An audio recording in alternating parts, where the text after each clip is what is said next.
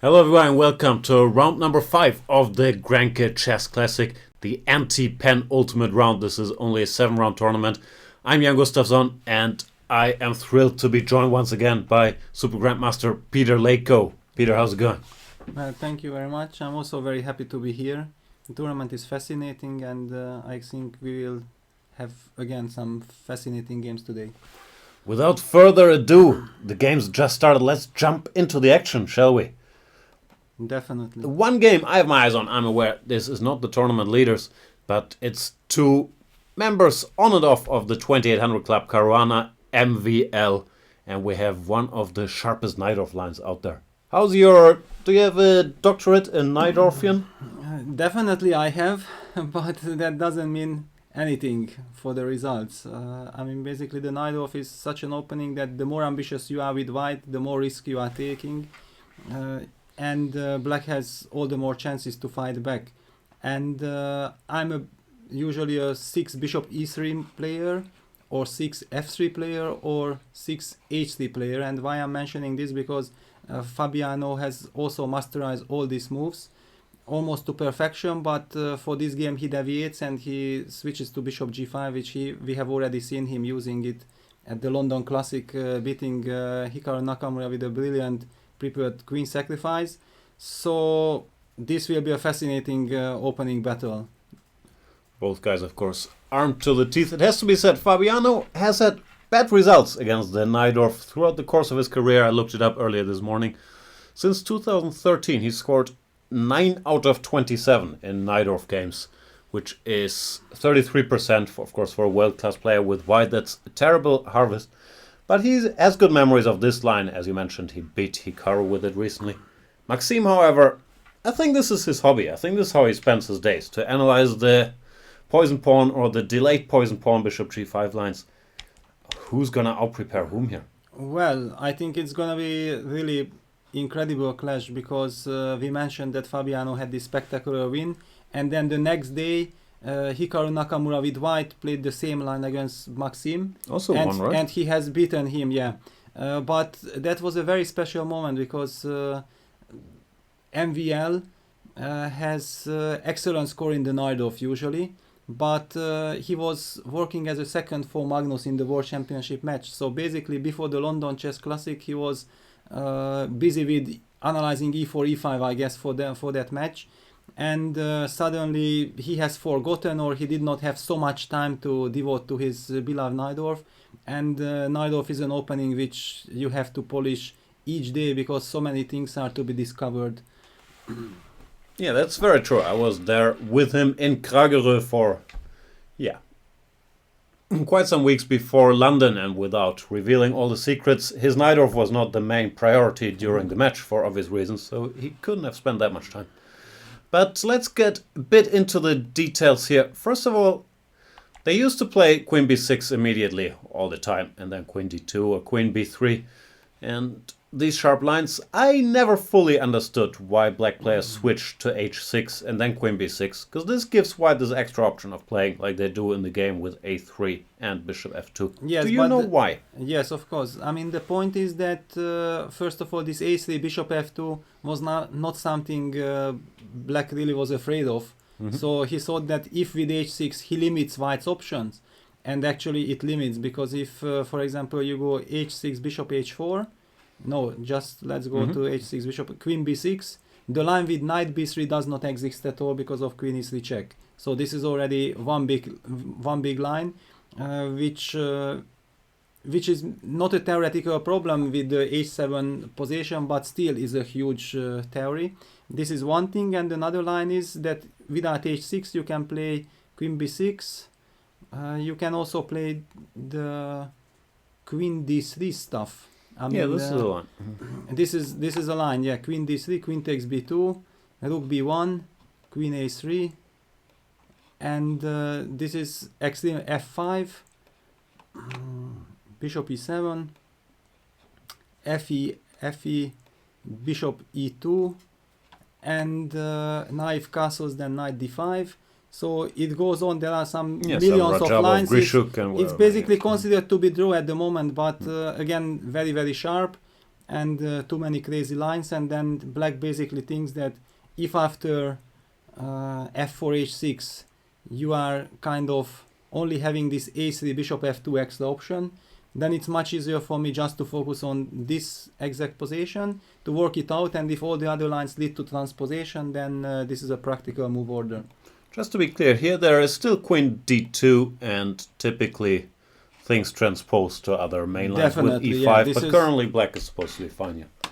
Yes, but it's a nightmare line for both sides, because play becomes very sharp and very direct, and everything is about the memory. So you really not only have to do your job and work on it for 1-2 weeks, but then also be able to recall all your analysis. And usually you might be tested at the moment when you are least expecting it. So it's always a huge practical question. I think Maxime is expecting this every day. Like, he's always ready to play in the Najdorf. So this is what he does, right? He has a limited repertoire, but he knows his stuff so well. I'm not sure if this is true, but it feels to me like he plays the Najdorf almost exclusively. Is that correct? Yes, lately, I think in the last 2 years, definitely, because there was a time when he was switching even to some Caro-Kann. But he lost a nice game to Fabi. To Fabi, exactly, in Sinquefield Cup, yeah, and then I think that was the moment he saw that, okay, enough is enough. I'm a great Najdorf player. I will not waste my energy with any other line, any other opening. I will just stick to it, I will work on it, and I will be always fully armed in the direct lines. And in the not direct lines, I'm simply feeling the position well enough not to be afraid against anyone. So let's see the game. Yeah. They're blitzing out these moves, which I believe we've all seen before, but my memory is a little spotty here. The first time I've seen this line is the game Giri against MVL in Norway chess, where Giri, he introduced this and he got a nice position because Maxime was surprised there, but then he went on to lose in some crazy complications. But since they've played the games you've mentioned, the most spectacular one, the Fabiano against Nakamura game in London, I'm trying to remember how that move order was. Can you recall it? I can't really. Yeah, it's always about the move orders. It's such an important thing. I mean, move order is all about in this position, because if you just mix up something, you're gonna lose immediately. So how was it so far? Both players are playing very fast. Okay, Fabi is already 145. So basically it's clear that he knew that this is gonna happen, and MVL probably expected it, but not exclusively, since Fabiano could play any other major system here. I don't know how was that, because okay, black is trying to break with d5, and white is trying to be ready to meet that. Exactly how that game went, yes, I can't recall. I'm sure I've seen this position before, maybe in some h5 move, but somehow this h4 doesn't come so familiar. I don't know. Can you just go back 2 moves? So long castles b5, it's clear. g4, bishop b7. Sometimes black plays g5, actually. Yeah, this was the other line, g5, h4. But this is the point, that I think this that game, yeah, that was the game. I think g5, h4, and then bishop e2 was. This is maybe Anish's stuff. Here's some rook g8 and some crazy lines, and later on they tried even. And this was the Fabiano Nakamura stuff. Let's just see if I can recall this. Is it Queen this line? f6, yeah, I think so. Knight d5, queen d8, knight And f5. here, this is all given by the computer. The computer wants to recapture the queen with knight c6 when you get some roughly equal endgame, I would guess. Which is probably what Nakamura had prepared, but Fabiano came up with this. Also home preparation, but very nice idea. Knight f5. 2 pieces against the queen, but the black king is too weak and it's just a bad Yeah, position. and the knights are so brilliant. Basically, this is the position that you can easily miss by just looking at the screen.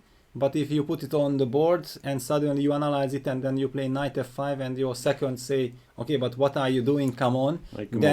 Then you immediately understand that, no, I'm taking it back. Something went wrong.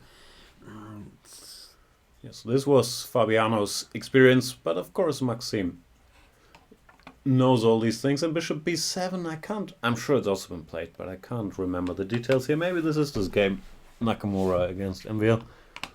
Yes, I think so, because now with h4, okay, g5 is already taken care of, and the question is then but the point is that once you go h4, you don't have this queen h3 idea, because in that game, I think in that game somehow white played, maybe instead of h4 he played bishop g2 and rook c8, some queen h3, and then g5 was the threat by protecting the e4 pawn, and this is one of the ideas for white. But once you play h4, then you don't have this queen h3 idea anymore, but you want g5. So what's black candidates? Knight c5 is a move that comes to mind to target this pawn immediately. Yes. Another option is, this move, which might be too much, but at least it's typical idea. Once white went h4, sometimes you go h5, intending to meet g5 with knight g4. Yeah, Even but then here I'm not quite sure what exactly, because the problem is that your knight on g4 is very nicely positioned, but there is no more pressure on the e4 pawn, and basically that's the only weakness of white. And this knight on g4 is not really doing much in the future, so I don't really believe. But it seems like h4 caught Maxime little bit off guard. Yeah, it's the most natural move in a way, but probably the computer lines and the theoretical discussion was on these bishop e2, queen h3 lines. So Fabiano, so far so good, but Maxime has played the moves. It does look like. Yeah, it seemed like he played the move, but I maybe don't he just see wrote down something on a score sheet, maybe. Yeah, maybe. Wesley So style he wrote down, don't panic, think about your moves wisely, stuff like that. Or okay, let me check it after the game, yeah, and he said, sure, just kidding. Note to self. Analyze. We see the score there. MVL actually has a plus score against Caruana. Won 4 games, lost 3 games. And I believe the Najdorf is mainly responsible for this. We just talked about it. We can recall 2 MVL black victories in the Najdorf against Fabiano. So, let's see if Fabiano manages to even the scores today. Shall we briefly look at the other games? Yeah, definitely. Magnus Carlsen, the world champion, on 50%, will be very motivated to mix it up today against Georg Meier. But easier said than done with black against a very solid Grandmaster, good theoretician. There we see the guys. No, I'm still not sure this really is Magnus Carlsen, but let's operate under that assumption. Magnus plays the Grunfeld. Not what you typically do when you're trying to play for a win, because there's so many forced lines. But they know each other. And yes, exactly. I mean, it's a very difficult choice, very difficult to decide what to do against Georg, because against every opening he has a very solid repertoire and he knows them perfectly. So maybe the idea of the Grunfeld was exactly to spring a surprise, because that's definitely something that Georg could not really expect before the game. And I also don't really recall what used to be Georg's main reaction to the Grunfeld. Do you know? I'm also not sure. I haven't seen many Grunfeld games of his. I would guess that he's played some knight of 3 g3 at least. That would be very much in his style. But I have myself played the Grunfeld against him in 2013 Dortmund tournament. I also surprised him with the Grunfeld. He was playing 4th move queen b3. and in the same tournament also against Arkady, he already won a game in the first round or earlier rounds. But I had my own idea, and I was sticking to it. Yeah, this bishop e6 stuff. So yeah, this Hungarian secrets. This well used kept to for many years. and this used to be his main line. Otherwise, I would think that he's a g3 kind of Grünfeld player. But the thing is, if you want to go g3, he's done that. That's why I'm bringing it up. He's played g3 here. But typically, you don't do it once you're already committed to knight c3, right? Like g3 Yes. guys, we like to go g3 here, or knight f3, bishop g7, But g3. then you already commit yourself for the King's Indian, and he was not sure that Grünfeld is to be expected. I think he thought that Magnus maybe in this so-called must-win situation will maybe play the King's Indian, but now that he shuffled with d5, knight f3, bishop g7, g3, this surprises me because it gives black the chance to take dc, Right. and it's a very playable option. Usually, if white wants to be totally safe, he should take cd, knight d5, g3, and that's Yeah, but with the knight already on, of course, it's a different theoretical line. With the knight already on c3, this Even is very here, that's- drawish. No, this is very drawish, but black has to basically decide to play the so-called best line with knight takes c3 and then c5, knight c6, which might lead to I played total b6 here, liquidation. ambitious me. Mhm. Which I'm not sure is a great move, but at least it leads to some sort of game, you know? Because Exactly. takes on c5 is very drawish, as you mentioned. This is very drawish, so otherwise then you have the chance to go for the knight b6, knight c6 line, which is not Also very drawish. also very drawish, but not exactly what people are doing now against the g3. This is what G3 Grünfeld. Magnus won with black against Van Vele in, I believe, Vaikanze, Vaikanze. yeah. But it's also not supposed to be a real winning attempt. Anyway, enough theory nerding. g3, d takes c4 has been played. And knowing Georg, he's had a look at this. He didn't make this up over the board. Do you think so? I mean, he's doesn't look that confident.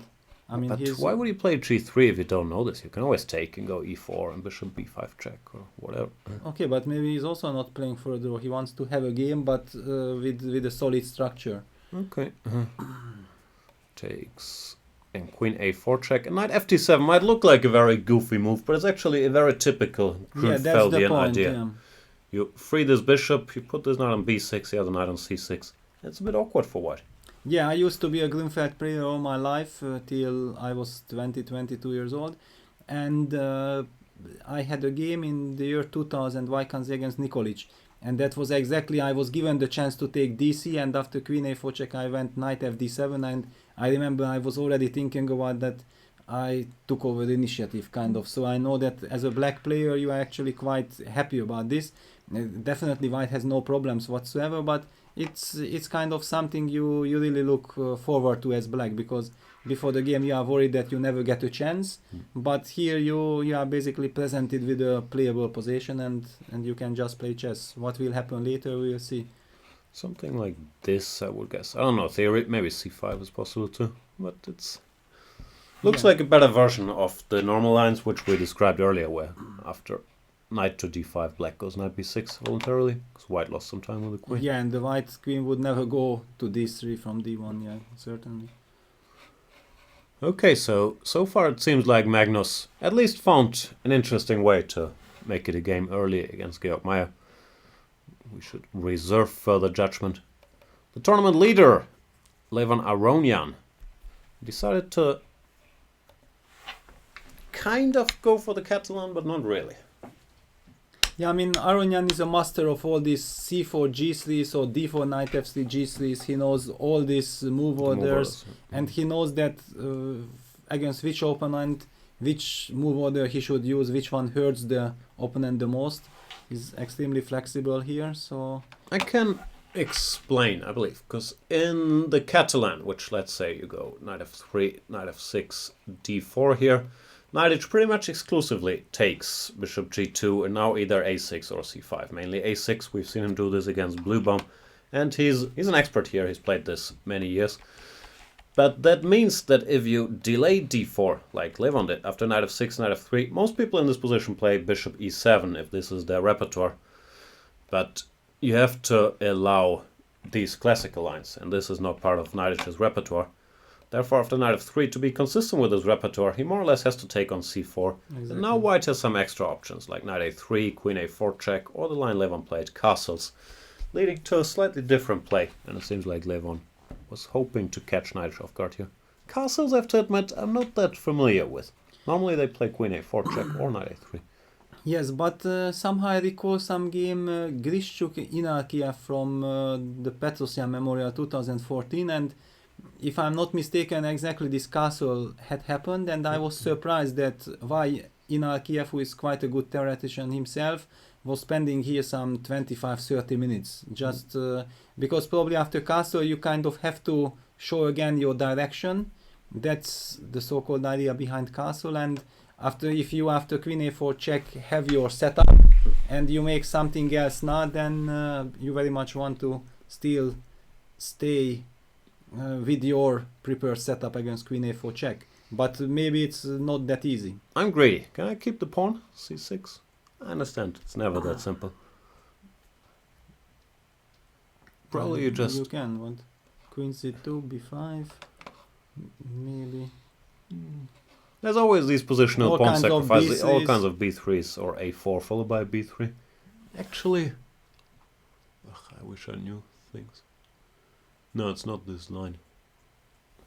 I'm trying to remember some details, but no, slightly different to what I. Yeah, do I also remember. don't dare to mention something because it's very, very tricky. Anyway, so let's pretend like this is all normal. Castle's knight bd7. Seems like a logical move. Stops queen a4 check, but black can't really keep his pawn after knight bd7 because of queen c2, right? But he's not really intending to, yeah? Fair He enough. wants to get this c5 set up. It's knight a3. And knight ac. Now we see a little difference between queen a4 check or queen c2, because white is not necessarily forced to capture with the queen on c4.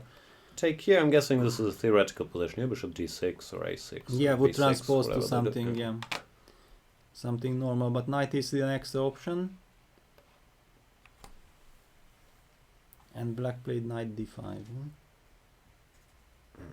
Alright, too complicated for me. I'm guessing white doesn't want anything particular, but these positions, either d4 or maybe some b3, it's typically slightly better for white if this bishop is not out yet, right? Yeah, it's the typical Catalan, yeah. Mm. So I think knight d5 is quite principled, because maybe knight takes c4 he wants to meet by quick b5, bishop b7. But without finishing the development, it looks a bit shaky. So I would be surprised to see this happen so quickly. A lot of subtleties being exchanged here in the early moves. But Arkady, some guy, if he thinks that knight d5 and then b5 is principled, then he doesn't really cares that this is slightly Maybe b6 also. I mean, risky also. Well, Yeah, this maybe bishop b6, out, bishop but b6 b7. maybe Yeah, is because a little more. b5 gives white the chance to come with a4 quite quickly. Knight e5. Okay, probably knight takes e5. No, or not. I don't want to take. takes bishop b7, and now some quick a4. a4, a6, and it feels like black's position is loose. Yeah. Feels some shaky. queen, I can't yeah, put my some finger on queen it, basically, but queen b3, c4, queen f3. on the other hand, if nothing happens, then black, here I have queen c7 tempo. Yeah, black Then can also be better if I keep making dumb moves. I mean, but it's always very difficult to judge this. I don't believe that Arkady judged it in 2-3 minutes, so he really has to think now how to proceed. Or he still knows, because it looks like knight d5 surprised Levon and Arkady. No, he Went has for already coffee. taken knight takes c4. Okay. Had already taken knight c4. Okay, you can also just play bishop e7 first and say that I anyway have to play knight d5 in these positions in order to play b6 or b5 later, so I didn't do anything stupid. We'll find out. Let's go to territory that I think will look more familiar to both of us. It's the Rogozin. You're a bit of a Rogozin expert, aren't you? Definitely, especially because I was the one inventing this castles h6 bishop f5 plan last year in against Dingley and in Danjo, which I think revolutionized the Ragozin, because this c takes d5, e d5, bishop g5 is the most ambitious, most principled way to play with white.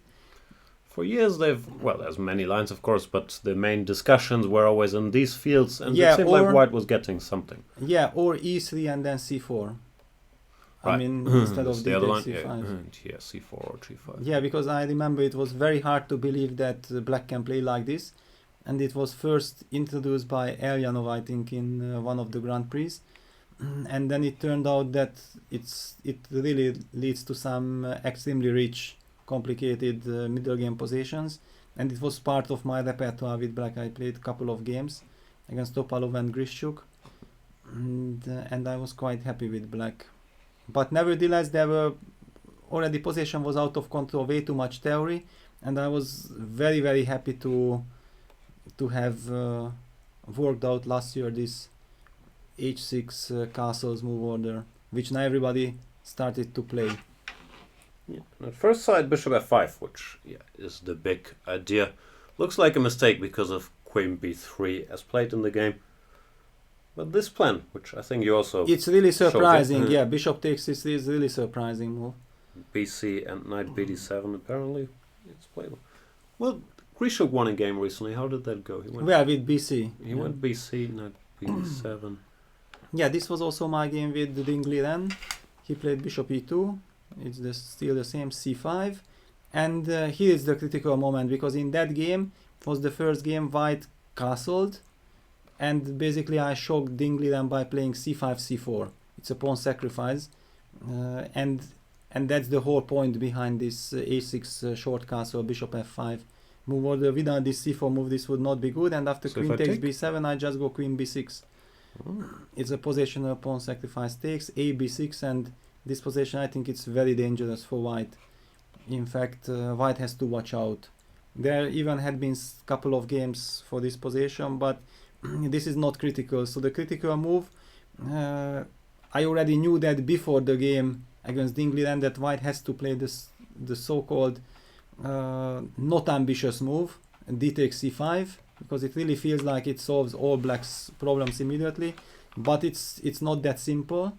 And it was the move that Grishchuk played against Elyanov in Sharjah Grand Prix. So that game play continued knight takes c5, and the point of white's play is queen b4, because now black cannot play knight d3 check because of bishop takes d3, queen d4, and double attack on the bishop, and bishop takes f6 is coming, and then white is better. So that's basically the point. Nevertheless, after knight takes c5, queen b4, Queen b6 was black the game, has in the game some knight c4 happened. But it did not fully equalize. Grishchuk kept some pressure and later on went on to win a good endgame. Black has many moves. I mean, just some b6. The question, of course, is when to include g5 in these positions. And what Matthias did with g5 immediately is a very principled move. Why not to do it right away? So bishop g3, knight takes c5. And now we have a check, maybe, no? Now you already have kind of a check. Yeah, that's the that's the difference. This bishop looks unpleasant to deal with. Okay, it's not the end of the world, because you also weakened already with h6, g5. If you manage to go some queen d4 and h2, h4, then black is also asked some questions. I'm even not sure if knight d3 check is really what black wants. At least it's a double H question. You can also This go knight another fe4. It looks also quite tempting and natural. By the way, Hu Yifan, not typically a 1d4 player, right? She's Yes, playing she's more not. e4 at least. Yeah, definitely. I mean, she's a clear e4 player. We have also seen here so far that she had played e4 against Caruana and also against Magnus Carlsen. But the point is that she herself plays the Ragozin with black, and probably she spotted that Bluebaum is playing the Ragozin, and then she decided that since this line is not entirely clear how to deal with black, And in fact, then already let me mention that I had a game myself against Hu Yifan last year in Danzhou, and I played this principal line with c takes d5, e d5, bishop g5 against her. And since I played against Dinglia in the last round, in the 9th round, and against Hu Yifan I played in the 3rd round, so she didn't know yet my plan, and she played the line that we discussed, this h6, bishop h4, c5, e3, c4. So we had this big theoretical debate, but since I'm also an expert from the black side of this position, I felt like I have enough knowledge to test black in couple of places, and I managed to surprise her, and I got a really promising position. But what a big fighter she is, I experienced there, because she survived the game, which I did not believe that anybody would survive already against me. So I know that she's a real big fighter. It does look like Matthias was the first to surprise in the opening, though Hu Yifan is taking her time after the g5, knight takes c5 idea. Yes, the point is that after d takes c5, this g5 is kind of new, and it's not shown by computers. That's actually the point, because computer thinks that knight takes c5 and it's okay for black, but this g5 does exist. I mean, I don't want to reveal my analysis, but I do know that g5 deserves serious attention. Queen b5 has been played, just stopping this knight d3 check. And But it again, steps into some tempo on c3. seems like, yeah. I mean, knight fe4 also, on knight c4. Leave this pawn hanging. Or the other knight to threaten it immediately, you're saying? Yes. Yeah, no, g5 is really interesting. But it seems it caught Hu Yifan off guard. Yeah, for sure. Because she spent time, but this case I don't think she will have any chance of putting pressure. Because this position requires so precise play. It's very difficult to play it over the board. I mean, queen b5, yeah, clearly that you are bothered by knight d3 check, but it's not clear if knight d3 is exactly what black wants. Now the question is, what did Hu Yifan just drink? What do you guys think it was? It's just water? Tea? Orange juice, Carlson style? I don't know. Me neither. I don't know. We'll ask her. Alright, so queen b5, not the critical move, probably at the very least, which would mean Matthias Bluebaum, who's had a rough tournament so far, started with a draw against a world champion, then lost 3 in a row, is in business today. We'll find out. Magnus Carlsen castled, and after Georg Meier taking a lot of time, which means, yeah, this is not exactly what he had sketched out for today's game. I think he's also a little bit kicking himself, because this is really not the position without any knowledge you want to get, and it also gives very easy play for black. I mean, basically black already solved his problem, and it's a very playable position. That's exactly what black is dreaming of. White has to wonder, what do I do? Like, this pawn is under attack, you don't want to go e3 because it allows bishop f5 Yeah, and e5. e5 and all kinds of I mean, nasty. it's already almost the question how to equalize with white. Absolutely. And bishop e3 is also a very ugly move once again, bishop f5, and you have to, you're like 8 tempi down compared to normal theoretical lines, maybe even some knight c4 is coming, or e5 once again. And also, if we look at the camera, I mean, the way Magnus sits over the board, it really indicates that he is very happy and he's very comfortable with the position. Well, he Kind likes of- to lean back, literally. Yes, he likes, but okay, I mean, with black it almost looks like his body language signaling, what have you done? I mean, I'm already so comfortable, and I also understand that I disbalanced you, so kind of a very nice situation. And Georg had a very rough game yesterday. A real drama against Arkady, and after such a long and difficult game, this is not something you are really hoping for, that you are out of book.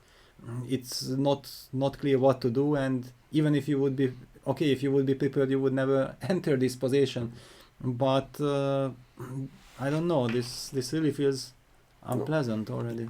You're also playing against arguably the greatest player of all time, where you want to be at least on more familiar ground to have a fighting chance. Well, this, yeah, things have gone wrong, and it's Curious why Georg decided on this g3 move if he wasn't familiar with the nuances, because it's not the main line and he knows that much. I think he just mixed it up because finger filler. yeah, that's why I was mentioning that probably he wanted to do CD knight d5 g3 because g3 here this just doesn't Not make any considered sense. to be good. Yeah. So it's odd. We'll find out. But for now, Magnus Carlsen got what he wanted. What are these theory nerds doing? They stopped blitzing out? What's going on here? Yeah, so it's quite shocking that this most natural move h4 is kind of probably a novelty. But he's played d5. d5, apparently. yeah, it's the critical move. e5, I guess, will be blitzed out. e5, Yeah, knight to e5. e4. Okay, maybe we're just some moves behind, and they did blitz a bit more. e5 And rook e4. h3, wow, this is... I've seen... this move exists in some other... In these old bishop e3 lines, you often get some rook Yeah, h3. but there it's very natural. But here rook h3 is really quite shocking, because when the black knight enters to e4, hitting on the c3 knight and on the f2 bishop, you don't really consider this move as an alternative. Yeah, basically it almost looked like that if you play h4, d5, e5, knight e4, like it happened. If you don't have a good reaction to it, then you should just not play h4. Yeah, that was the point that black was kind of threatening with this d6 d5 break, which explains why bishop g2 was the main move before. Yeah, stopping d5. But probably Maxime has done his homework here, and probably Fabiano as well, and he thought that there is nothing to catch anymore against a well-prepared opponent in bishop g2, and they came up with this h4 d5 e5 knight e4 rook h3, because that's the whole point behind h4 rook h3. Pity that Rustam is not joining us today. Yeah, he could reveal all the reveal all his secrets. What's up, Christian? Are you joining us? No. So after knight takes c3, they must have evaluated that this should be slightly better. Yeah, this is now, it turned from a knight off to a French, and I guess their Fabiano score would not be 9 out of 27, you said? Like yeah, and the French I think is probably doing better. Yeah, I guess he has probably 20 out of 27, because usually as a top player you really enjoy playing against the French. Knight off is a different cup of tea. You mean the French opening? Yeah. Because some of the French play the knight off, and I get very confused. Yes, no, I mean the French opening. It's, I mean, I also love to play against the French, so I know that this would be a dream scenario instead of a knight off to to transpose to a French, but I don't really expect this to happen. So what else could black do? He could. Well, he doesn't have to do anything. He doesn't have to. He could take on f2, but you also don't really want to release the tension like this. I mean, knight f2. Normally, it's nice to take the dark squared bishop, but somehow white seems to be in control of the position, and it's not obvious where the black king can go, because after h7 h6 committed, castling short looks quite suspicious, because white has all kinds of quick g5 and then g6 breaks and so on the king side, and long castle is out of question with the rook on h3 already, so anything might happen there.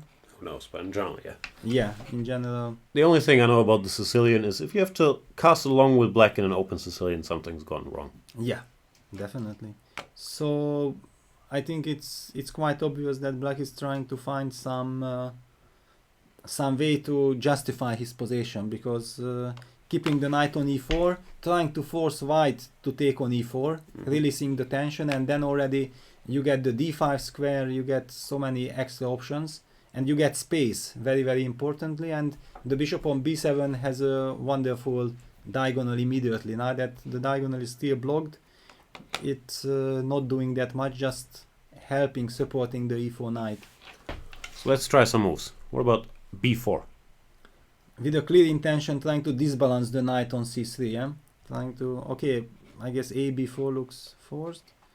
Bishop b4, and now where to put the knight, because Or can I take knight e4, d4, queen b3 with some knight takes e6 ideas? This is what I was thinking about, and I didn't know what Queen was gonna a5 happen. tempo. Okay, mate in one is threatening. So I can go c3 or c3. But the bishop on b7 is hanging. Oops. Or that's part of your plan. I mean, Let's you say have it's part some, of my plan. but it doesn't work. I can just take on b7 and rook b8. I have queen takes a6. So this That's doesn't work. unfortunate. Yeah. Finally, some nice Sicilian. I mean, this is really, really nice to analyze. It's so sharp. There are so many ideas. But yeah, my plan hasn't really worked. The Yeah, C3 queen a5 doesn't. Okay, you have okay, I rook can try c8, this, but but it I can already still go feels, king b1. feels shaky. And Unless there's some magic here, it resigns. yeah, it doesn't No. look like. I mean, all white's pieces are in the game, and black did not castle yet. Hard to imagine. So b4 a, b bishop b4 is possible, but after knight e4 d, queen b3, probably you just have to retreat the bishop to e7, and then the question is whether with rook c3 or knight takes c6 I can make immediate use, because if not, then you just go next move knight c5, and actually black can take over the initiative. So it's not like, yeah, at the moment it looks very nice for white, but just one move and it can turn. So maybe knight It's takes not my c6. pieces. Let's give Yeah, them away. and rook c3, maybe rook c3 intermediate now Oh. is very important, just to kick the queen away. Queen a5 is not possible, and then next queen takes c6 might be just devastating. If we have to go queen b8, queen e6. It's resigns, yeah. So basically, if you consider b4, this is the first thing you have to calculate, and when you spot this queen b3, then you might just feel that no, this doesn't feel right with a king on e8. I do agree. Too early. So b4 is too early. Rook c8 would be a move. Would be a natural move in my opinion. It's quite typical. Also, it puts pressure on the c3 knight. I wonder how you're gonna react to it. It's not so easy because somehow knight takes e4, d4. Now that the queen side is still intact, I don't think white really wants to do that. Unless he knows that he can just maybe go queen e2, and then with bishop g2 he might just collect the pawn, and anyway castling short is still dangerous because of this g5, g6. So Very double-edged. it's possible. And actually that's the point. With rook h3 he has stepped out of e3. Yeah, because white couldn't take before on e4 with rook on h1. Because then the queen would be forced to go to e3, which is a really ugly square. So takes, queen e2, e3. And if you have to go queen e3, that's like losing probably two tempos, because maybe the knight comes to d5 with a tempo. Also, rook h3 will not come so natural. Yeah, no. So that's the point. After rook h3, white actually might consider already knight takes e4. Okay, this changes things, because if that's kind of something black has to worry about, then he might not feel the chance that he can just make any natural move, yeah, like rook c8. Yeah, very, very interesting. We can see by the time use, of course, Fabiano prepared this. Maxime has been caught off guard, spent half an hour now. However, it has happened to him, I've seen quite a bit, that he gets quote-unquote out-prepared and he's the first to have a deep think, but normally he finds a way to make it a mess, and he's even been winning some of these games where he was out-prepared. The game against Anish is the one that comes to mind, because he feels these positions so well. He feels so well, but this is a little bit different position. Now it turned into French structure. This is, if you are unprepared and you don't know exactly your move per move solution, then it's not such an easy thing to play as good as all those dynamic Najdorf things. And he has really done it not only against Anish, but last year against Fabiano in Dortmund. Because I think there also Fabiano surprised Maxime in some very sharp line, and it looked like white is in command, and in fact white was better, but finally in a very complicated game Maxime prevailed against Fabiano. So a very principled fight. We'll see what he does. I'm also wondering, how bad is the bailout? Because if you get surprised, maybe you're not excited about this, but if you conclude it's playable, you might. Yeah, You if might you go here. conclude it's playable, but the problem is that if it's just slightly worse, it's already really unpleasant, Mhm. and then as a Najdorf player, you just don't want to do that. Right. I mean, you just don't want to do that. There might be direct problems as well, right here. This looks like a bit of an issue. Yes, I mean, basically, you can't go knight c5 because of some tactics on b5. You can't castle, and the rook c8 is also not a move you want to Such a make ugly because move. after the exchange there are some knight c6 moves which would hit the bishop on e7 immediately, and bishop c5 exchanging the dark square bishop is again not something you want to. It's like a dream French for white. You must This suffer. is Even though torture. sometimes, okay, maybe knight d4 wasn't it? Sometimes I find some counterplay here. But of Yeah, course. sometimes, but this particular position doesn't feel like it gives that chance. So really tough moment for Maxime. He's thinking for already half an hour We'll see what because he really does not want to take knight takes c3. I mean, I don't know. He might try to come up with some dynamical idea, but b4 was the dynamic idea which did not, or maybe b4 does exist, but after ab you can take first on f2 and queen f2, bishop takes b4, and then claim that we play this structure. Probably you can also do it with knight f2, queen f2, b4. It doesn't really matter. Mhm. It's just transposition, and then how to evaluate this position. It doesn't seem like looks like the best we've seen so far. yeah, Tricks. definitely. I mean, okay, but the rook on h3 does a perfect job. It protects the third rank, and by keeping the knight on c3, white's king is quite safe. However, the question is long terms. That how to deal with this problem of the where to put the king. Yeah, this is the crucial fact. And here Maxim definitely thinks, I think, that that it would be very nice to know move per move where does this lead, because you feel that this might be more or less the best, but you have to be sure that you can castle sooner or later, because if you just can't castle short, then I don't believe that you can play on the queen side before you really stabilize your king. You can still make some move like rook c8 or knight c5, but This rook isn't playing, and this one is, so you're a rook down in the action. yeah, and in all the direct action, then some sacrifice will work for white. A question that can you go knight c5? That's kind of a question. It's white to move. Here white to move. Okay, I mean king b1 for example is very natural, because you don't know yet if g5 or f5 is working. Take this white. This you take away and you kind of wait, but knight c5.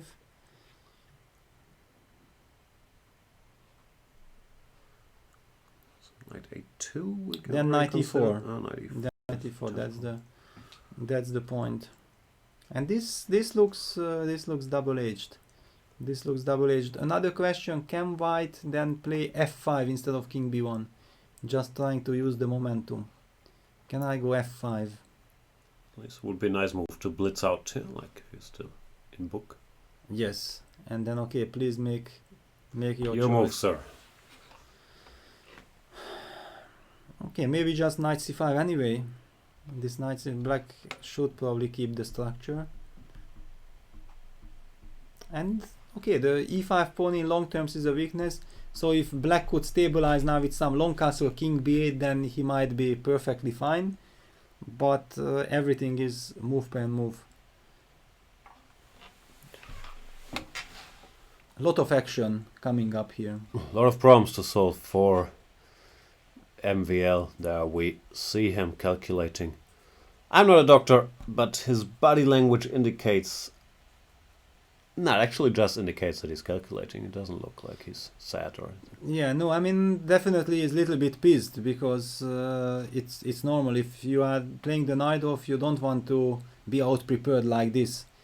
On the other hand, he might think that, why haven't I looked at this? Yeah, why this h4 was not, for example, popping up on my screen, and I don't know, it maybe because it wasn't that critical. Yeah, because usually if it's critical, then you take a look. So it's kind of some hidden deep preparation by Fabiano, and MVR has to understand whether this is maybe just a one game try, or this is maybe really a serious setup from white, and this you never know over the board. This is your problem there, that you cannot be sure that maybe this is objectively good, or maybe it's just bluffing, and actually black with very precise play gets a normal position, and we will never ever see h4 again.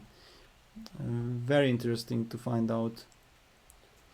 We'll find out. I'm pretty sure we'll never see this opening from Georg Mayer again. He played bishop f4. It's the actually idea is a he good wants to move. bring the rook to defend the d4 pawn. Yes, because I remember you played bishop g2 automatically, and after knight c6 we failed to see a move, and after bishop f4, knight c6, rook d1, at least white seems to be on the way of the equalizing mode, as we said. Yeah, just I'm to get not convinced yet. Bishop f5. No, I'm not it still convinced looks myself. But okay, queen d2. I mean, at least some kind of stability. Then queen c1 back, and then bishop g2 castles, but I might not get to it. Okay, bishop g2. I can live with this knight c2 check. Really? Yeah, knight c2 check, king f1, because now I think I have a good position. You lost way too much time with this. Another issue that you could win my exchange with bishop c2 instead of knight c2. I got too excited about the check. Yeah, you wanted to give me a check, and you could probably win my exchange. I'm not sure, because a3, bishop d1, ab, you have bishop b3, and I'm not sure how can I trap your pieces. You can't. a5 next. I can't. Yeah, you know it already. I feel it. You feel it. Yeah? That's nice. And knight e4, you play a5. knight c5. I told you my plan. Yeah, I should have thought first. Yeah. What do you feel now? Now I feel some anxiety. Yeah. I mean, the problem was knight e4. Maybe you can take bishop takes d4. Maybe that's very strong. But I can do many things. I can also Yeah, go you can here do many things. and No, I mean, this was... win. Yeah. Just a5. No, suddenly you have this bishop c2. So hang on, just go back 1 second. How do we do this? Because e4, bishop g4 just felt That's bad. over, basically. I mean, it looks very bad. Queen d2 was jumping. So hang on, Can knight also jump c6. immediately, Okay, but- knight c6, definitely rook d1 is kind of only move. That's the idea of bishop f4. Also, okay, otherwise bishop g2, you could have also played bishop Yeah. g2 first, it doesn't matter. I So was thinking about long castles, but it's a bit too much. yeah, feels too much. So okay, rook d1, let's suppose rook d1 is the idea. Bishop f5. Can I maybe put my queen on b5, but this looks Maybe. slightly artificial, but we have seen something like this, yeah, that the white queen on c5 looks exposed, but this remains a mirage. It's not unheard of. Yeah, and it happened, knight c6, rook d1. I think once in 96 Tilburg, Karpov hit me in the queen b3 Grünfeld with an idea with this queen c5, and that was a total shock for me, and he just crushed me in a brilliant game. I mean, it was unpleasant to play that game. On the other hand, I really felt like it was a very good lesson. I mean, Anatoly played a brilliant game there, and I did learn a lot from that game. But don't you prefer learning from other people's losses? I mean, it's better, but I think, okay, if you play against such a legendary player like Anatoly Karpov, then as a 16-year-old, no, I was 17, because it was Tilburg October and I'm born in September, so yeah, I was 17. I still felt like it was worth a loss, because seeing Anatoly play such a brilliant masterpiece, opening-wise, strategically in the middle game, and also his finish off was really remarkable. If somebody's interested, should take a look at this game, because it was a real masterpiece. I vaguely recall it, but I don't think Georg Mayer is dreaming of creating a masterpiece currently. He's trying to get out of the opening in one piece. That's clear. But this queen b5, yeah, actually I like this queen b5 because it gives me some stability. Another issue, that bishop f5, queen b5, maybe you have bishop g4 anyway. How do I deal with that? Actually, I have more cruel intentions for you. I also have this move. Knight b4 first, yeah. I didn't calculate, but this check feels unpleasant to me. Yeah, and then knight takes d4, looks game over, yeah, kind of. Okay, maybe not game over. Can I take on d4? But it feels... Come on. Ah no, it's a queen d5 and even f2 is hanging. No, this is... No, but queen f2 I trap your queen with knight e4, but of course it feels that this is completely wrong. Yeah, Worst you have case scenario, f6 square, I mean you have... I go yeah. back. No, okay, this... Okay, it's clear that this doesn't work for... Yeah. For white. So after knight b4 I'm forced to go... What? I mean queen b1, bishop f5, I don't trust it. Or maybe I can now e4, bishop g4, bishop e2. Now that you place your knight on b4, can I do that? Maybe. I don't know, feels very bad. Maybe you can just Or take grab and the take pawn. on d4, yeah. Okay, knight b5, c5. And all kinds of queen sacrifices are hanging in the air. Yeah, bishop e5, you can just take bishop e5 if you want. Levon would already take. Yeah, but you can also go knight knight c6. Yeah, and no, this is... Yeah, so hang on. Knight b4 immediately. That's why Magnus spending time. He has a bunch of interesting moves now. Bishop f5, knight b4. Yes. No, Yeah, knight bishop b4 is g4. very, very nice because it stops this queen b5 idea. Right. And bishop f5, queen b5, that was the first moment when I felt kind of some stability for white. Nevertheless, this bishop g4 was still an issue. I was not sure how to react with because I might just Yeah. lose a pawn. Yeah. Yeah, just take an f3 and take knight d4 tempo. I mean, this looks over basically. Yeah. I mean, just a free pawn. So, but this maybe just means that after bishop f5, anyway, he also wants knight, queen d2 because after knight b4, maybe I also have to go queen d2. So maybe let's just go back to that line for a second. Okay, from the knight b4 order. Let's do it Yeah, from knight fair b4 enough. order. Queen d2 and then you jump on me, yeah, with knight c4. Well, I can also start with this. I'm not Yeah, sure bishop what's f4. better. But here I can do e4. This is maybe now my advantage and bishop e2. Can I? Still grab. You can things, still grab, but yeah, no, this.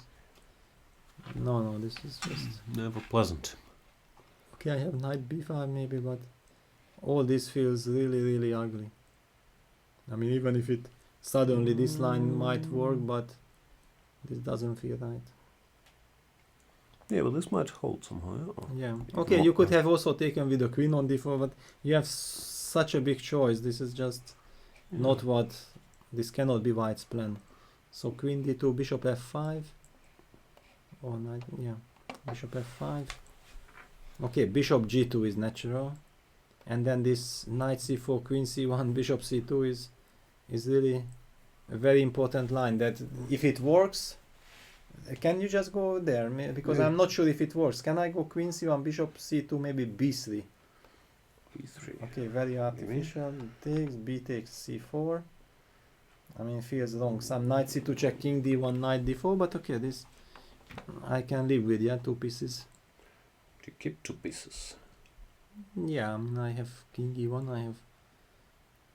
I think I should live with this. Even this looks bad, but yeah, you have some material.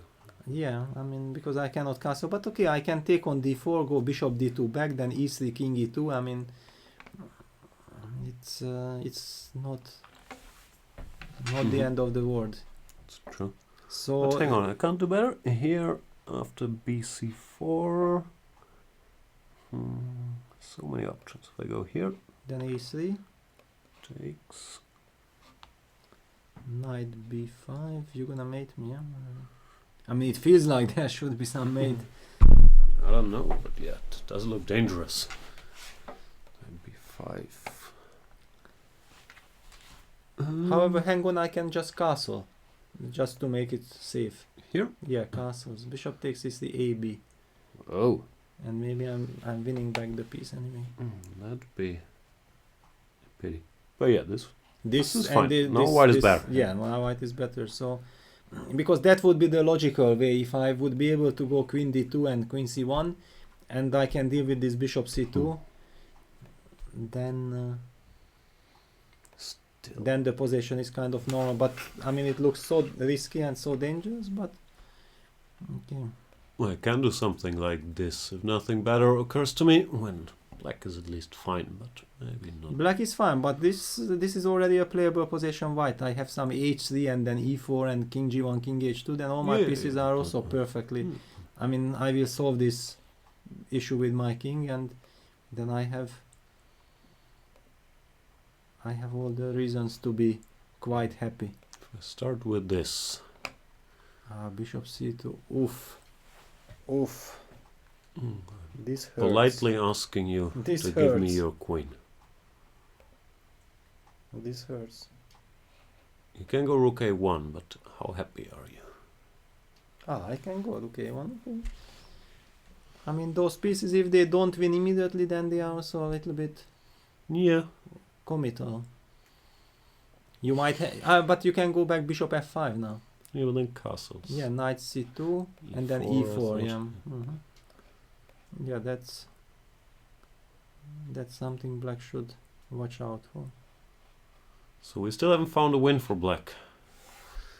Even though, well, a win is maybe too much, but advantage, let's say. It feels like there should be a way. Yeah, it feels like it's the critical moment. I mean, after Magnus all, played bishop f5. bishop f5. After all, also, why should white really be in trouble? I mean, okay, yes, He's 5. lost 3 tempo with the queen. Yes, I understand. 5 g3 was not a successful move. It was very unfortunate, but nevertheless a part of that. And his knight is committed to c3. This is one of the biggest problems, because if with knight on b1 instead of knight on b1, the bishop would be on g2. Then the whole queen a4 check stuff. It's a theoretical line. It's still not great, but it exists. Yes, this was my game with Nikolic. Bishop g2, d takes c4, queen a4 check, knight d7. Castles, queen c4, and then knight b6. And this is kind of a normal line, considered harmless, but more or less equal. Black is not better. Queen d3, Yeah, rook here, d1. yeah, exactly. Here white is just very, very solid.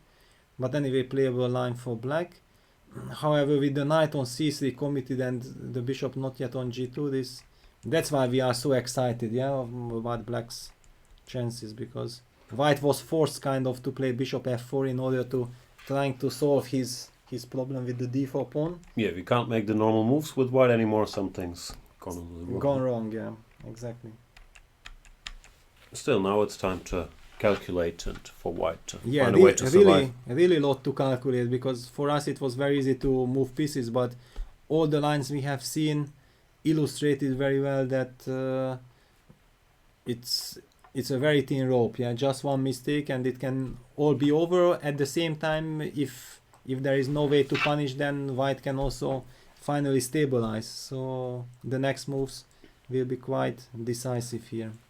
Because the thing is, black's initiative is purely based on piece play. If white manages to get his king out of the way, he's actually better, and the structure is better. And d-pawn Exactly. controls the center. So you have to play one move at a time. Maybe let's move to Maxime's position. All right. Oh, but he made a move. He made a move. He went queen d2, yeah? He went queen d2. Not a fan of queen b5. Yeah, because what queen here? b5, bishop g4 was really unpleasant. Awkward, yeah. Yeah, so queen d2 is kind of forced. Magnus is thinking, do I jump, or do I jump? Or do I play queen d7, rook fd8? Many options. Not sure. Yeah, I like he queen has d7, rook fd8, but yes. He has a pleasant choice, yeah, definitely. He has to make sure, however, that all those direct lines, he calculates them precisely and finds a way. Because if he feels that it's not the way, then yeah, it's something like some normal moves are coming to mind. But then white has passed the worst, yeah. I'm not sure. Even this could be asking questions. Like, let's say here, rook fd8. I guess you're in time to castle. Yeah, it, this is solid, because also c7 is hanging kind of, and I still have stability. That's true. Okay, here white is out of danger. All right, we'll let Mr. Carlson think a bit, see what Mr. MVL has produced. The answer is he's gone for what you expected. Yeah, I've because told it before. really felt like the only reasonable way to handle the position. And now Fabiano is already thinking for 11 minutes. So it's not like he knows that here how you have to play. They haven't analyzed everything until the end. I mean, I think this is beautiful in chess, that it's just impossible, and of course all the great players are very, very well prepared. It's clear, but basically in today's chess, the good preparation, you want to ensure that you get a playable game and come up with some interesting ideas. As a top player, you always feel obliged kind of to set the trends and to come up with new ideas which then the other players will follow. This was always also my case. I always felt when playing the elite tournaments that I really want to come up with interesting ideas in the openings, because this is just what you have to do as a top player. So, but on the other hand, you can never be analyzing everything. Yeah. So maybe he considered this is already a playable position, and okay, let's play. Rustam yesterday joined us, and he also explained that he's quite happy when he sees his boy play chess, because he knows very well that he's capable of producing some brilliant chess. Speaking of this, producing new ideas in the opening, who are the guys nowadays that you think are producing the most ideas? Like in your generation, it's clear, it was Kramnik, you, Kasparov, everybody produced a lot of ideas. Nowadays, who are you watching? Well, basically I'm watching everybody. Sure, that's how chess is. Okay, Fabiano is clearly very interesting for me, because he is playing e4 and he's playing almost everywhere kind of my openings as well, so we have very similar repertoire. I also know how time consuming and energy consuming is just to keep up such a repertoire where against every opening, against every line you want to be ambitious, and that's why you need seconds, because alone it's just impossible to work everything out. So definitely I'm following Fabiano a lot. Anish Giri I think is extremely good in openings. He's also very flexible. He plays all kinds of stuff. So I have to say that I'm not happy at all that he scored like the drawish player, because to me as a top player it's very interesting to follow Anish's games. He always comes up with interesting ideas, so I'm really looking forward to every Anish game. People might joke about this, that of course, because Anish has kind of taken over my place in the elite tournaments by producing ideas but drawing many games. I really hope that Anish will come through this difficult period, because I know that when suddenly people start only to talk about this, that yeah, Leko is only drawing, like now Anish is only drawing, this really affects you. You really feel like you have to prove to the whole world that no, you are fighting, you want to do this, that. In fact, I think that Anish has switched with black almost exclusively to Naidov the last 1 year, and that's when all these so-called drawish streaks had happened. So it has nothing to do with he's ambitious, he wants to play good chess, but somehow maybe he's converting the positions, his good positions, this is what he really has to masterize. And another thing is, once you have many draws, you always have extra pressure when you have a better position, because you really feel like, yeah, now it's the moment you have to win, because if you will fail to win, then everybody will start making jokes about you again. So really extra pressure. I feel for Anish in this sense, because I know exactly how difficult it is to handle this situation. Yeah, no, I've talked a lot about this. I'm a big Anish fan, and I believe nowadays it's even worse than maybe during your times, because social media is so much more powerful. Like, I'm sure there's 100 Twitter jokes about Leko and Giri. Leko says Giri is my boy, and even though Anish, I believe he's tough mentally and he says he's not affected, you can't help but realize these things, and then you feel you have to prove it to the world, and it slightly changes how he plays, and I feel like that's maybe a reason why. Of course, he's still up there, but he's lost a bit of rating. He's fallen from 2.8 to 2.770. That yeah, I'm pretty sure that. Yeah, I'm pretty sure that he will come back. This is just temporary, and I perfectly agree with you, because he had a very good candidate tournament 2016 in Moscow. I think just by judging the quality of his games, it looked like he was maybe playing one of the best chess there. However, it ended up with 14 draws with a lot of jokes. And then in the next Stavanger tournament, he started playing bishop g5, knight off with white, knight off with black and everything. I mean, he really wanted to prove the world that, yes, I'm going after blood. It didn't go well. He scored -1 or -2. And it didn't go exactly. Yeah, I felt like he just really wanted to prove something to the world. And I think when he finally comes down and will play chess again for himself, then the result will come automatically again. Yeah. He also just had a kid, so he probably didn't get as much sleep and as much Najdorf time as usual. He will be back, but I'm sure he's thrilled to hear our support. How did we start talking about Anish? I was good theoreticians in our day and age. Yeah. So there are plenty, and actually we should still mention that Kramnik and Ananda are still They're there. Still I think, there. Yeah, it's just that Kramnik is usually was not participating in the E4 debate so much.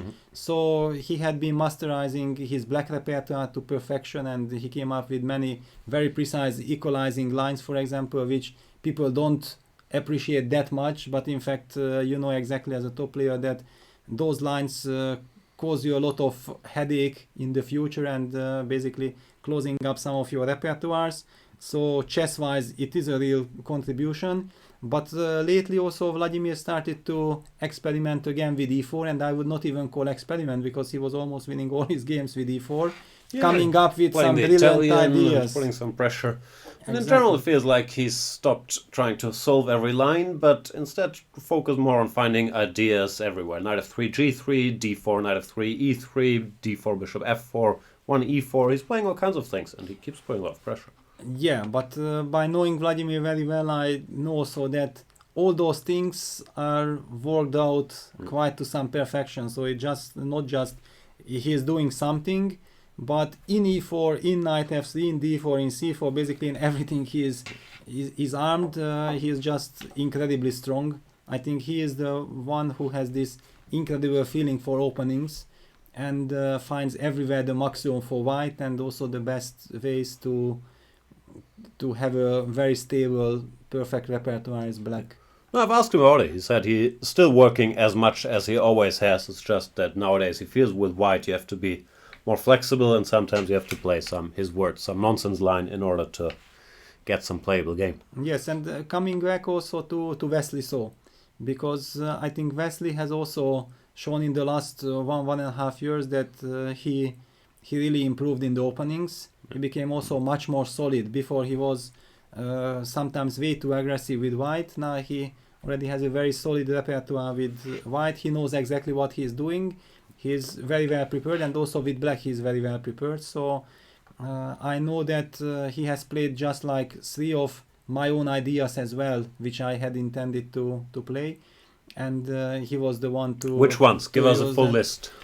Okay, I mean, one of the lines that I considered with white interesting was this rook fb1 in the Catalan, which he played against Hikaru Nakamura in the Singfield Cup, if I'm right. This was one. Then in the Italian he played this very important knight h7 in this h6 g5 bishop g3 line, beating Topalov in London Chess Classic. In fact, I already had a game against Fan Forest just a few months back in the Isle of Man tournament, but since I haven't been playing much chess lately, I over the board just forgot, and I first went king g7 and then knight h7, losing a tempo, and I realized over the board what I have done once I played king g7, and I was really very, very upset with myself. So I knew exactly that this knight h7 is very, very strong. Since then many players have picked it up, and it looks like black has solved all their problems. I've also known this for a while. Like many of us were upset when Wesley played it. Yeah, definitely. And there is also now in the US Championship, he has played a game against, I don't know how to pronounce this new prodigy in United States, Jeffrey Jong. Yeah, and there was this Catalan game where Wesley So got incredible praise afterwards for this brilliant knight takes f2 move in the Catalan. Well, I knew exactly that I had looked at this move in 2010 already, 7 years back, and I just thought that okay, white cannot play like this because of knight takes f2. I was not even eager to find out whether this is a win or not. I just knew that with white it's not playable, and with black you can enter that position. So sometimes it's also like this, that when everything goes your way, then you are also given the chance of somehow everything works your way. And then some period is coming when you are the same player, but somehow your openings are the same, but still you don't get the chance of showing it. It kind of also shows that Wesley really has the momentum going now. He's playing brilliant chess, but also with opening wise, he's somehow quite lucky in a sense that he gets his work to the board. And that's what people are most annoyed by, that usually you don't get to show 95% of your work. That's what Rustam also mentioned yesterday, but it goes for everybody who works a lot, of course. Exactly. A lot of stuff is hidden in files, or sometimes must happen to you all the time. Somebody plays something and you look at your file, but I had this in 2005 or something, and it Yes, doesn't it appear. happened to me in Tilburg in 97 when I played against Lothier, some extremely sharp position in the Grünfeld, Queen B3 line. Against the A6 Hungarian system, he came up with this H4, H5 line, and it was ultra sharp. And then after the game, Kasparov came up to me and he said that, I analyzed this already 20 years before. And I was like shocked. Wow, I mean, how old were you, Gary, at that time? But it's really clear that the top players always are way ahead of theory. Right. Speaking of, no, this is a bad segue, but let's go back to the Magnus Carlsen game, because a lot of things have happened. After Queen D2, Bishop G4 was played, Bishop G2, and Magnus decided to go for this very direct line, grabbing the pawn. White has to take on B7. If he doesn't, he's just a pawn down. And knight to C4 is his point. A typical Grünfeld position, yeah? Dream Grünfeld position. King still in the center, jumping around. Okay, but you also given up your light red bishop, so you really want to punish immediately, and that's Grünfeld about the contraplay. Queen D3, knight B2 is an issue. Yeah, and Queen C1, Rook B8. Queen C1, Rook B8 will probably happen. And now how to deal with this? Maybe you can't. But you have to, in some way. I don't know. It looks. What to do? Let's say here you take, yeah. Yeah, definitely. Rook D2, and then I will come up with some dynamic idea, some brilliancy. Show us the brilliancy. Knight A4. Show us the brilliancy. I mean, knight A4 is not a bad start. In fact, it's not even. It's a pretty good start. Yeah, it's not necessarily brilliant, but just very strong and simple. Looks strong, because, yeah. Yeah, Yes. looks like it's over. Danger on this long diagonal. No, Okay, I have to take bishop f7, but this already feels horrible. Knight takes a4. something will happen. Okay, if I'm not losing immediately, I'm kind of good, but very hard to imagine Probably that. losing immediately. Okay, maybe. But how? I mean, how on earth can I survive this? I understand, but it's strangely enough, I don't see the kill yet.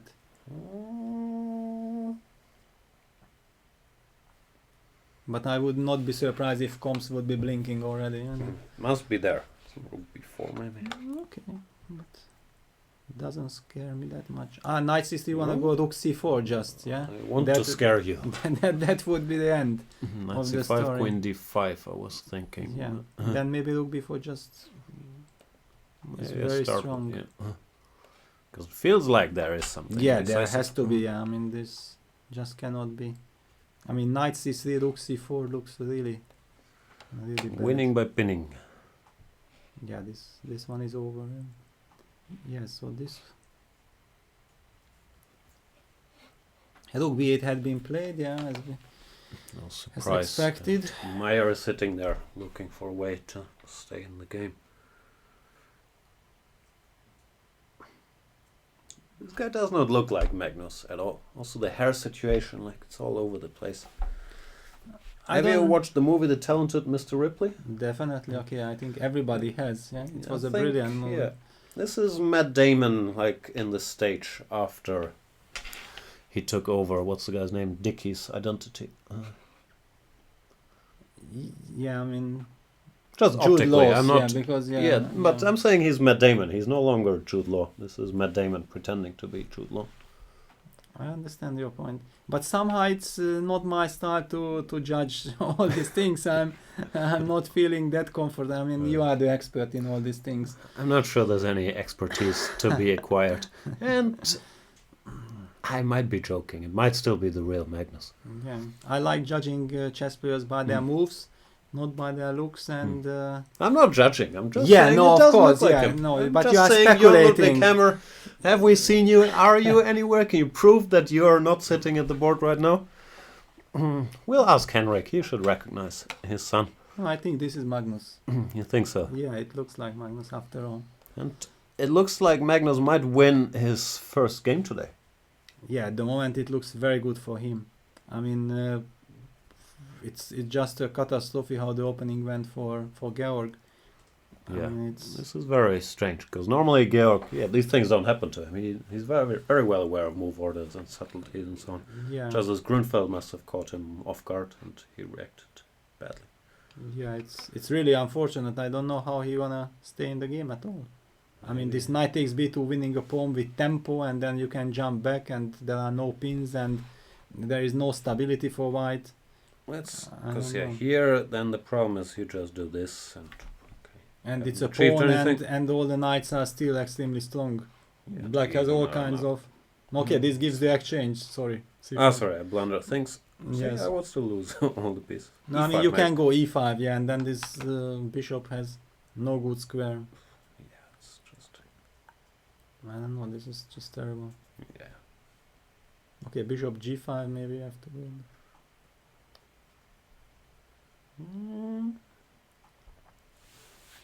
Feels like there must be something cleaner than this. Yeah, no, okay, but I mean probably we should just move on because it even feels pity for white to analyze this position. Now You think it's just Magnus will find a way? it just looks very bad, and okay, let them settle this, and we will come back shortly. Fair enough. Mr. Caruana has played your move once again, f5. Okay, it's the principled move, yeah. And we briefly mentioned knight c5. Yeah, knight c5 is the move that gives stability. I mean, knight c5 is the move you really want to play, but over the board you have to make sure that it's definitely possible. Okay, what? I don't see any tactics, no, because they had one mate, yeah, so those, So just yeah, for giggles, queen e5 is fine too, but this is quite effective. yeah, just mate. That's why all those king b1s always make sense in these positions, because at the moment there is no sled, but whenever action starts, it will turn out that the king should be on b1. So f5 knight c5. To be honest, I don't see exactly how, because f takes c6 would help black. Right. Then suddenly rook f8, Right. contra play, then also white has lost a lot of its potential with the space advantage. I mean, in general, when f5 does not break through, then you really would like to go g5, g6 as well. But at the moment, you cannot really open up the h5 because the h3 rook is needed to guard the c3 knight. In this sense, then maybe a move like rook h3 somewhere is maybe a move, but it's a big loss of a tempo.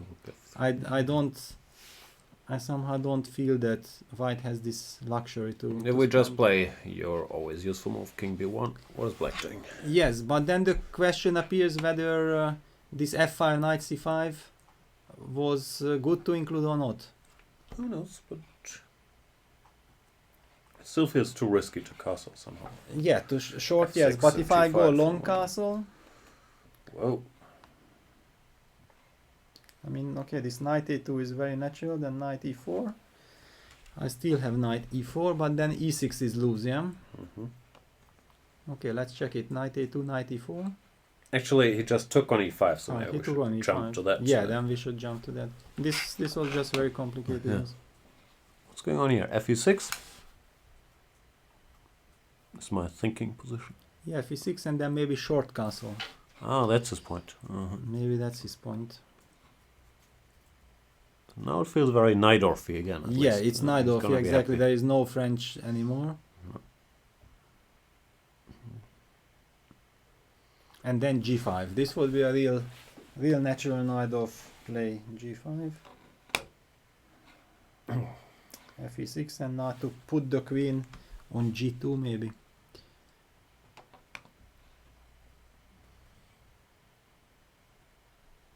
However, knight e6 is still always met by queen a5 somewhere, yeah? I don't know, but it's just razor sharp, yeah? That's for sure. That's why I like to play e4, e5. Like, at least your king is normally safe. Yeah, but exactly that's the reason why MVL likes to play the Najdorf. Yeah. Because he's hoping to get such positions and usually he's extremely good in this chaos. He's a great calculator. So. Yeah, he's Of course, so is Fabiano. Those are. Yeah, but it's not just calculation because this Najdorf also requires the intuition and all this together and basically that's the point that why not everybody can play the Najdorf, yeah? And usually they say that if you haven't started playing Najdorf in your early years, then it's quite difficult to pick it up because your king is always in danger and it's very difficult to feel that dynamic that when you will mate first or your opponent will mate first. That's kind of one of the biggest problems. In an e4, e5 game you somehow always have stability, you know your plans and your king is more or less almost always safe. Here in Najdorf, almost every second game it's about who is mating whom first. And it's not just picking up the Najdorf, but for guys like me or at a much higher level, Levon, for example, it's much harder to learn one e4 when you're older because it's very hard to get comfortable with these Najdorf positions or all kinds of open Sicilians from the white side. So I think it's much easier for guys who used to be e4 players exclusively to include d4 or closed openings in their repertoire than the other way around, because these open Sicilians, if you haven't played them as a kid, it's so hard to get a feel for them, I feel. Yeah, that could be easily the case. Because even Kramnik, when he, like 10 years or maybe it's 15 years ago, he started playing more 1e4, he struggled a bit against Topalov. He got mated a lot on these Najdorfs, right? Yeah, no, but that can happen to anyone. Of course. Basically. He was just out prepared there in one line. It's basically Najdorf is the opening you never have enough time to spend on because it doesn't matter if you worked on it 1 month, you should work 1 more month, and if you worked half year, you should work 1 more half year on it. It's non-stop changing. There are so many ideas, and there are also so many new games because almost all the world is playing the Najdorf now already. Not only the top players are working with engines, also the usual normal grandmasters are also contributing a lot. There are so many computer games, which actually I just hate. I mean, I just hate the computer games because I feel like chess is anyway already in a difficult situation that the theory is developing way too fast. And then when in sharp line suddenly you have like, I don't know, 5,000 new computer games, it really irritates me. I love it. So much more information. I don't even look at human games anymore. I just look at computer games. Yeah, well, no, but actually, I hear your point. it does help the lazy guys. Actually, that's the other problem, you know, because otherwise I know very well that many of my preparation from the years 2000s, I mean mid 2000s, were very deep preparations. Back then the engines were not showing it, and how much effort I was putting to it. And now you just open the new engines on supercomputers and it's their first lines. Of course. And all the world knows everything, but I have put hundreds of hours in, and I was really fighting against the engine back then to convince them that no, actually you don't agree, but I do feel that that's the direction, kind of. So if you really want to piss me off, then you just give me some more new computer games and then I'm going just crazy. Sorry. You sound like someone who was owning an internet cafe, and nowadays everybody has Wi-Fi. Maybe.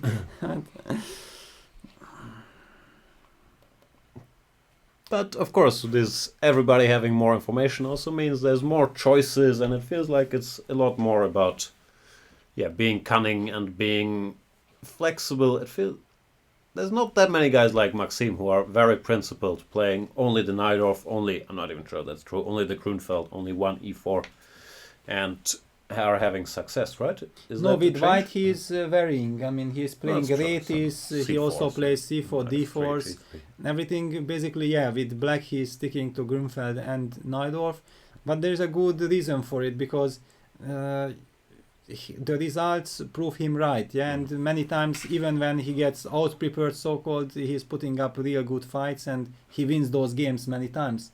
What else you can dream of? Yeah, that is true.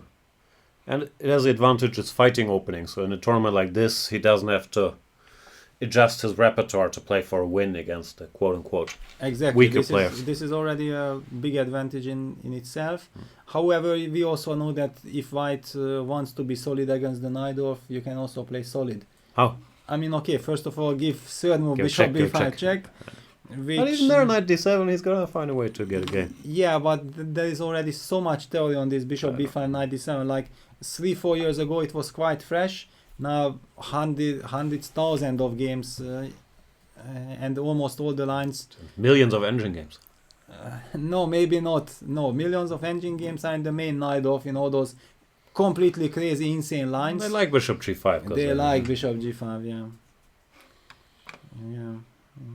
But it's always nice to see human touch. I mean, somehow Fabiano's new idea with h4 and then this e5 knight h3 concept, I like to call it concept, such things, is... Are you sure it's a new idea? Maybe there is like 500 computer games in this Maybe position. there are, yeah. But okay, at least let me give this illusion that this was a human concept, you know? Think tank, Kazim there all night. No, Okay. not. I mean, it's clear. I'm also not the person who is not using the engine. I'm using the engine day and night if I'm working, basically. But I like to judge for myself, and I know that how happy I am if I manage to find something which is kind of human touch, and computer approves it. Of course. But there are less and less such things. Yeah, for me, the computer approving it has more influence. But if I like it too, even better. Speaking of... not speaking of it. But we haven't seen this game for a while. Knight c4, b5. Levin went to e3. I wanted to mention... Yeah, I wanted to mention that move immediately that after b5, knight e5 and knight e3 are both possible, because somehow after the exchange this e4, d4 is hanging in the air. So this looks logical, and he went for this. Normally the structure is fine for black. The question is if you can develop in time without white asking questions. Yes, now somehow the feeling is that white should be in time to put pressure, because still you need to protect the b5 pawn, you still have to develop your bishop, and you still have to castle. That is basically 3 moves. And also you will be pinned on the d file. However, if nothing happens, then black will be fine. First question, if I go here, some queen g4 maybe. There's a problem here. Yes, and then knight takes e6, yeah. Castles, knight e6, Game over. So he went bishop c5, when I'm guessing after queen g4, maybe queen f6. Yeah, you are guessing right. Yeah. Queen f6 looks good. So, but knight b3 is also a nice move for white. Yeah, okay, you don't have already those tactical possibilities, but strategically speaking, you control the e5 square, you might be able to go that direction. You might you got the tempo, yeah, for the open d file. You might try to double as quickly as possible on the d. So let's see how did it continue. Knight b7 and rook d3. His point is if castles, I think queen d1 probably is asking some questions, no? Yes, actually rook d3 is a beautiful move. Here, and white wins, or wins the queen at least. Yeah. Okay, one can argue that even this might not be that clear. it's queen and a pawn. Yeah, no, long term it must be. Yeah, Very definitely. I mean, computer is probably laughing here with +2. Humanly, you feel like if black would have 2 extra moves, then maybe he would have some compensation, but definitely not in this position. Great. That's why knight went queen to c7. But it feels like, yeah, he's not allowed to castle. It feels dangerous, right? Very Bishop dangerous. f4. Everything comes with tempo. Yeah, now bishop f4. e5. There are all kinds of bishop h6s, rook d1s, rook c1s. Oof. Yeah, something's gonna give. But what else? Knight e5 looks impossible. Yeah, then rook c1 probably, yeah? Let's look at it. Because it would be, strategically speaking, a good move, but I mean, these pins, I don't think you will survive. Takes, and queen h5, you still have bishop f6. Even g5 you have queen h5, then queen h5 doesn't work.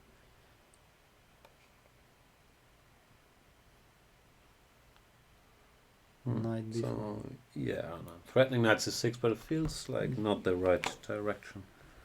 Yeah, but Bishop d7. it's very hard to imagine that knight e5. But knight e5 is played, probably because it's the only move. Yeah, e5 just looked Yeah, so E5 horrible, looked allowing this horrible, bishop h3 as well. What else is there? So knight e5 had been played, but You can also start with queen h5, but g5 but there is is still this possible. g5, yeah, this g5. Show Ah, no, this. g5 rook c3 now. Uh-huh. And there is this difference. Oh yeah, and then take this pawn. Yeah, so here you cannot play g5. So queen h5. You have to play. Then bishop d6 f. or bishop f. Oh, No, bishop d6 takes doesn't work. Yeah, bishop f6 you have to go. Scary. Very scary. I mean, if you can survive this. But okay, it's not obvious how to. I mean, okay, rook c1 and then takes on c8 is natural. I'm not sure about takes on c8. I have other moves here. Knight c5. But you can always throw in g6 if you want to. Yeah, only somehow it looks very tempting to change, and then the bishop had to go to c8. Yeah, but if there's no kill here, And then black is alright. fine. Yeah, so maybe I don't see it. maybe not queen h5. Yeah, then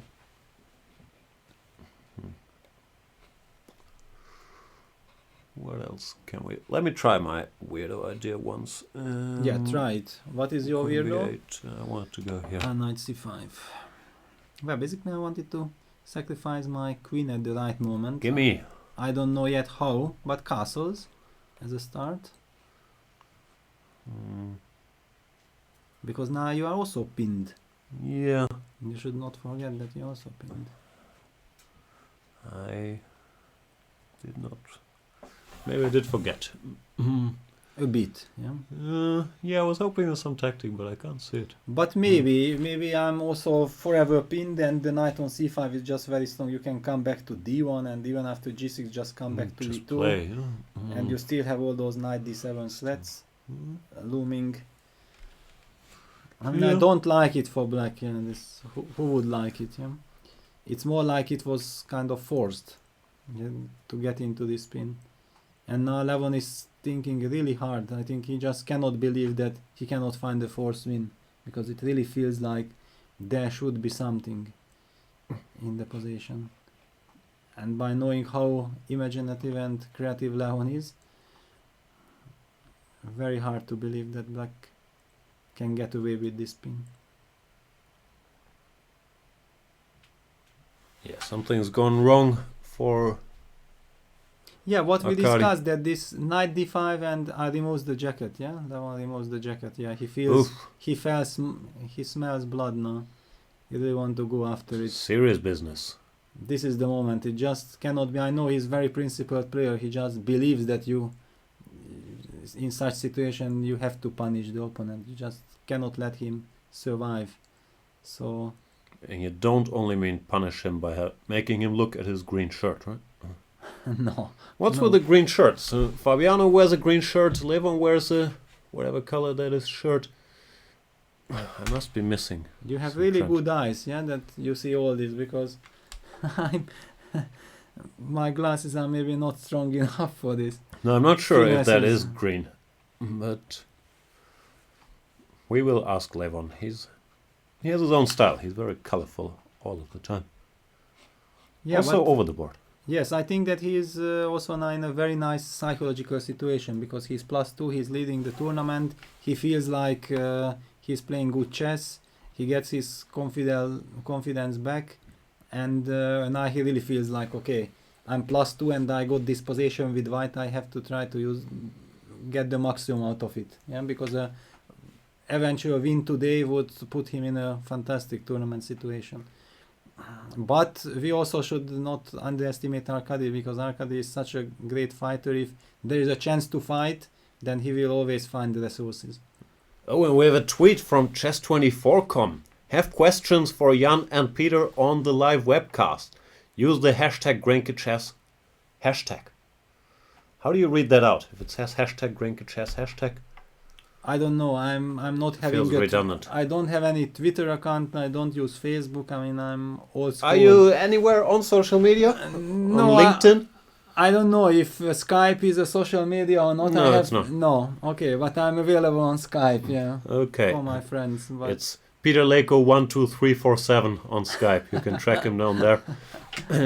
But no Instagram account? No pictures? No. You're very old school. Yeah, But I think- way too much. Yeah. I also don't have a mobile phone, so Oof, no, I didn't even want to bring it up. I know this about you, but I thought I can't mention that. What's going on no, there? you can. No, the point is that we do have a mobile phone in our family with my wife, and somehow I'm comfortable with this. That usually she comes with me to every tournament. We are always together, so I feel like I have a mobile. But if I'm going alone and something goes wrong, it happened already that I landed in Krasnodar airport in Russia in the middle of the night, 1:30 a.m. instead of Sochi airport, and I mean, how do I tell my team captain that I don't know where I am and how I gonna get through the Caucasus mountains in the night, things like this. So but this is a lot of fun. It's also some challenge. It's nice in a way to be unreachable, right? It's nice in a way, but if you also cannot reach anyone, it's then you really feel like it's not so bad. Maybe the solution for you is like one of these one-way phones that drug dealers use, where no one has your number. It's a throwaway phone, but you can make a call if you really have to. Yeah, in general already I'm now planning since the last half year to get a phone. Okay. So I might get to it slowly. So every day we learn new things about you. Like then you never drank coffee was the revelation of yesterday. Today it's that you don't have a cell phone. We're gonna have to save the wrestling talk for tomorrow, or it's gonna be too much for people. Yeah, exactly. I have a lot of secrets. Yeah. To recover from all of these revelations, I'm gonna need a break. I'm gonna get more coffee. Maybe we'll try to get you a coffee to get this out of the way, and then we'll be back with more Action. Thank you guys for watching. Tweet us your questions. Go premium on Chess24 if you haven't already. Hashtag GRENKECHESS. Hashtag C24Live. Hashtag Where is Peter Leko on Twitter. See you guys soon.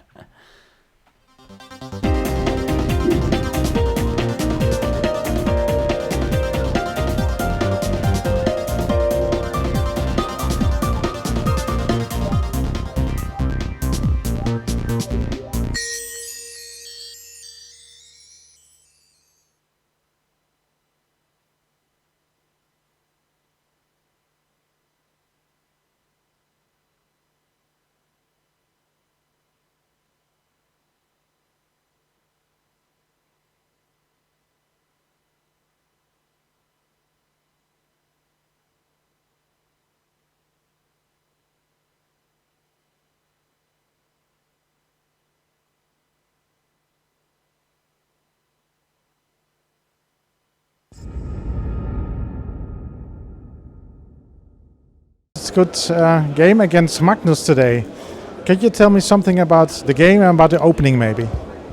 Well, the opening Magnus chose the Sicilian, which not his main weapon, but still he plays time to time. So we started with a kind of like typical structure of Sicilian, where white trying to keep control on the d5 square, but black instead has quite active position. The position is supposed to be around equal, but later on, both of us just made our own plan. There were some quite interesting moments, but the critical moments come quite right after his b5 move, where I thought that white should have quite good chances with like the very clear knight plan to go into the black's position, but somehow at the last moment I failed to find the best way to continue, and where my decision was just to clarify the position. Well, a little bit pity that I could do something better, but it's okay. So you're quite satisfied after 3 rounds, 2.5 points, of course. Very good. Yeah, the results I'm happy with it, but somehow the recent 2 games are not so accurate. But it's okay. It's a practical game, but of course I was hoping the playing strength could be improved. Okay, very good. You have a day off now. Do you have any plans maybe to relax a bit in Baden-Baden tomorrow? Oh yes, actually I didn't hear the exact plan about when we will move there, but of course the rest day is to relax a bit and to adjust the shape. Okay, thank you very much and good luck for the rest of the tournament. Thank you.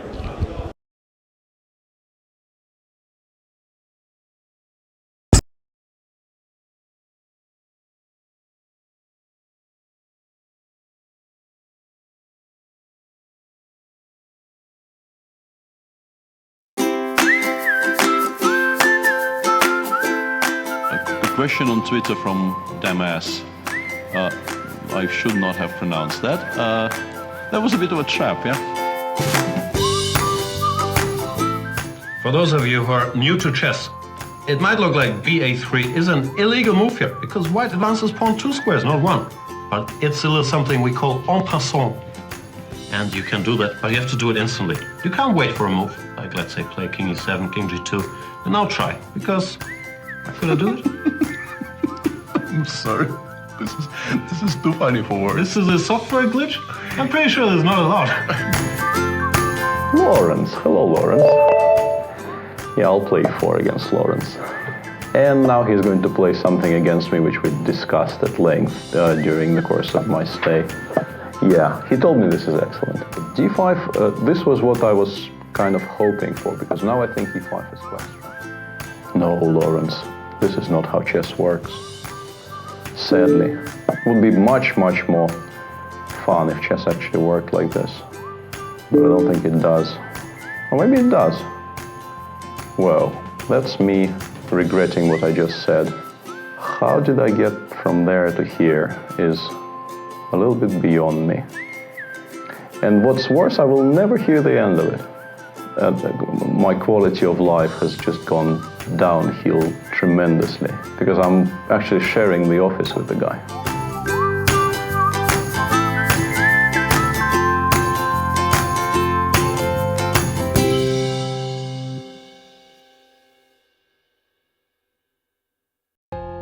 Until recently, chess was like this.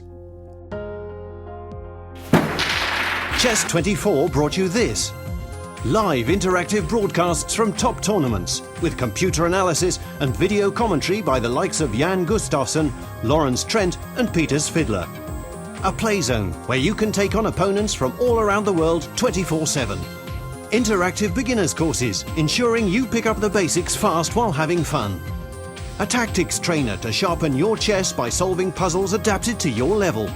Hundreds of interactive videos, letting you watch and learn from star players such as Vichy Anand, Peter Svidler, Paco Vallejo and Hu Yifan. You've given up on that outdated computer? That's why there are more reasons to use Chess24 on mobiles and tablets. Full playzone access, including pre-move. A tactics trainer so you can stay sharp wherever you are. Computer opponents you can challenge even when you're not online. live broadcasts of top chess events. And the half? It's free. Well, that's half true. Most features are free, but limited for registered members. You can step up to premium membership and gain unlimited access to our video library. That and much more. See you at chess24.com.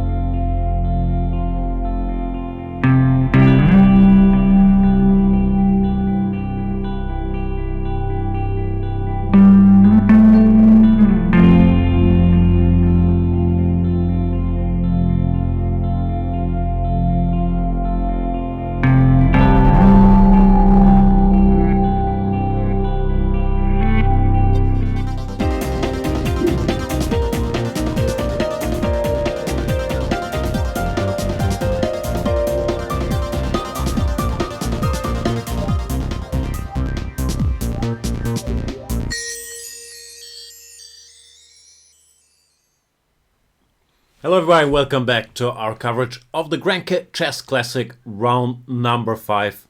I'm with Peter Leko, who does not own a cell phone, so I have no idea how anybody called him to even show up here. But we are very happy that he made it, so he can tell us what's going on in all these games. Peter, which one do you want to see? Well, all of them are extremely interesting. I even don't know where to start. We had the game Fabiano against Maxime with FTX E6 castles. I mean, you cannot really get sharper than this. It's extremely double-edged. Fabiano Usually- just made a move. Which one did he go for? Did he? Yeah, he made a move, but... Eyes are not good Queen enough. G1. Queen G1, whoa. Queen G1, wow. Yeah, That doesn't feel like going for broke. That feels like something has gone wrong. No. I mean, he's sidestepping out of the F file. And you remember I was suggesting the line G5, FTX, E6, Queen G2. I was Right. also not 100% sure where to put this queen because all kinds of squares H2, G1, G2, G3 came, but Queen G1 is quite natural. He wants to stay extremely flexible. Queen still guarding the knight on D4, not to step in the way of the H3 rook. So the H3 rook is guarding the C3 knight, and white probably anyway prefers G4, G5, and it's a kind of harmonious move. Because what black is facing that yes, finally he put his king in relative safety at the moment, but it might change in a few more moves, and he has some kind of activity. However, the pawn structure is broken, and white still has this G4, G5, but G5 will always be met by H5, so it's also not entirely clear how white should make progress, but That's what I was wondering. If I make some normal move for a rook A8. okay, see it. What do Okay, you it do? does not threaten yet anything, but of course it's a really useful move. Okay, I would like to go G5. G5, H5. Well, now really this F1 bishop should get to E6 somehow, but easier said than done. And once the bishop leaves the F1 square, for example, trying to get to H3 diagonal, then knight C4 and queen A5 might just mate on the opposite flank. So it's an extremely double-edged position. Certainly it feels like that if white had to take it slow with queen G1, then this is... he might have lost the momentum. However, was not clear if the momentum was really there. Yeah, this is what we discussed, that we don't know exactly that objectively speaking this H4 rook H3 was like a big surprise, but was it also a really very strong surprise, or it just one of those one game ideas? Another thing, I'm not sure if our clocks are accurate here, but if they are, Fabiano's hardly spent any time so far. No, right? this I think this is 144, wrong maybe already. it's still, yeah, This wrong already. I did not want to mention it before because I felt that it's wrong. feels like more time has passed. This board's had a technical malfunction. Ah, okay, that's what. Yeah, so I think also Fabi at least spent like more than half an hour. I think Right. 30-40 minutes. MVL, I would guess like 1 hour, more or less. But these are exactly the positions Maxime excels usually. I mean, very double-edged, many ideas. If there are chances to be created, then Maxime is the guy in this position. Yeah, very hard to judge. Maybe we should move on to some other game to see what had happened. Yeah, we talked about this during the break here. Yeah, Somehow we forgot to, I think you even saw, but we forgot to mention the move B3, which of course is stronger than giving up the pawn. yeah, definitely. I mean, everything else was losing on the spot. I did have this position in mind, but forgot to mention it. I thought that some C6 short castle queen A5 was... I was thinking about this, Was a maybe point. C6 E3 is legal. Yeah, but in my mind somehow I placed the rook on D2, which already happened to me, not only on this occasion, but yesterday I blundered. The rook was on C7. I thought it's on C6. It's maybe time to visit a eye doctor. I don't know. As long as it's only an eye doctor and not a mind doctor, you're still in a good Yeah, spot. then I'm still surviving. Yeah. Because here, I don't know, knight f3 check, king e2, it looked like Yeah, queen a5, king takes f3, then white should survive somehow. white should survive. Maybe But still okay, worse, still, actually. yeah, still unpleasant. Anyway, Magnus played c5, not c6, and I was wondering if his point here was some No, here queen goes queen a8 move? a5, maybe. He can also Queen go a5. queen just. a5, yeah. Oh, okay. Yeah, that's easier, true. And this is a big difference. Yes, this is basically just game over. So, castles had been played, rook b4, and that's the problem. Finally white managed to castle, but he's still one tempo short. He was not able to kick away the knight from d4, and there is no good way of protecting the c4 pawn, yeah? So is he gonna lose a pawn? He played bishop h6. Then basically he you agrees can to take, lose a right? pawn, yeah. I'm not sure he agrees, but he probably... Even the rook takes c3 was kind of a move or not. Oof, I can't calculate. No, such the rook c3 doesn't tactics. work because then bishop takes c3 at the end, wins for white. It's actually a very nice line. Rook takes d8, rook d8, bishop c3, and Ui. white is piece up. So one should not be carried away. Yeah, King g7 is fine, because e3 now we can take... Yeah, definitely. So what is white doing here? Some rook fe1? Or? But okay, then it's pawn It's and the hopeless, bad no? position. Yeah. Pawn and the position. Or queen a5 in bed. Yeah. This looks bad. Is there some trick we're missing? I mean, feeling-wise, I don't think, because it was very... Actually, after takes, rook c3 is not a threat, at least. Mhm. So I can go for this.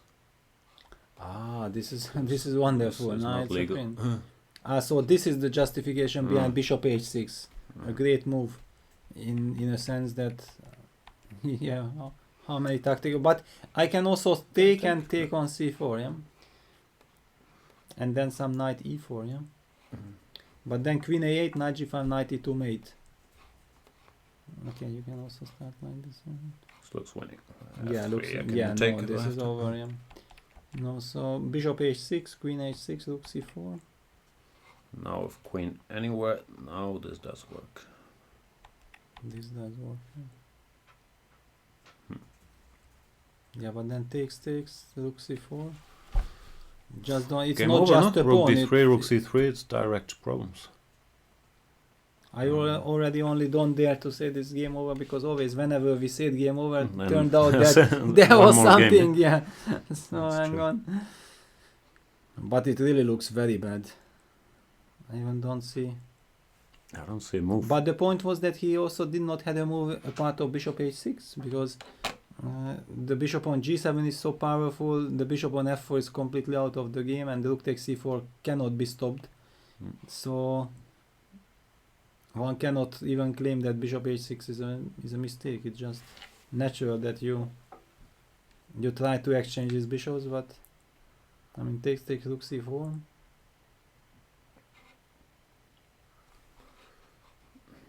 Does look decisive to me. This really seems like the only Yeah, but fighting I mean, chance, but just doesn't but work. even Or you can queen start a8. with queen a8. Yeah.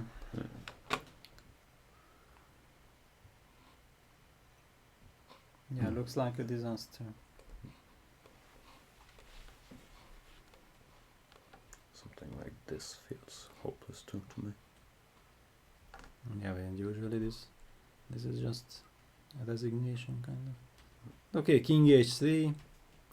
You keep on fighting, but you know exactly that miracles will not happen here. You might just start also pushing the c pawn. I don't know, c4, c3.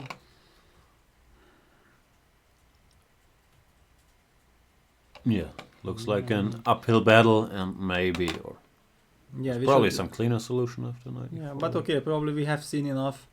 We should move on, because Alright. there are definitely more exciting positions. How's Mr. Levon generating pressure? Exactly. He So went queen h5. and then bishop- he went to do, but he Oh no, went but to he rook started with c3. rook c3. But that Mhm. allows bishop d6, which happened. Queen b8, queen h5, and now there's no longer bishop d6, rook d6. So it's a bit strange he would go for this move order, no? Yeah, strange, but probably he has his own ideas, because No, my point is, what is he gaining by starting with rook c3? Because if he wants this position, he can go for this and this, no? And queen b8 still looks forced. Or maybe queen d6. but or that's d1. yeah, that's a good point. That's a very good point, because he could have maybe did he forgot about bishop d6? Okay, we don't know if bishop d6 is any good, but in general that was very logical as you explained. Then why to go for this Yeah, if why you get can? extra options? However, hang on, after queen h5 he could take knight takes d3. We already spoke about this, that Levon is always very happy to give the queens. So he is not happy to give the opponent the chance.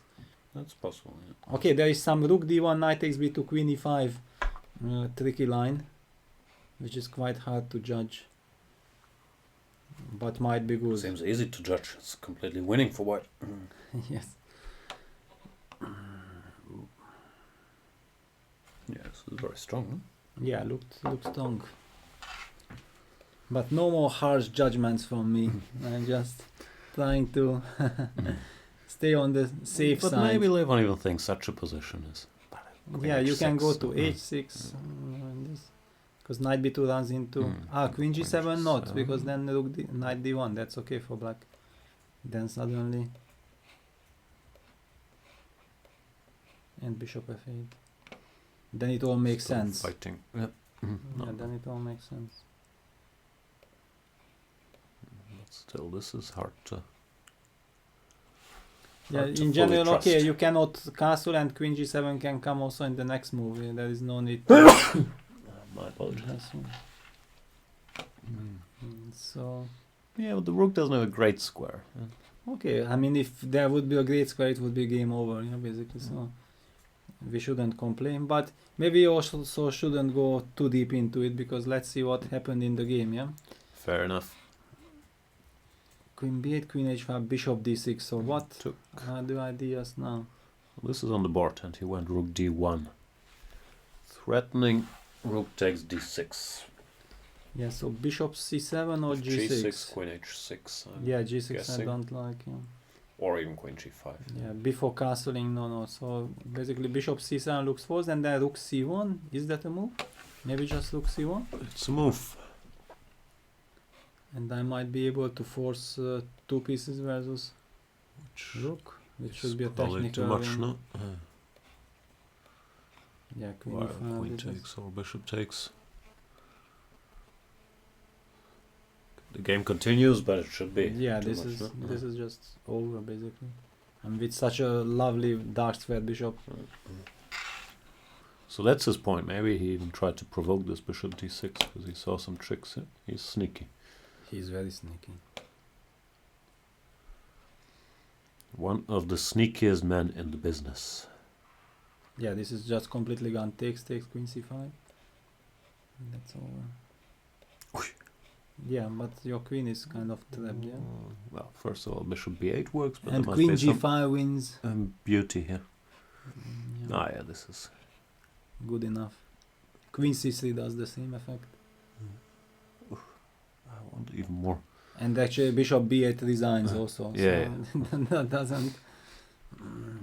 I'll find a way not to win. Nah, okay. Yeah, this is too strong. Yeah, so after rook d1. And g6, queen g5 only makes things worse as far Yeah, as bishop I can tell. c7 Yeah, played. it's- But already the way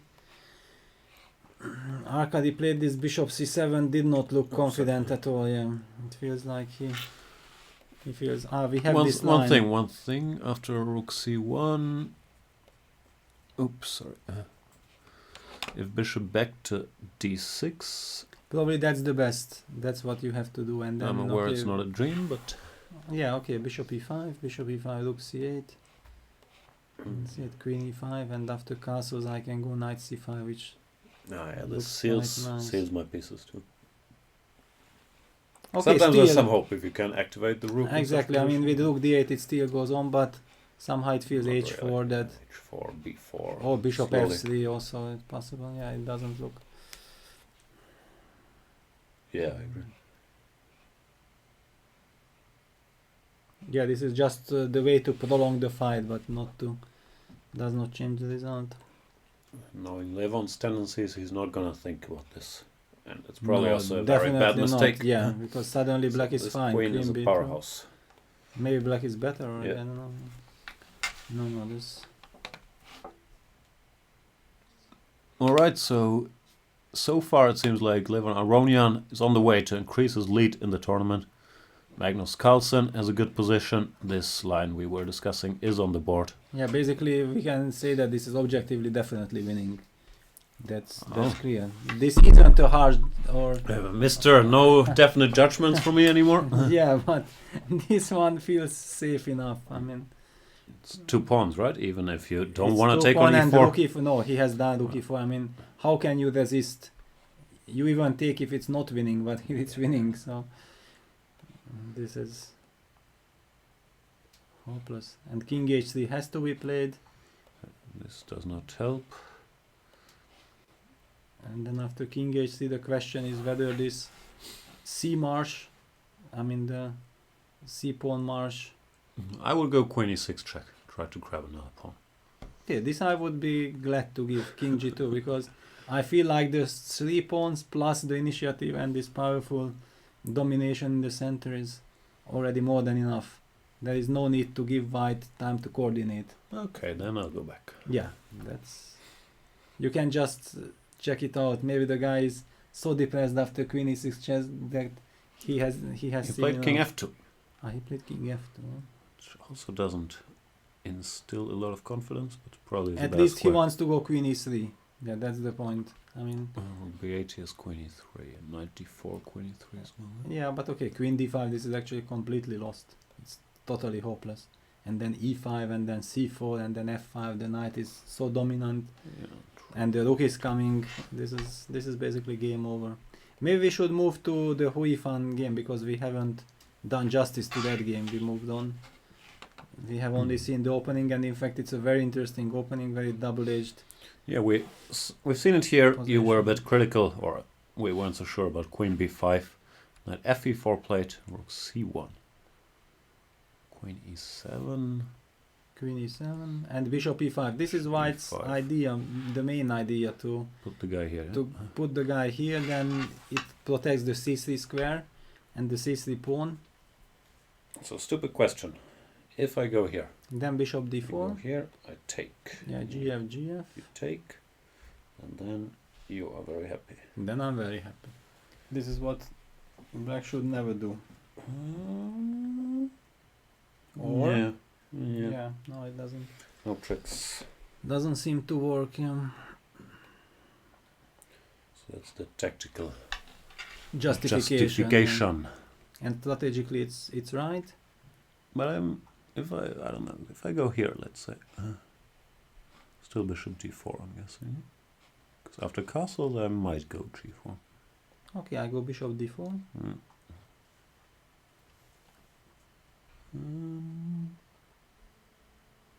Yeah, I don't know. I'm scared. If white consolidates, he's better. Yeah, it's. She's I mean, better, I should say. these Ragozins are like this. I mean, you really have to be always very precise. But still, I feel that this queen on b5 is a target. I mean, yeah, of course, if you would be able to castle. But just for example, one idea that rook fc8, as you mentioned, bishop d4, black has something like a6 move.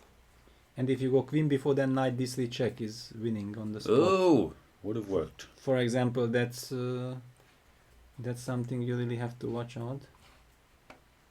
And if that's the case, then where you put the queen? If queen b6, rook c6. If queen b2, then eventual knight a4 might come with a tempo. Running out of squares here. I'll go here then. And queen a5, yeah.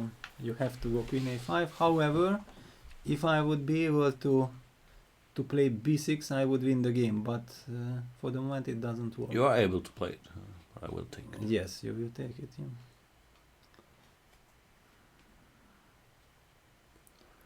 And next already you castle, and then you will have the a3 or b4 square for your queen, yeah. So then you kind of Well, still. the good news for white is, yeah, if he gets castles rook ft1, he's almost winning.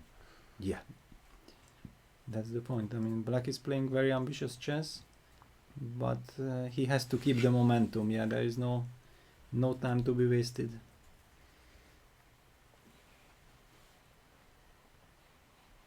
No time to be wasted. And Matthias Bluebaum decided to take the other rook A6. Yeah, it's the most natural. I just discovered something in the Levon's game. Can we just go back there? Okay. Because we discussed that rook c1 might be a killer, but I just Knight noticed c4, that yeah. knight c4 is possible. And if knight c4 is possible, then I feel that maybe the worst thing have passed. Yeah. Because even if I will lose a pawn, Yeah, I doesn't agree matter. in this structure, just not to lose heavy material. So in fact, rook c1 It's not the solution. can be met by knight c4. But then what is the solution? Because I'm just one move away from castling.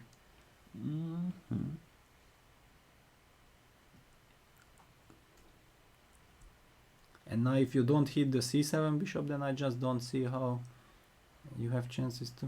With knight d4 maybe. Or knight a5. That's what I was Yeah, thinking all about. kinds of, all kinds of. Castles. Does not work. Yeah, knight This c6 should win. wins. Yeah, so knight a5. Bishop d7. No. Now it's Something. again very suspicious, yeah. Some rook takes d7 is not working, yeah. Then knight d7. But now you cannot castle because of bishop takes e5, so maybe queen g5 is a move here also.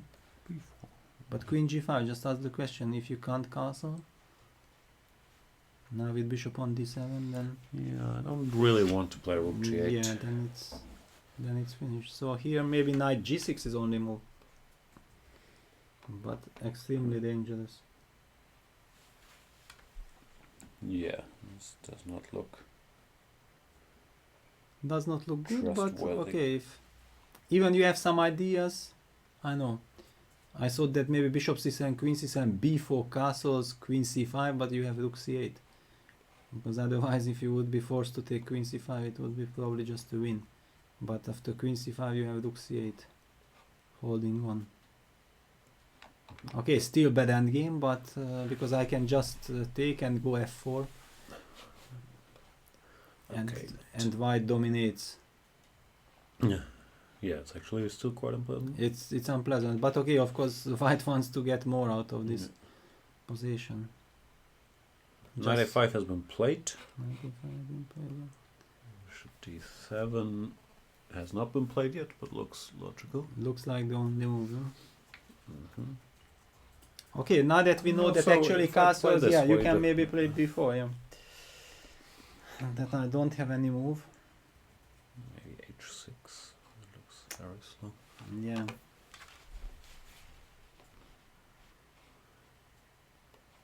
Because these things with an These extra things tempo. now extra tempo, it might. Okay, the king is in the center, which is some kind of a bonus. But you can let's say. start with f4 then.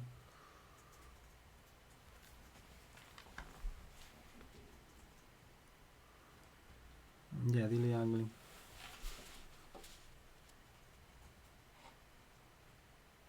Yeah, it's not a lot of fun. Yeah, no. No, it haven't been fun right from the beginning. Basically, after white open up the center with this quick e4, d4, somehow it felt that it looks very, very dangerous. It always comes down to one tempo, where black missed that tempo to get his bishop. Yes, out to but castle. somehow you immediately feel it that here black is not in time. I mean, if you have to spend time on a6 and then rook d1 already comes, this hurts. Yeah, so things are looking very good for Levon. He also gets up.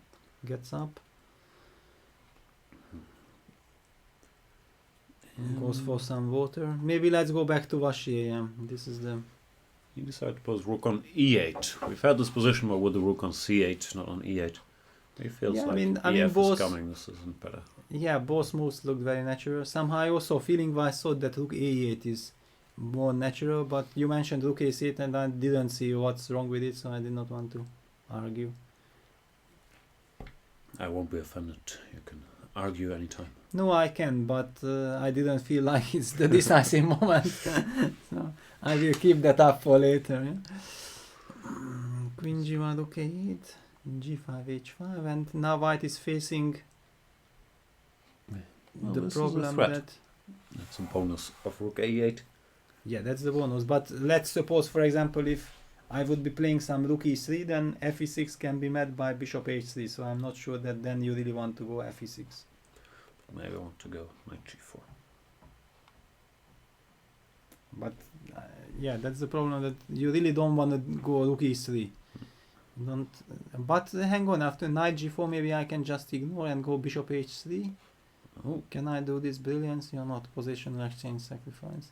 'Cause I really need this bishop on h3 on that diagonal. And queen f4 I can meet by bishop take g4. yeah, that's what I was thinking about, but I'm not sure. It does Yeah. me any good. Okay, so give me Yeah, so takes, queen takes. And now I feel that I have a chance to get close to your king, because this g5, h5 gave black lot of stability. But if the bishop gets activated, then I'm not 100% sure. show me the money. Yeah, so takes, b takes c3. That's slightly unfortunate. And you just say that I have no threat, you just go g6 and that's it, yeah. I have a lovely No. position, but that's all I have. I'm not sure at all. It looks very scary, rook e1, rook f1, but if it's enough, who knows? Yeah, the question enough for what? For advantage or just compensation? Yeah, it's because now you also want to go bishop c8. Maybe instead of g6 you can go bishop c8 already. Mm-hmm. I mean, yeah, I felt that No, yeah, this should be fine for strong, black. Yeah. This should be. But even this is tricky. White can go g6, but then you go fe6 and you have queen f4 finally. Yeah, that's it. That's it, yeah. No, so all kinds of things to calculate. Of course, would be good to know the exact time situation. We have any chance of finding that out? My eyes aren't good enough, but I can see a 4 there, 47 Zoom versus... in. I'll blow it up. Just a second. I don't know. Another thing. He played bishop e2. He played Bishop bishop E2. e2, yeah. Targeting the h5 pawn. Aha, 33 versus 47, so Uh-huh. Fabiano's actually behind on the clock. Yes. And he started with some 40 or 50 minutes advantage. Yeah. And he's already behind. It also shows that in the last few moves, Maxime feels more comfortable. Okay, it's also easier to play now with black because you know your moves. Fabi hopes that with few good moves he will try to fight his momentum back, yeah. But somehow it feels that black Feels saw. like Maxime survived, or Yeah, and survived on these night offs often can mean he's better or in good exactly. shape. It can already mean that, and already his body language also Confident, indicates yeah, that he's stretching. yeah. And let's not forget what happened in the previous game in Dortmund. Yeah, where also, okay, there he got a much worse position. Fabiano was in total control, and even there he managed to get his counterplay going. Compared to that, this one, There's also Fabi's 9 out of 27 in Najdorf's, which I've told him many times, don't go d4, Fabiano. Check. You'll have a much better score than 9 out of 27. yes, but the problem is that if you are a principal player, I you know. just can never go bishop b5 check. I mean, because yeah, maybe he might have 9 out of 27 in Najdorf's, but thanks to his approach, he has won also many games in other openings. I agree. Keep the approach in every other opening, just in this position, give a check. Or c3. I'm joking, I understand what you're saying. Yeah, because he really feels like he has to fight for advantage, yeah? And you can also see that for every game he comes up with some new idea. This requires It's very awful impressive. lot of You can- yeah, awful lot of work. I mean, to surprise Maxime in almost every game, he is one of the very best, if not the best, Najdorf player at the moment with black. So this is really impressive. Yeah, and for every one of these moves that they actually play in a game, they've looked at 10 that didn't work out. Yeah, so Yes. it's not easy.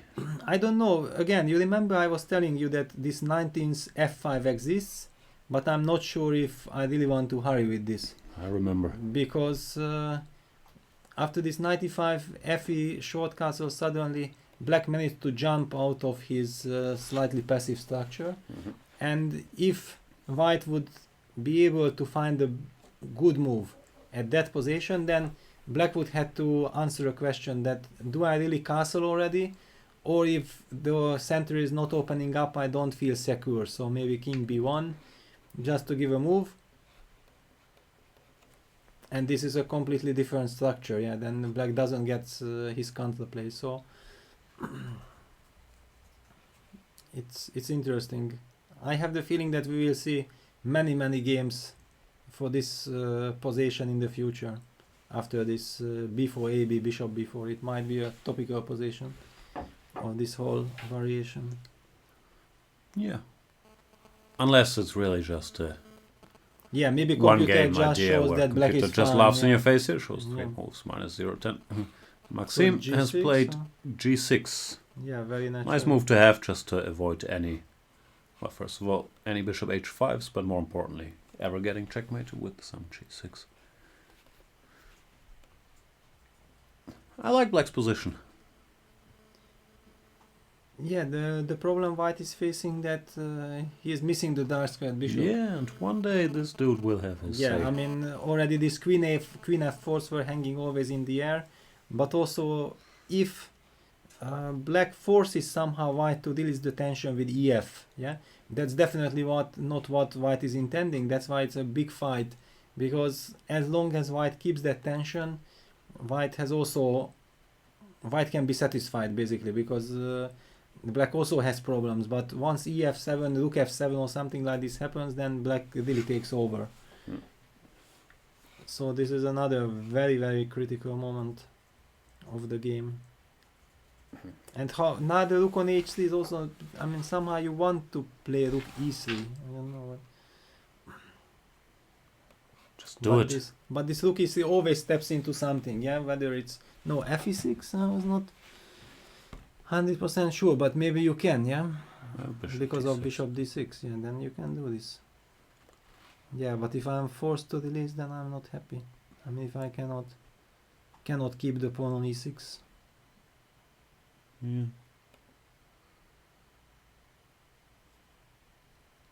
So while you're criticizing Fabiano's position, I've talked a lot about Magnus's hair, but I feel like we've given Fabiano a pass for like really trying to sneak some very serious hair situation there by us. Is he just gonna continue to grow this out?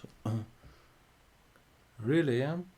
I don't know. You What's notice going on all there? these things. I don't know. I mean, somehow I'm noticing all kinds of finesses at the chessboard, but That's the difference. mean, I all don't see this- any of those, so I can focus or staring at the players.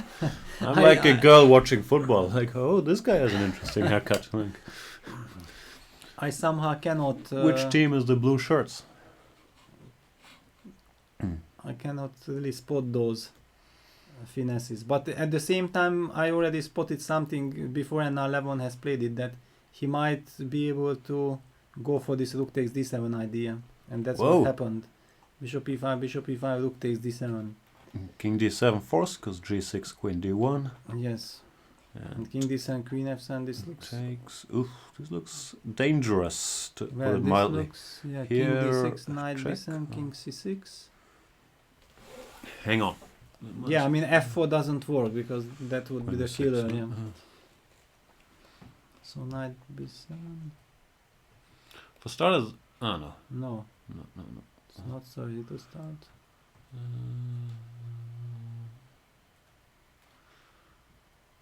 No. Yeah, so takes king d6 and bishop h3 played. Ah, that's his point.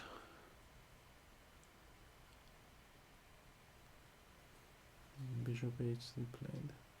It's a nice move, because also your king is always safe. Ah, which means that. So if black plays, what to play? Yeah, queen e8 and queen b7. I don't know Oh, which queen one. a6, Queen yeah, a7 man. looks very strong too. Both looks very strong. I like this for f4. Nice. No, looks bad. Yeah, looks really bad. And the rook e8 looks a little bit more natural just to keep the queen, but that might lose by force, yeah? Knight. Knight b7, king c6. I was No, still bishop not. e6, we said Then rook rook e6, yeah. That still exists. But I was wondering that once the rook on e8 is not protected, maybe white can go f4. Because queen b6 check, king moves away, then king to h1. Suddenly it steps into this. I mean here, f4, is it possible or not? I know you also have bishop d4 with check, but I'm not sure if that doesn't matter so much. that helps, yeah. Yeah, king. Now this e4, e5 is such a huge threat. Yeah, this is just Okay, it's over, checkmate. yeah, checkmate. Let's find the checkmate though. Yeah, rook e has been played. Okay, you could win the queen, you could, I mean, everything was So many available. options. Well, b4. I mean, queen d5 check was resigns immediately, but instead of queen d7 check. I mean, here just queen d5. Then queen c6, queen d7, then king e7, knight Triangulation. c6. Yeah. Yeah, so e5 does not work. So f4. But hang on, after f4 I really want to go queen b6 check, because I want to activate my king. Where you go with the king. Yeah.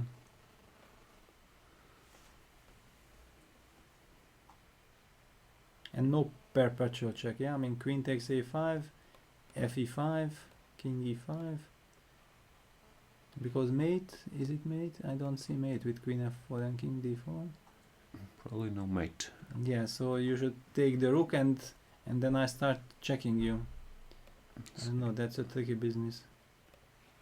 So you're saying maybe my king should not have gone to g2, yeah? Because if Yeah, it's with on the f1, queen you on don't have a lot f1 of you checks. would be winning, yeah, in this line, so maybe just king f1 and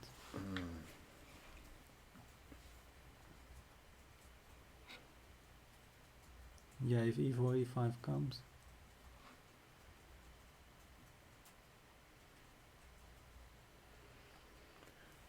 It's like e5 is too much for black to stomach. Yeah, Apart from the fact that everything hangs. then all the dark squares just collapse. I don't see a move. No, it's just Yeah, resigns. resigns. Yeah, so basically here it looks like Arkady is in big trouble. Yeah, Levon taking his time here to calculate. Probably he has other. Yeah, probably many Options. other options, but This feels very forcing. this f4, yeah, that was also the idea, to force the rook to e8, and it's the logical follow-up. Unless you can find some win here, but I haven't seen it. Takes, rook takes. Yeah, and you also don't really want to help the black king run away, yeah, from the dangerous zone. Yeah, but so far it looks to us that f4 will get the job done here. One brief look, but nothing really has changed at this position. It's just too many enemy, yeah? Yeah, it's Knight and 3 pawns for the exchange. Still, you always have to win it first. no, of course you have to win it, but you're gonna win it. He will, yeah?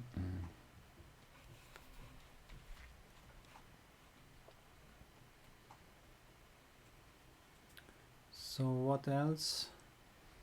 In Fabiano game, finally white released the tension with ef7, queen f7 and knight b3, but this is definitely a sign that Switching to defense. Huh? yeah, black has taken over. It's very nice for black, alright. It's very nice. I mean, it's clear advantage for black. I know from myself that how many times I have find some interesting idea against Najdorf, and I was never sure whether I will be happy if I will get the chance to play it, because really it can get completely out of control. And this Najdorf is an opening I also lately started to play with black. I have been playing it a couple of times throughout my career, but the problem what you are facing with the Najdorf is that if you are not an exclusive Najdorf player, then it just takes way too much energy to keep up all the lines up to dated. So Okay. it feels like you really need a lot of knowledge, and you have to polish all your repertoire day and night in it. You just can't play it like some strategical opening. Yeah, and there is so much heavy theory on bishop g5, bishop e2, bishop e3, and it seems like everybody has respect for the Najdorf, and everybody has kind of some setup. Well, it's not a rare opening, so you will face it a lot with white if you're with black. Yes. Well, I was trying to use it as a weapon to beat the weaker players, but suddenly I also faced that they were giving bishop b5 checks, and then you start Same. asking yourself, is this really a better chance than playing e4, e5?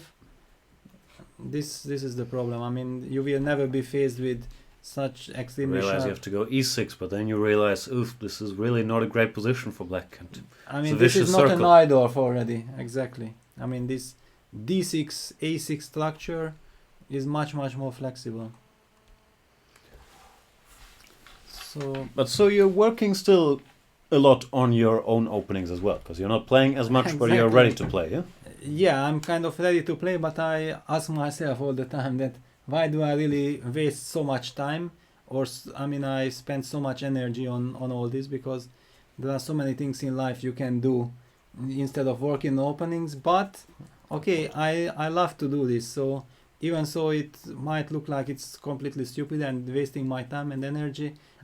Even if I'm not playing a tournament, or I will never have a chance to use my novelty, it still gives me a good feeling that I discovered something, and so on. So definitely I keep on working. Game of Thrones is not coming back until June, so you gotta pass the time soon.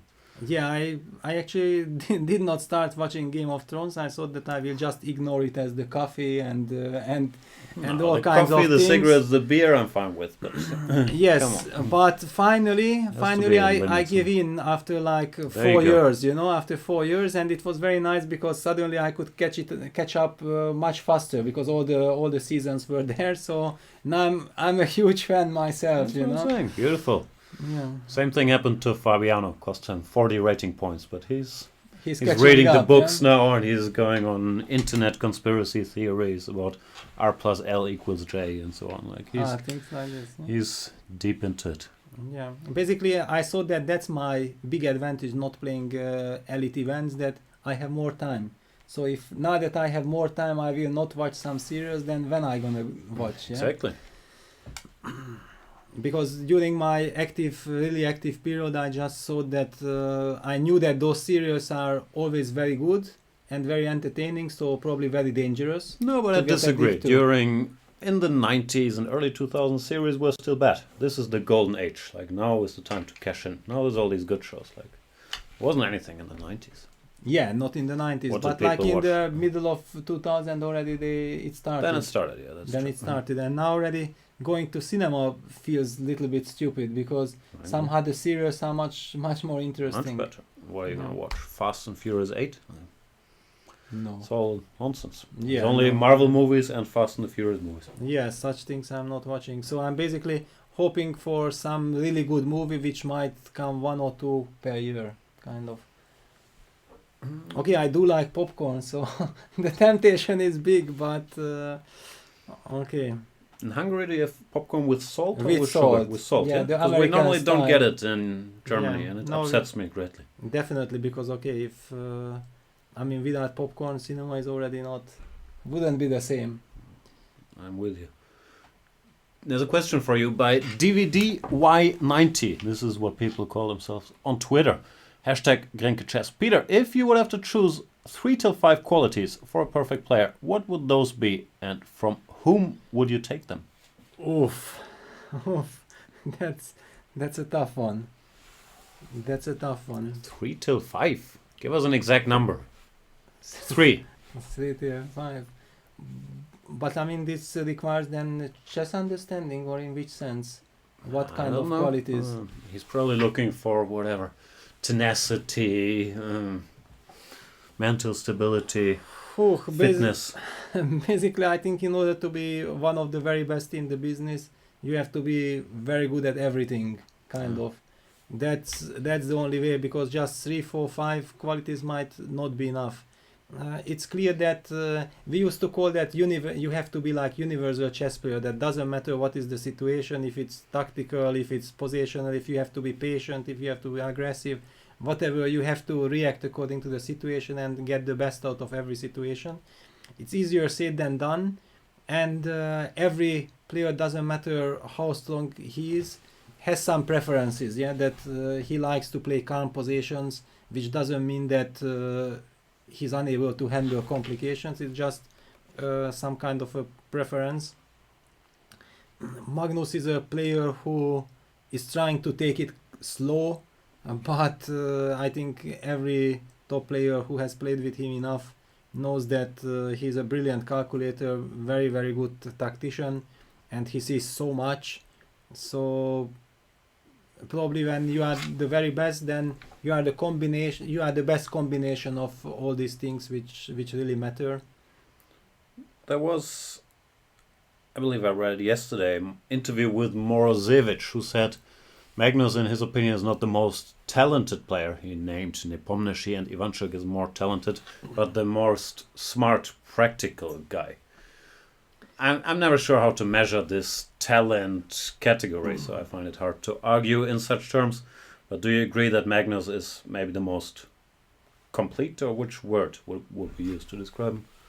I don't know. It's very, very difficult. I mean, because I also read Morozevich's interview, which was, by the way, I saw the brilliant interview, and I'm in very good terms with Alexander.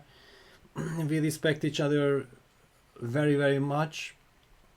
But such things are always subjective. I mean, for one guy, this is the talent. For other guys, something else.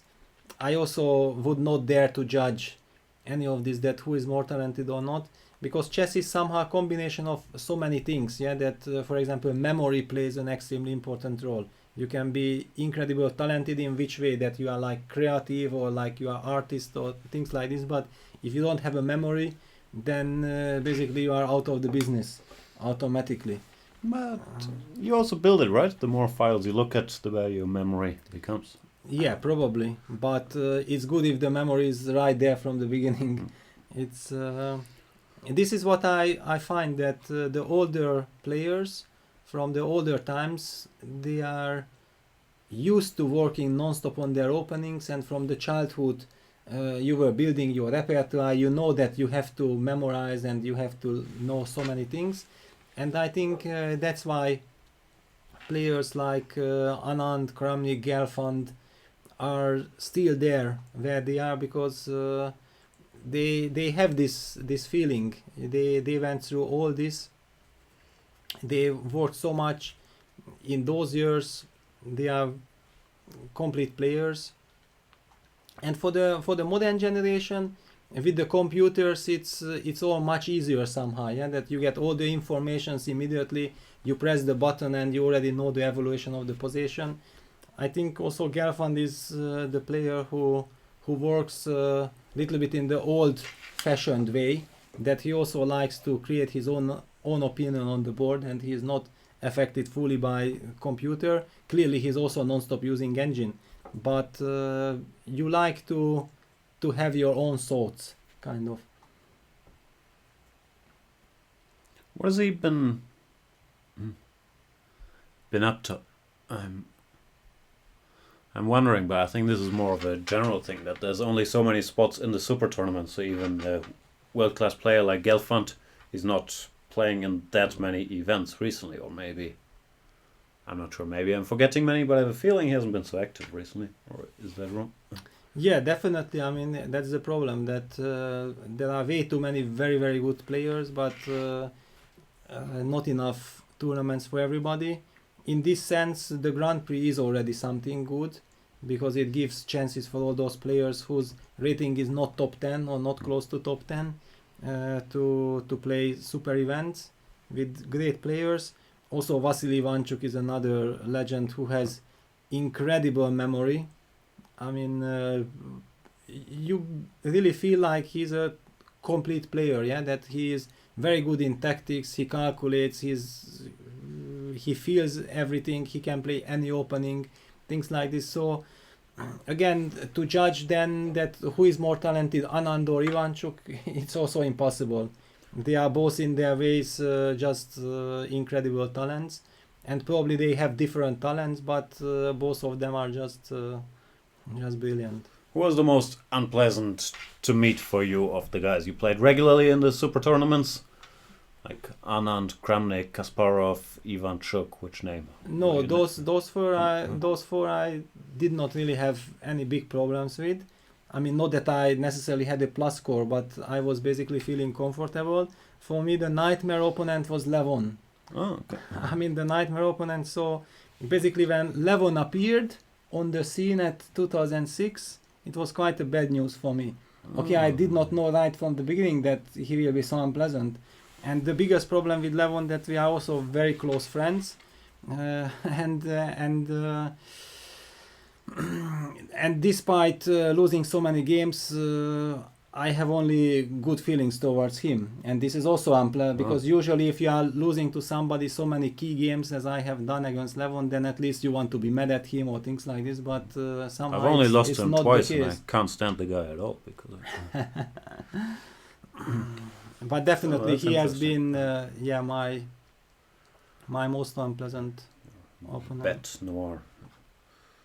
There he comes, and he's come up with this knight b7, king c6, b4 sequence, which is probably very smart. Yeah, I mean it's very logical. We don't know exactly if this f4 was really winning or not. It felt like to us that it should be winning. Maybe it wasn't the So case. weakening your king, so you can Exactly. avoid it. This is the absolutely professional approach, because black is probably kind of Zugzwang. He cannot really improve. You are threatening some knight c5 with devastating effects. The thing is, whenever you try something, the knight can always return. Worst case scenario, and then next move you take here. Well, it's not such a bad worst case No, it's a scenario. pretty decent scenario. Yeah. You just force resignation.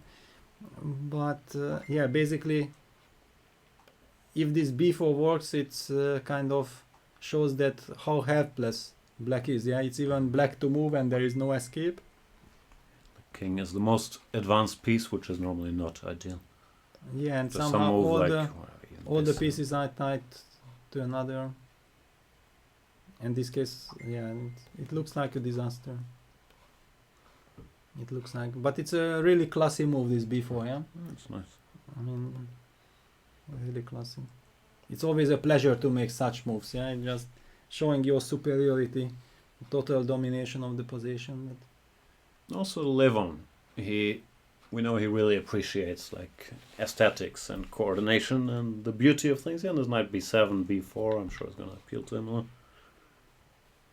yeah, but in general, I have the feeling that all the top players have this feeling for aesthetics. It's always so pleasing to finish a game in style, and because you know very well that you don't have so many options on the highest level to make such moves, because you are hardly given the chance. But if there is a chance, you really want to use it.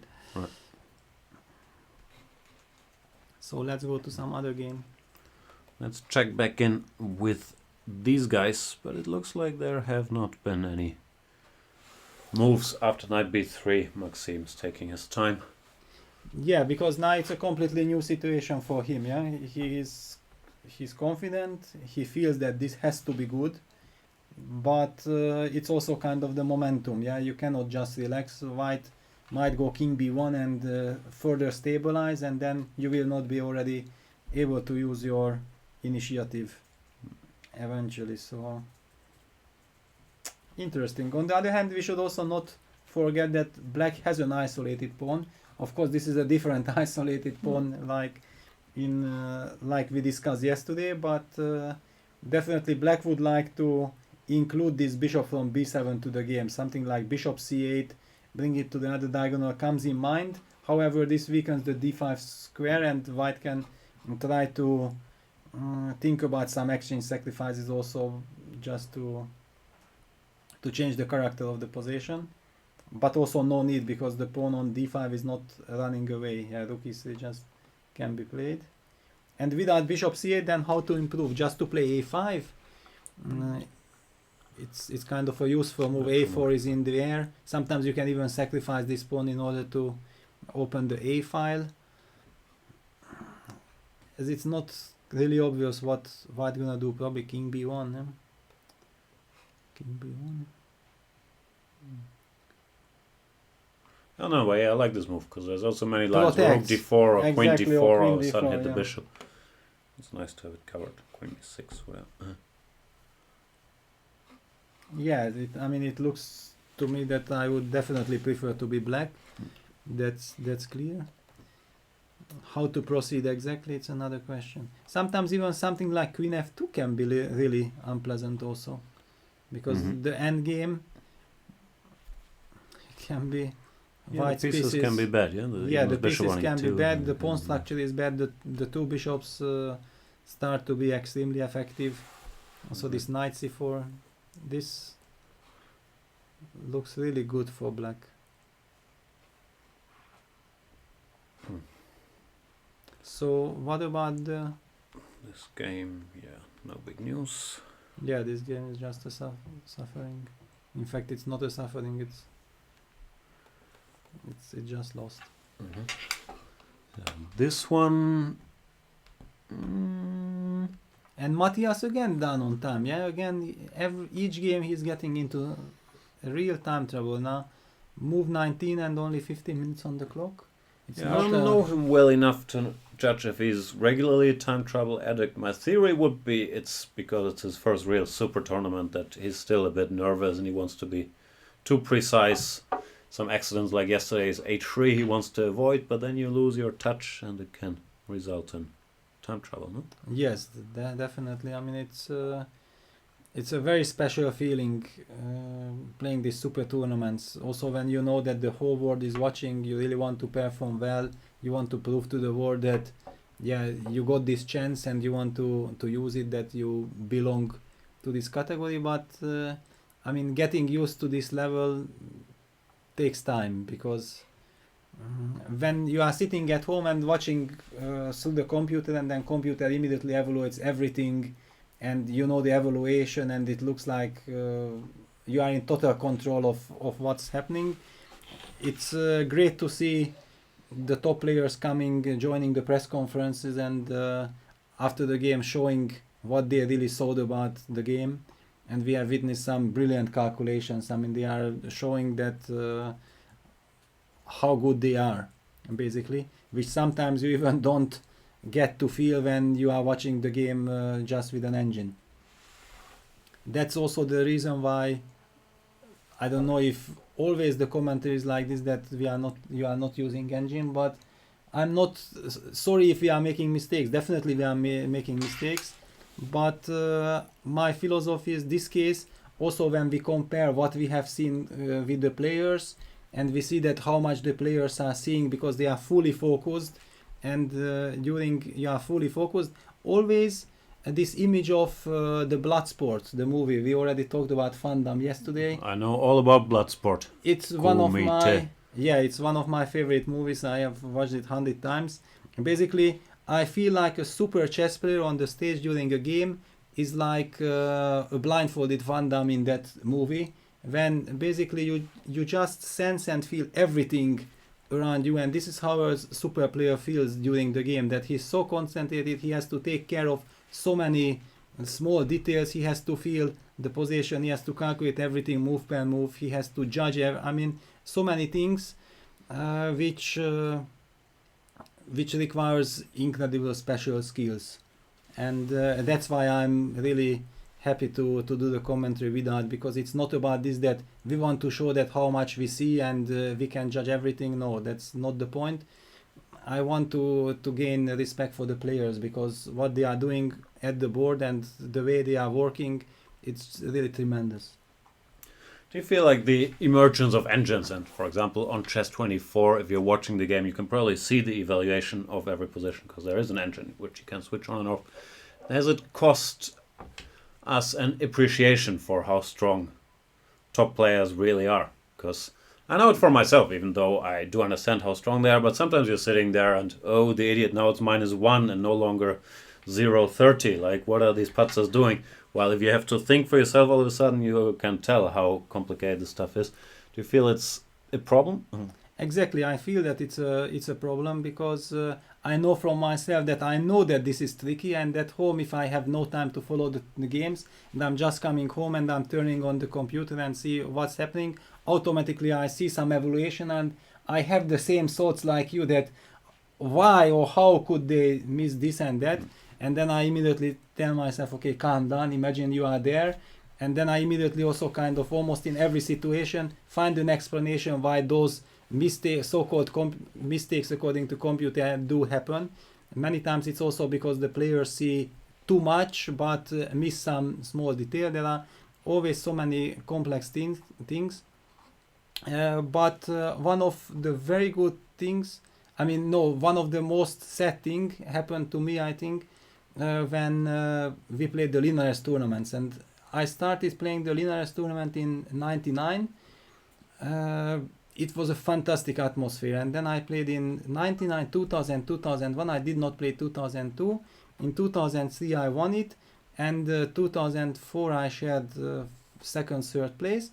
But the point was that the first 3-4 editions I played, whenever we finished our games, we went to analyze, and chess journalists were already fighting for their spots near the table already before they knew that Kasparov will come there to analyze to this table, that's his favorite one, and trying to write down every single word that is said there. It was like a real art what happened in the postmortems, and for me it was basically one of the absolute highlights, because always to exchange with your opponent after a really tough game that what you have seen, and you go through the game and you analyze all kinds of brilliant variations already in a slightly relaxed atmosphere, was always one of the best things of all these tournaments.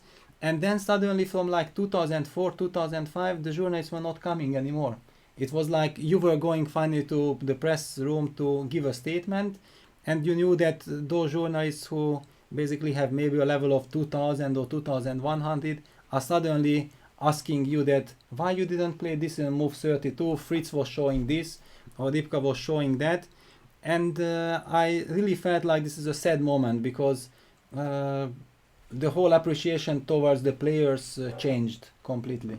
And I feel that I witnessed this moment. It was like this 2004, 2005, and the switch really came. Mm-hmm. For me, I've discovered in other sad side effect, I can't enjoy, I just played my only tournament of the year, and I used to have this feeling, today I played a good game, and then, okay, you would have to analyze to confirm or say, no, I'm actually an idiot. But now I play a game and I'm happy with myself for like 30 minutes, then I go and check with the computer and, I missed this and I missed that. I'm a total idiot, so it's very hard to feel good about yourself for playing a good game, because you never play a perfect game according to the engine. Then all you think about is, oof, but there I blundered from 0-30 to 0-0 and then went back up. So it kind of ruins this feeling of self-worth as well a bit. Yes, and also it's very tricky when you are only using engines during your preparation as well, because whatever creative idea you come up with, the computer immediately shows you some answer. And then if you just work with the computer, it might feel like that you are not that strong. Yeah, because computer is always much stronger than any of us already. However, if I see, for example, two computers play each other, then I still feel like, wow, I mean, these guys are not that good. But I know very well that if I would be given the chance to play against those computers, I would just lose to them most probably without a fight. However, I do believe that if a top player and an engine plays against an engine, then the engine has zero chance. And I disagree with that. I think it used to be true, but nowadays I don't think. It used to be true, but still, I mean, at least let me believe that it's like this. Yeah? Give me some hope. All right. But still, I'd take the engine with more course. Madrai Rua is saying, Peter, Jan has said, oh, don't quote me anything, I make up stuff. Jan has said that club players shouldn't spend too much time studying endings, but focus on other aspects. Discuss. He's trying to... What were you suggesting to do? No, I was suggesting, I don't know, probably to watch Game of Thrones, or if you have to spend time on chess, then look at openings. Because you get an opening every game. Well, end games you only get every like 100th game. I'm half tongue-in-cheek, but I'm half serious too, that I think club players are too obsessed with I need to study my end games. Okay, could be the case. The point is also what you really want to achieve in Sure. chess. If you just want to enjoy, then you should also in the training do whatever pleases you. That's Basically, what I tell just to kick yourself that okay, I'm not enjoying endgame, but let me torture myself further and further. I still have to learn this, still have to learn that. Those endgames are never ending, actually. So it doesn't matter how much you study, it won't be enough. On the other hand, it's a natural process that you have to have a so-called classical education. So you should know your basics at least. I mean, I don't encourage anyone to really decide to try to cover all kinds of endgames, but I mean the basic rook endgames should be known for every, even for every club player. Sure, but even if you don't know those, how much rating does it cost you per year?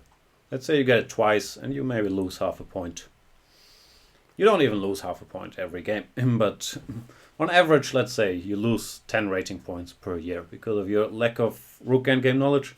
Well, if you don't know your openings or if you blunder tactics, it's going to cost you hundreds of points every year. So I'm saying, I'm not talking about super Grandmasters, there it's obvious, but I'm saying for an 1800 player, if you're not enjoying it, why spend any time on rook endgames? Yeah, but maybe somebody enjoys it. Then, okay, knock yourself out. It's like, I don't understand you and I don't want to meet you, but by all means, continue with the rook endgames. Because the point is that there are some people who simply also don't like to work in their openings. Ooh, sickos. I mean, and then there are such persons. Why would you as not well. love that? They would just like to start in the middle game already. That's another thing I always get upset about. Like, work on the middle game. What does that even mean? There's no such thing. People always ask me, what's the best middle game book? There's no middle game books. You can analyze your openings into the middle game. You can do tactics. You can play through games.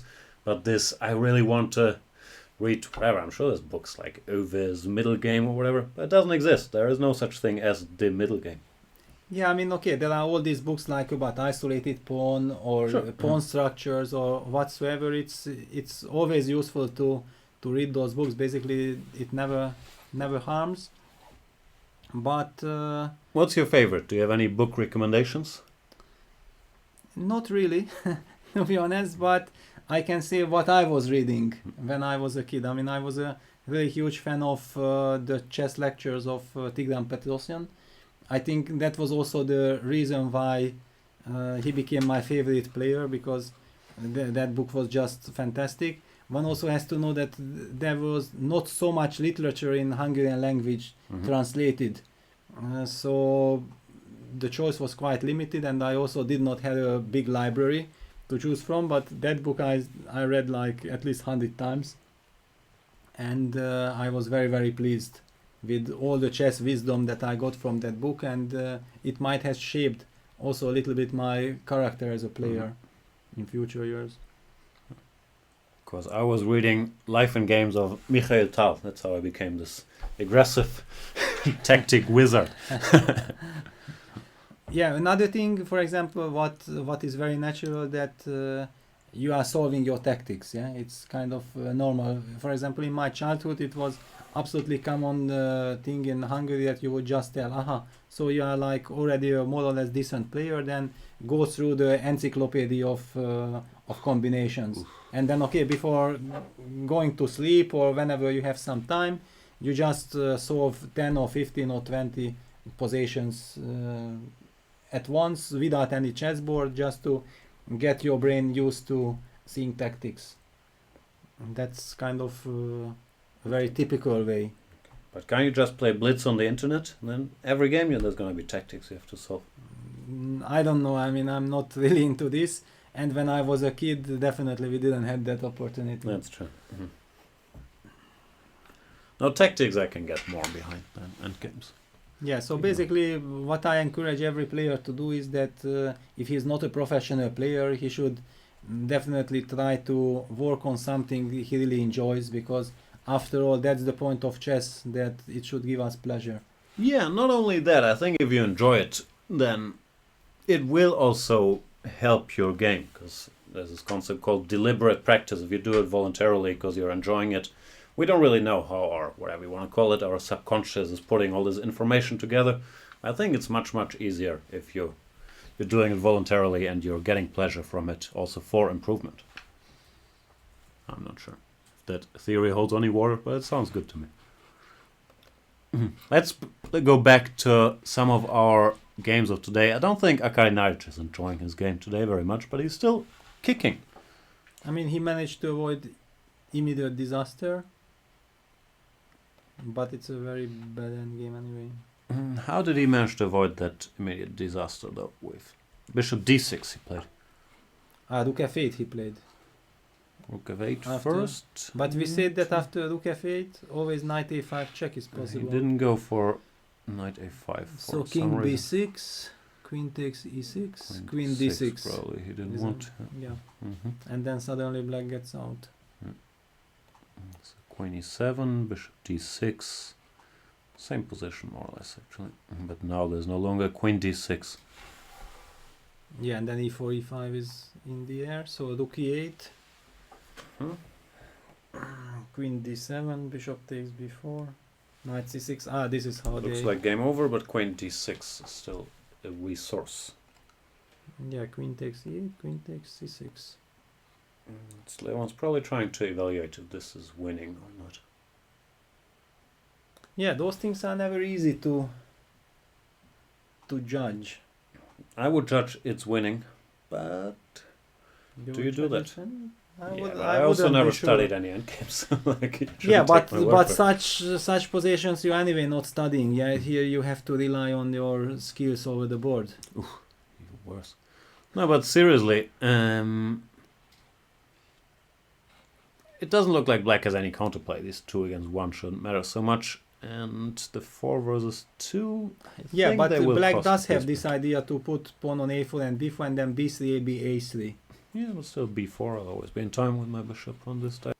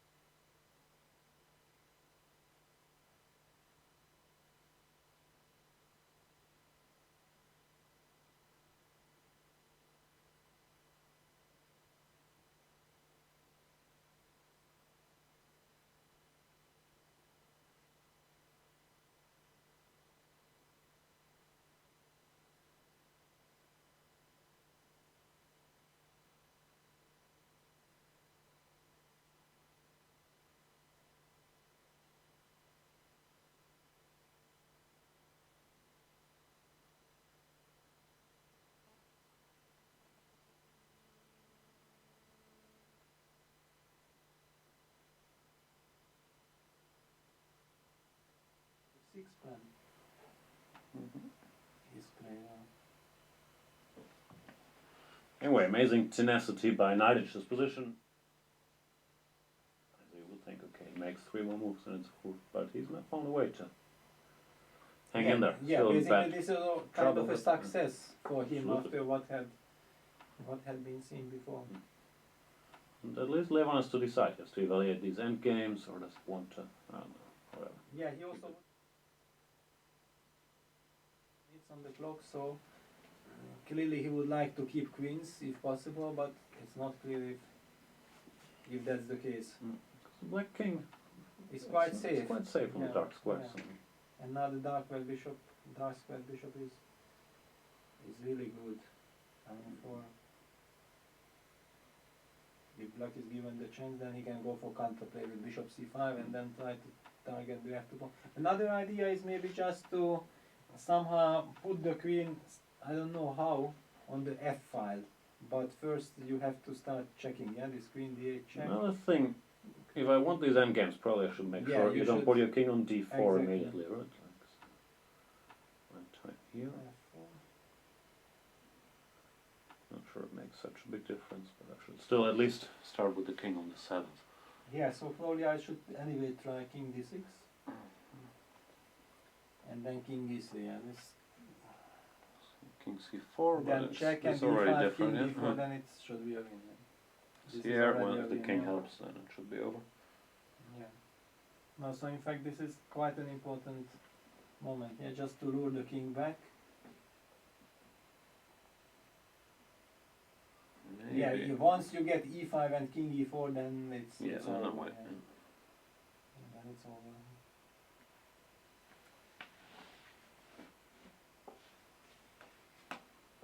Maybe you can go for it, but no, it doesn't feel very fast, this counterplay. Nice. So can you give bishop c5 check? Kind of trying to use this bishop g1 resource. Ah, okay, it's no real threat. Yeah, not yet. Yeah, it Where to doesn't put my guy. doesn't seem to help.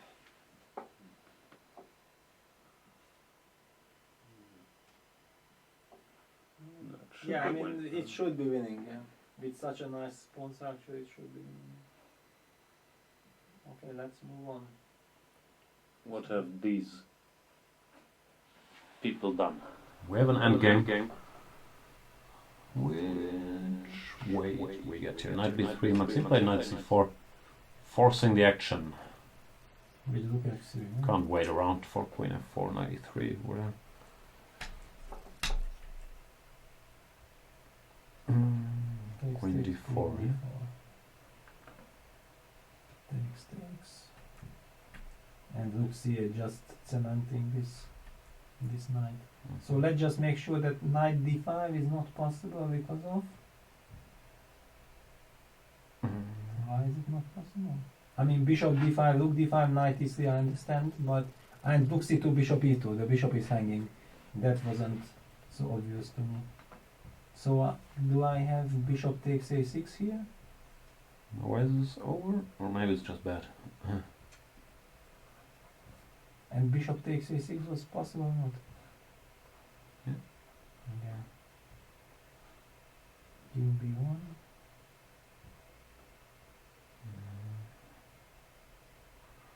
I don't see it actually. Or I don't see why not. Yeah, so hang on, then what happens after knight takes? Do you have a choice? And after knight d5? What is really happening? Because it seems like it's very forced now. Yeah, this knight has to go. We don't want it. Yeah, you have to take. Rook takes. Knight e3 is also not really a choice. Yes. And bishop a6. c2 seems forced as well. Yeah. They're blitzing out a bunch of moves in Magnus's game. We'll get there in a minute. Yeah, okay, maybe let's just get there first. Yeah. I think that should be over. Because there is a knight fork coming, knight if I'm not fork. mistaken. Right, d3 check Yeah, and it's resigns. okay. Yeah. Ah, okay. Just Basically, it was only a saw method some of time. geometry. already. Yeah. It's The last later. 1.5 hours. And game over. Magnus converted his advantage. Well, that's exactly what Magnus needed, yeah. He had to win a game. He won this game with black very easily. It was very smooth. And I guess now he feels that he's back in the business. He's +1. 2 more games to go. Yeah. Which is not a lot. Should Levon win his game, Levon will already be +3, so he has some catching up to do. Yeah, exactly. It was the last chance, yeah, to stay in the race, which he has done. Yeah, quite comfortably, because it doesn't happen often against a player of Maya's caliber, that after Yeah, like he's 7-8 so- moves with black you're already in the Yeah, driver's he's so seat. solid and so good with white in the openings. Usually it's very difficult to get him out of his usual structures, but here somehow, I don't know if it was a finger fail or something, this fifth Something move went G3 was a very bad choice. We'll ask them in a minute. I'm sure players will join us. While Levonia went for Queen B8, Queen B7, and this is probably So the he best can square change. to exchange. Now you can take with the king the furthest away. Then go for this F4, E5 business. Yeah, looks like it should be winning. And back to the Fabster. Yeah, because in C8. fact we saw that black had some kind of initiative, but this that he went for liquidation indicates maybe that he felt like he is comfortable, but maybe he doesn't have any chances to fight for advantage. And we're being joined by the world champion Magnus Carlsen and Georg Meyer, who just finished their game. Welcome.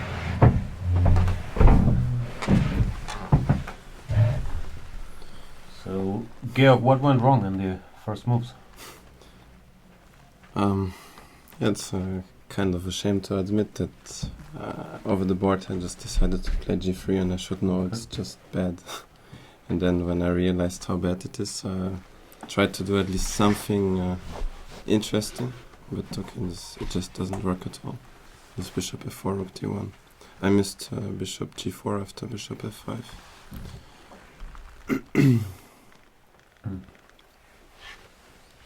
Yeah, Magnus, were you surprised to get such a good position so early, or? Yeah, of course. Dumb question. No, I mean,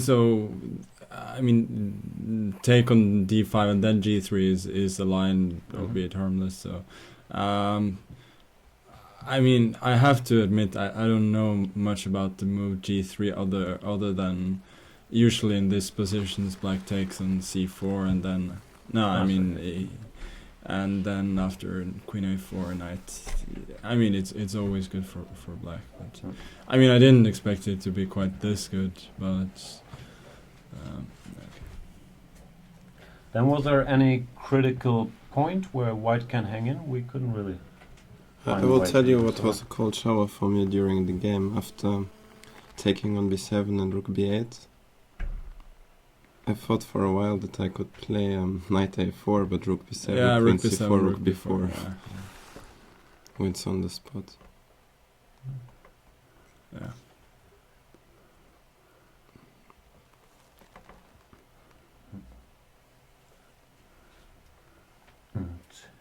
Yeah, it felt like white is just a tempo short. Yeah, no, after c5, after c5 I think it's just lost. So, I mean, yeah, I don't see how to avoid losing at least a pawn with a bad position. So you've broken the ice +1. How do you consider the chances to still fight for first place? I guess it depends quite a lot whether Arkady can hold this. Yeah. So, which I think he must have been completely lost earlier on, but now it's not. So you think there's some chances here? Yeah. I mean, it's far away from getting past pawns here. Actually, I'm not sure you can even do it. So what were we doing? One of our ideas was to bring the black king to d4, and it was like a question if we get there or not. That's why it was important for white to change on b7, not to give the chance. To But reach let's say we just put the king on e7. Okay, bishop c5. King d6. King e7. How do you get connected bishop passers? F1 maybe first. Bishop f1.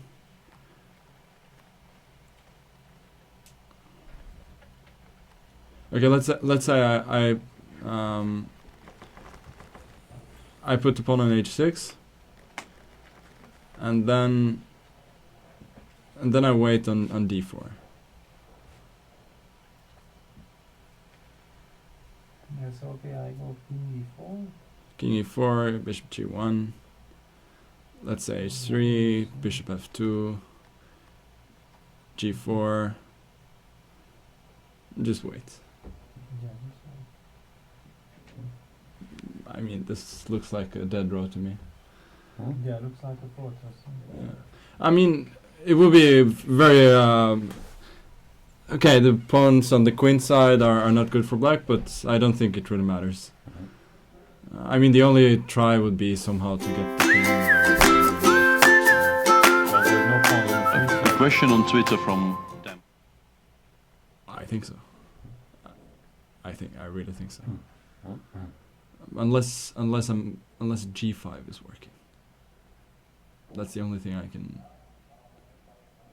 can somehow think about. Maybe king f5 and then g5 or something.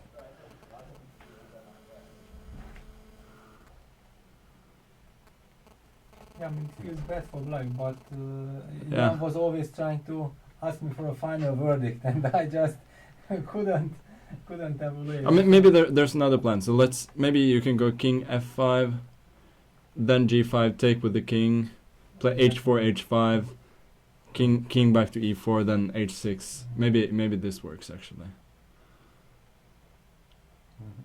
I wondered if you can maybe keep your bishop on h4 and then against king g6 go king f8 and wait like this. Or then f5, then f5, f6. Yeah?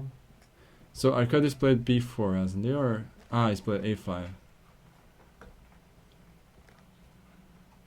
Yeah, okay, it makes sense to get this first, because I think you're anyway in time to put the king on e7. Yeah, my gut feeling says draw. And then this is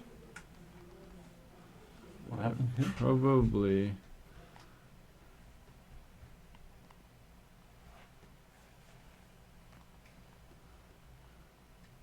Yeah, I took on b2, but this is awfully unpleasant for black, I think. Rook c7, rook b6.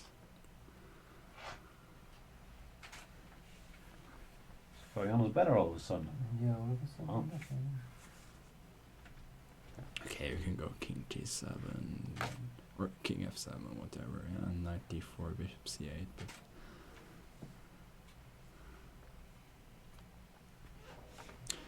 playing for two results.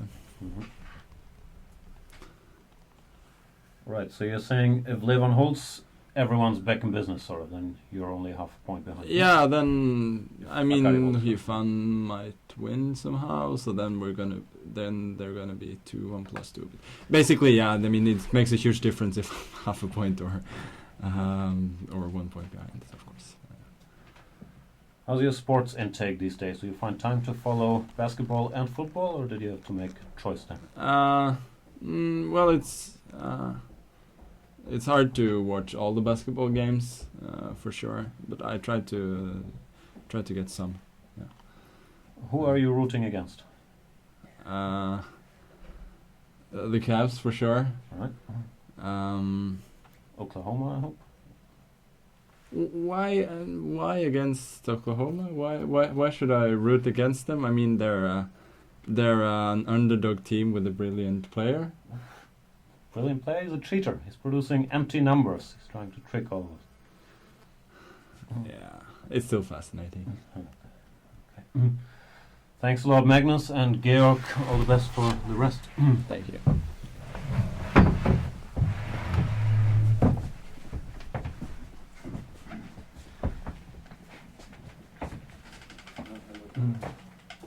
Are we going on a break? All right, we'll be back with you guys in a couple minutes. Thank you for watching.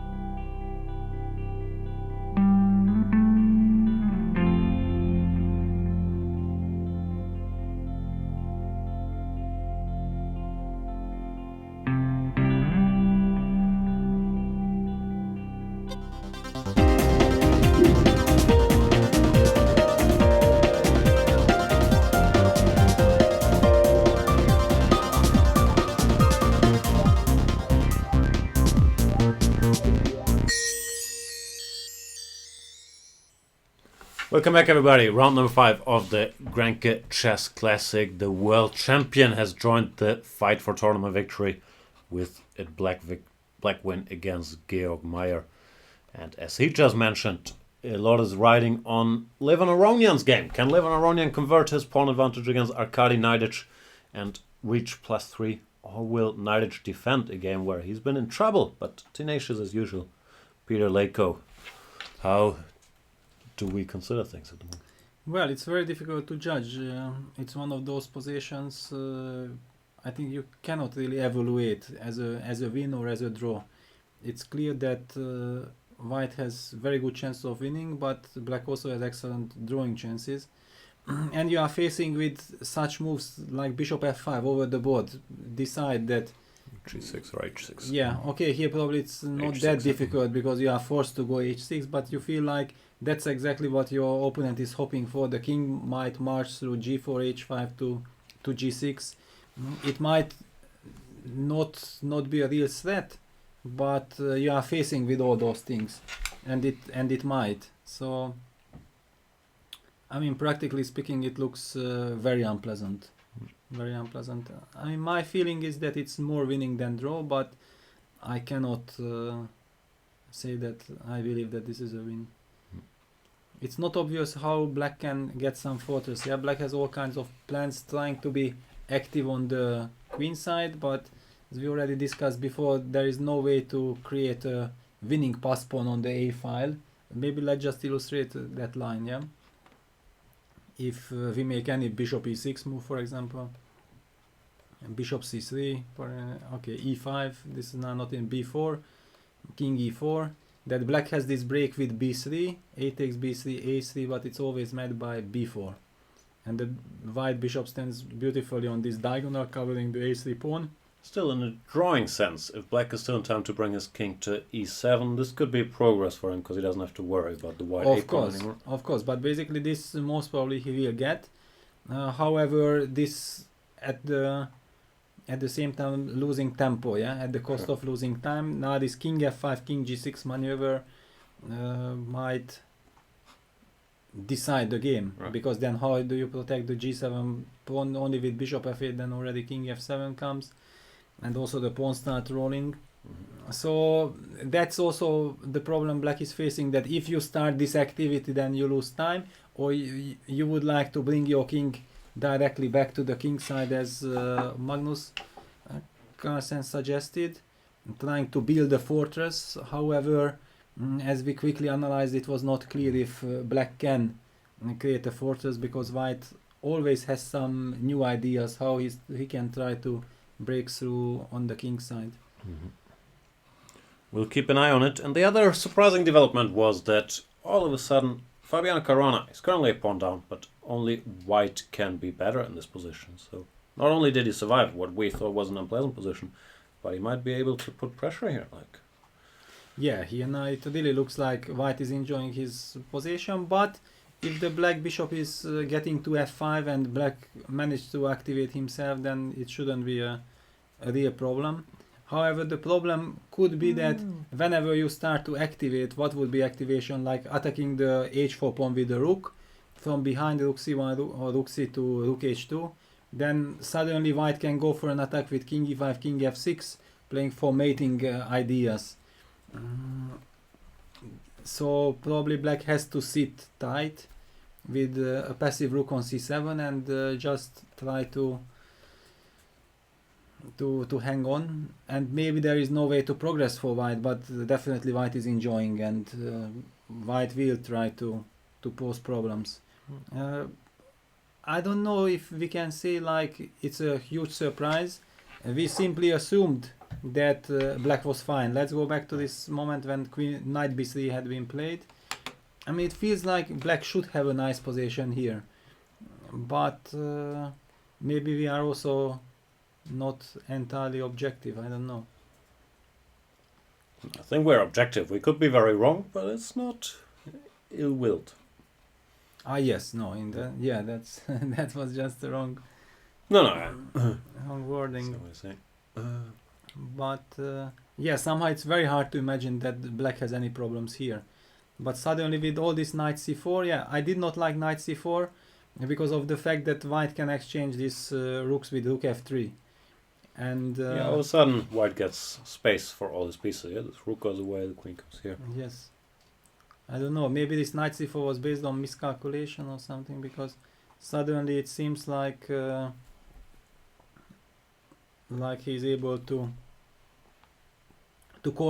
get the coordination again.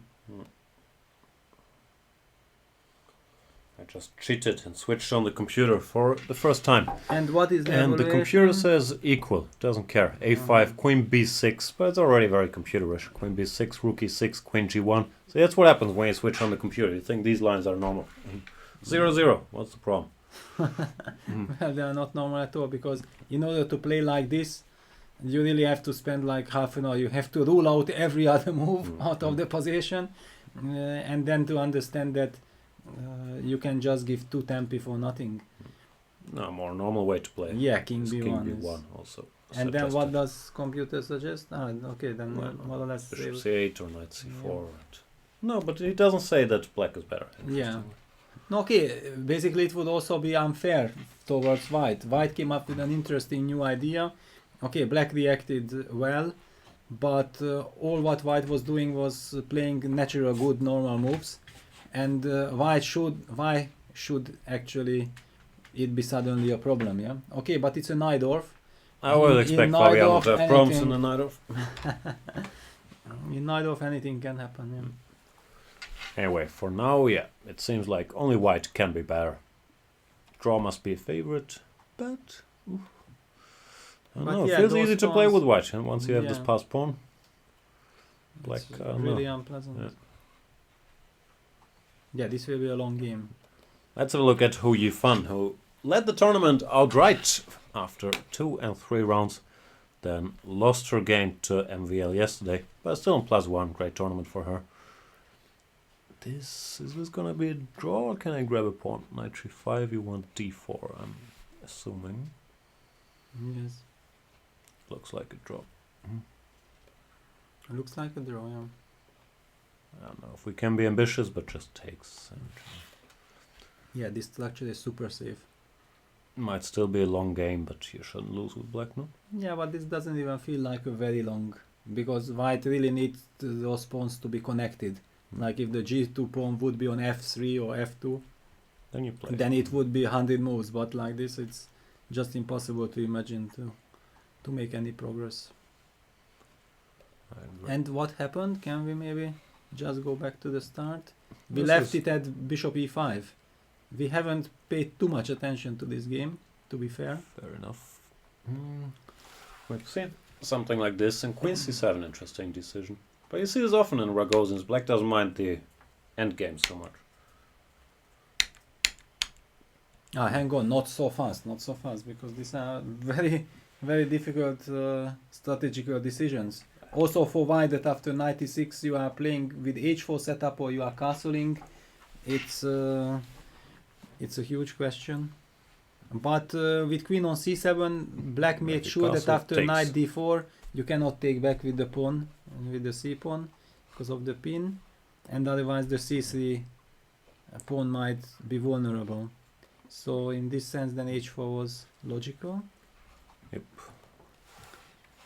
So the exchange anyway happened, bishop g6, g, and knight f3. So first the bishop went to d4, and now the queen gets the d4 square. Well, queen c5, it already feels like black It should feels like survive. somehow. exactly. I mean, even it's not about surviving. It's kind of, it feels like it should be dynamic Like black equality. equalized, yeah. That's Yeah, more precisely that's- right. Takes, because the white king is also a little shaky. And However, okay, there are all kinds of bizarre things happening. Yeah, with this suddenly mate on h8 is looming in the air, thanks to the long diagonal. But black has this this move queen a5. Yeah, castle, queen a2. Double And they very reached the funny. endgame. It looked like first black took the pawn, but black ends up pawn down in the endgame. It's a little bit funny. And Matthias is down to 2 minutes. So okay, Hu Yifan is 340, but Okay, time isn't a five. huge factor here. And apparently, yeah, rook a1 was played, knight to b4. But it's still the same tactic. Knight g5, there's d4 simplifying. If you don't take, okay, you can continue a bit, but white shouldn't have enough to put pressure here, no? You can make some moves, but now it has to be a draw. Yes. Even your Petrosian education, it's not enough to put pressure here, or do you think? Well, usually it shouldn't.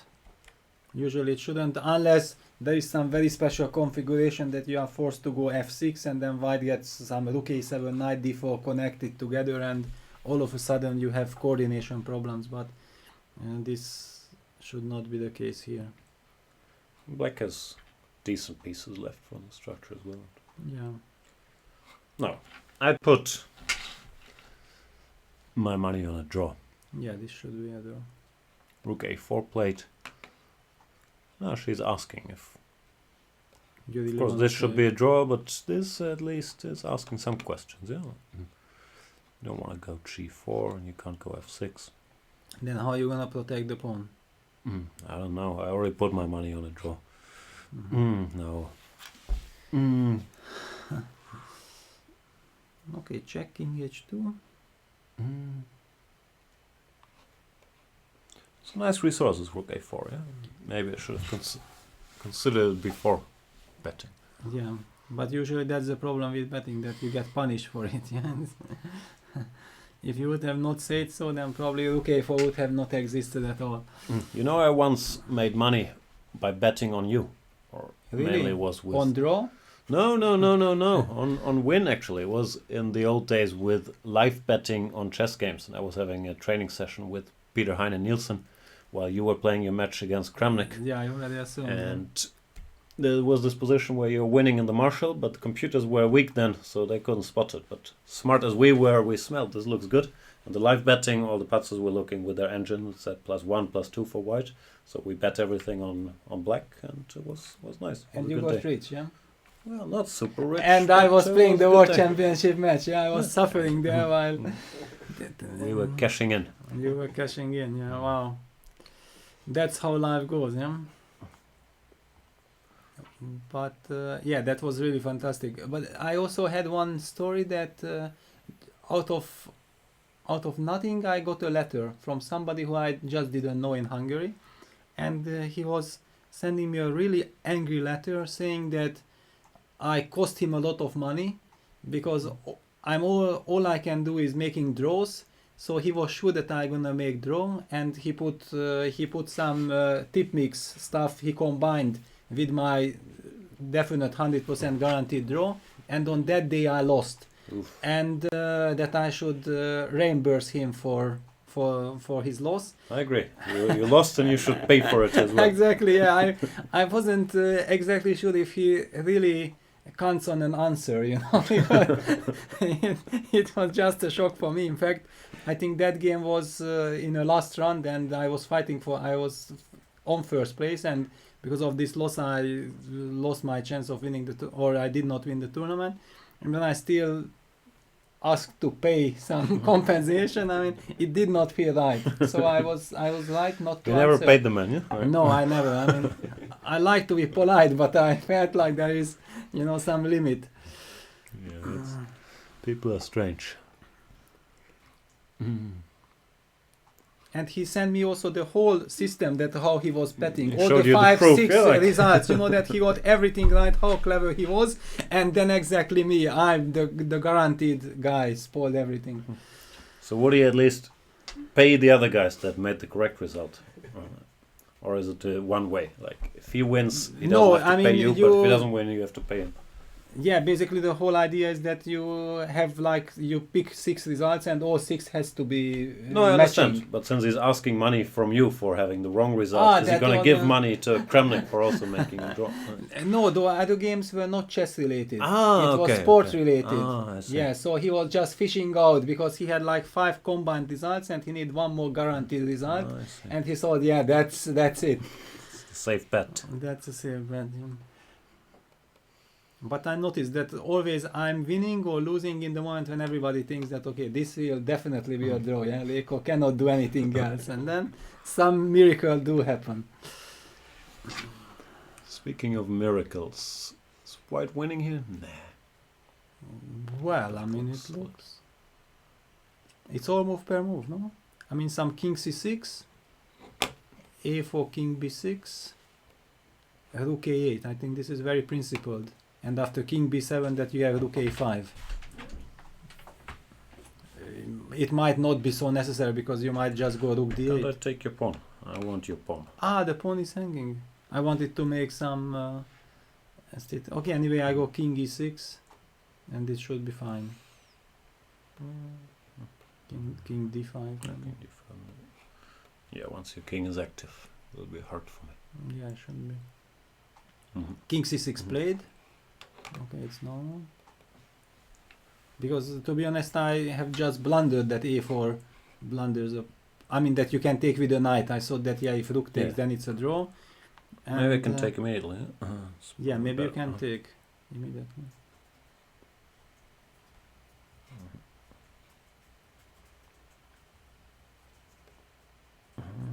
But then black has to lose a tempo. Besides just a hypothetical question, which has no related, no point, but after a4, if I take rook a4, okay, I understand it blunders because of bishop d7 check, and black might win. But I just wanted to discuss for 1 second that if you take, what is this endgame? Knight a4, bishop takes d3, king d6. Because not from this variation, but from some of the other variations, it might be important because I see some dangers. If I go knight e5 check and I force you king g7, I go king e7, I go knight e6 check, knight e6 check, and if pawn endgame is lost, then if you move, then king f6 and knight f8 check, knight g6. So it can be really very dangerous. Can you do that? Let's say. You mean you will always control my knight e5, king e7. Okay, you wait. Okay, I can do this. Which check are you going for? Okay, knight f, yeah. And then you will sit on g8, king f6, and you sit, yeah. Draw, no? Knight f4, knight king f4, h7, king h7, yeah. Yeah, I mean, okay, it looks scary, but yeah, probably it. But I can check, yeah. King f8, and then you just wait, yeah. Distance 4 to control the knight. We learned all this already. Yeah, so probably draw, but something also to keep in mind that even such a so-called completely empty or harmless position has some problem. I mean, I'm the not knight sure is. if it's a draw. Because this pawn is coming, no? Yeah, this pawn. That's why I wanted to start this a4 counterplay as quickly as possible. I was not sure if. But maybe I cannot push d4 because of a4. Yeah, but so it becomes a race. Yeah, maybe king e7 was stupid. Okay, a6, d6. Probably this king. Yeah. Still fine for black, no? Pawn on a3. Yeah, should be fine.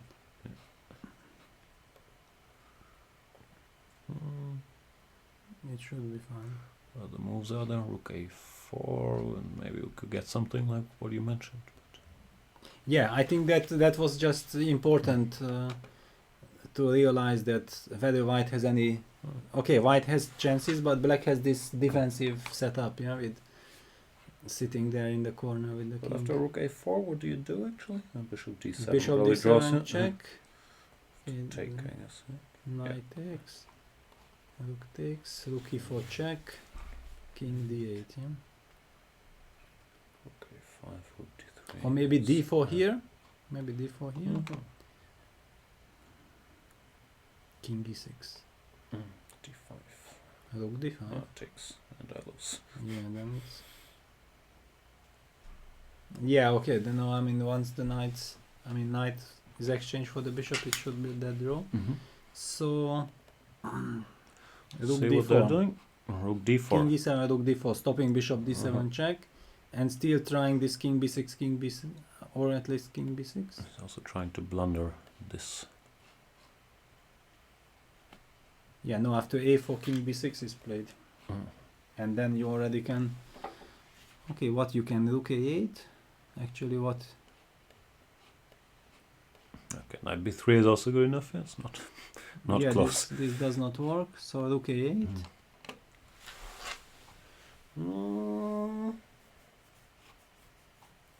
Knight looks like a draw, no?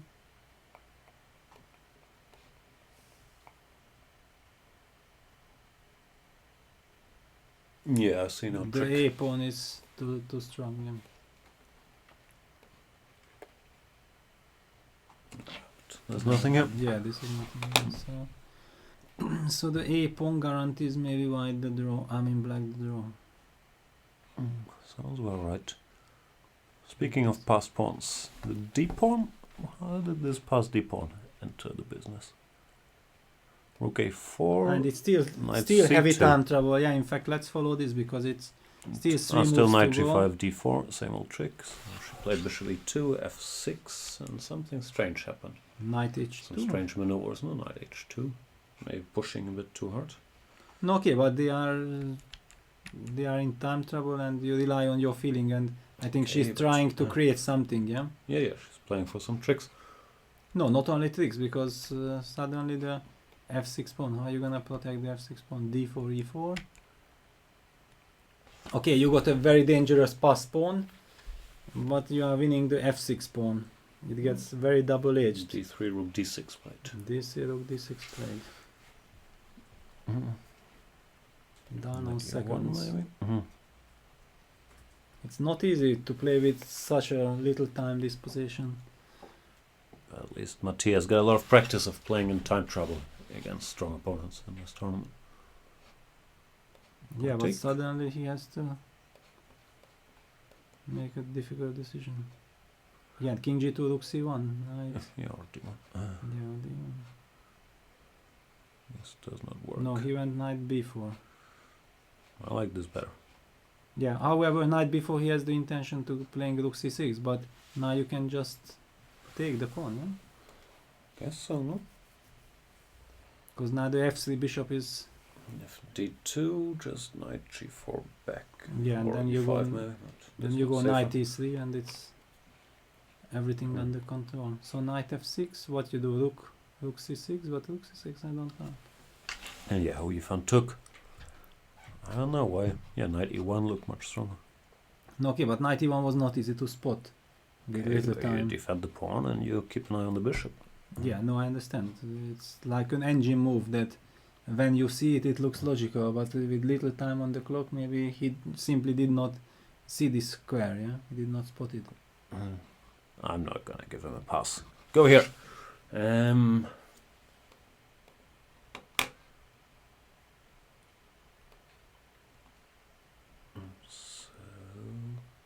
So Let's what is study body happening? language. They must have made it to move 40 by now. But why are we not having the moves? Sometimes it takes a second for them to arrive. Knight takes f6, and he's played something, but I could not quite see what it was. Let's use the eagle eyes. Knight on b4, pawn on d3, bishop on f7, king on g7, but the rook is somewhere else. Rook c6 probably I was think played. he played rook c6, yeah. So what does this mean? If we just take and go, let's say, back. Still feels like a draw, but Feels like a draw, yeah. pawn is a pawn. Yeah, so rook c6, knight c6 happened. They reached the time control. Yeah, Matthias jumps up. Where do you think he's going? I mean, to the bathroom. Probably. I mean, he had been in a time trouble for the last almost 20 moves, yeah? It's not very pleasant if you have to go to the bathroom, but you don't know.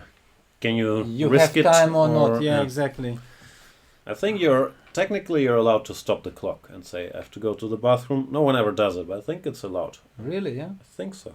Well, I would be using this rule because I'm Don't quote me when you try it, but I do I'm believe losing that's at allowed. least 20 minutes on the clock each game by doing this, so it would come handy. I'm not sure it's always, but I think in time trial you're allowed to stop the clock and say I have to go to the bathroom. I could be wrong. Interesting to find out. Yeah? I've never done it, but I've heard that you are allowed. Yeah, so white is a pawn up. Okay, the question is whether the king reaches to d2 in time. I mean, it looks very natural to challenge this knight on g4. No, somehow with bishop e6, in order to enable our king to be activated. Because if you go king f1 and I can take on g4, I feel that this should be fine. King f6, and then king e5, king d4, and then who is better Zero than winning white? chances, yeah. Yeah, exactly. I mean, black should be able to hold this comfortably. So after bishop e6, you should probably go knight e3. Even here, King this king f6, is so yeah. powerful. I mean, it feels that this should be It's enough. completely yeah. fine. Yeah. Yeah, should be fine. And the mystery liquid. Probably it's just water. Well, if you are so excited, you just have to ask her. I will, for sure. But it's a thermos. This should be tea. This should be. You think it's tea? This should be green tea or jasmine tea. But also, if it was whiskey, do you think she would tell me the truth? Then she would not be sitting on the table anymore. Yeah. If it Probably would not. be whiskey, no? Is it allowed to drink alcohol during a game? I don't even know the rules. It's probably allowed, no? I mean, I never heard of anything like this happening, but No, it happens a lot. Like It third happens German a league, lot. they have a couple of beers during the game. Oh, really, yeah? So- wow, serious business. Yeah. Yeah. Okay. This feels fine. This feels fine. So, what else is left? Lev is left. I mean, Lev is left. Another huge question. Yeah, where do you put your king?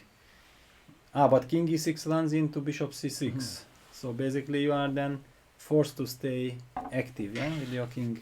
So already passive defense is ruled out. Bishop Still c6. bishop c6 feels good to Yeah, king c4, king tie e4. you up for a moment. Yeah, with the king over there. Somehow this feels winning. I We don't are know. coming. Well, okay, you also just start pushing your pawns, yeah? Yeah, or just to bounce. Very hard to imagine that. Because not No, clear the where e-pawn is is your also running, counterplay. yeah, like you can never take this even because of The queen. pawn is... So basically, Levon provoked Arkady for some I don't know, maybe action, and looks very logical, but maybe this a4, the pawns become targets. Yeah, maybe the timing was wrong. The Carlsen plan to put the king on e7 and wait. sit and So, wait. yeah. Maybe it was a better chance, but okay, when you sit over the board, it's very hard to imagine that. I mean, how can you be sure that if you just sit there, it's a draw, and you feel like you might have some counterplay, then you also want to use that. But also not unlimited time. Okay, he was short on time. This is yeah, when he had move to 40 make the where decision. he has yeah. to decide on a5, a4 and so on. Yes. However, it's interesting because look at this, what happened after. Bishop f5, that's where we left off. Oops, sorry. h6, bishop g6, king d7. So the black king was going backwards, and after e5, I changed bishop c5. tracks. Ah, but these pawns are already Yeah, always those hanging. weaks King are e7, hanging, bishop yeah. g3. Yeah. Okay, I can just move the bishop first. Yeah, So that's if what I I, did. this is what happened, bishop G3, d3. and you Forcing can't back drop the d4, king. so the king has to go back. Sneaky. Bishop c2, I don't understand. And why he didn't go back now?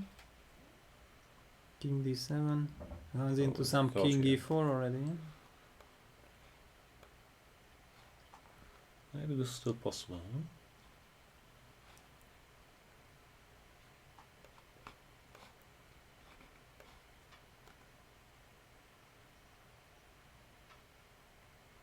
But Arkady went for the king c4 move, yeah?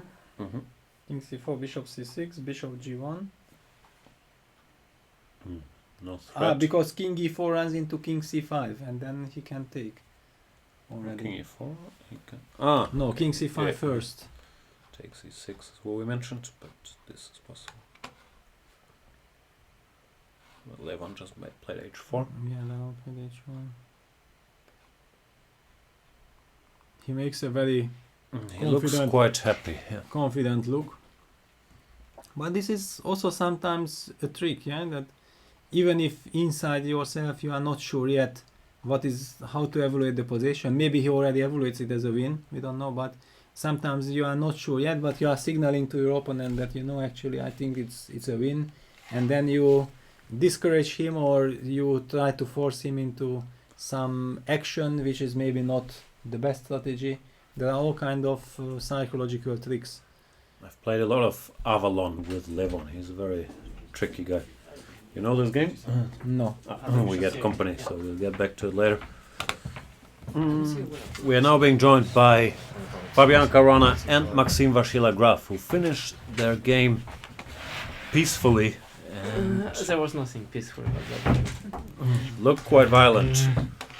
What happened? Is H4, is this a new move? Or where does the action start? I think so, but I think I looked at it, but this morning I felt... It's definitely been played before somewhere in correspondence games, but... Yeah. But the position is so fresh that there aren't really many games. And okay, I couldn't remember whether it's d5 or first knight c5, so I just thought, let's play a move, but rook h3 was an unpleasant surprise. bishop e1, then you'll probably play b4. Yeah. I remember that both moves were possible, and both are very complicated, and unfortunately I couldn't remember much else. I thought that rook h3 is a move I wanted to play. Yeah.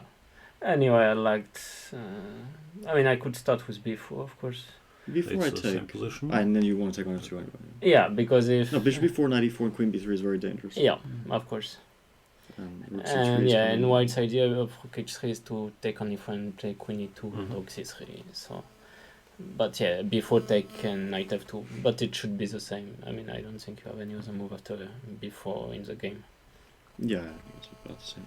No, here f5 is just... No, probably f5 isn't good, but I couldn't remember what I wanted. Because this was definitely checked, and then it's just it was checked, because I thought it might not have been. This was my point. No, this was one of the lines, and I realized it's so complicated over the board.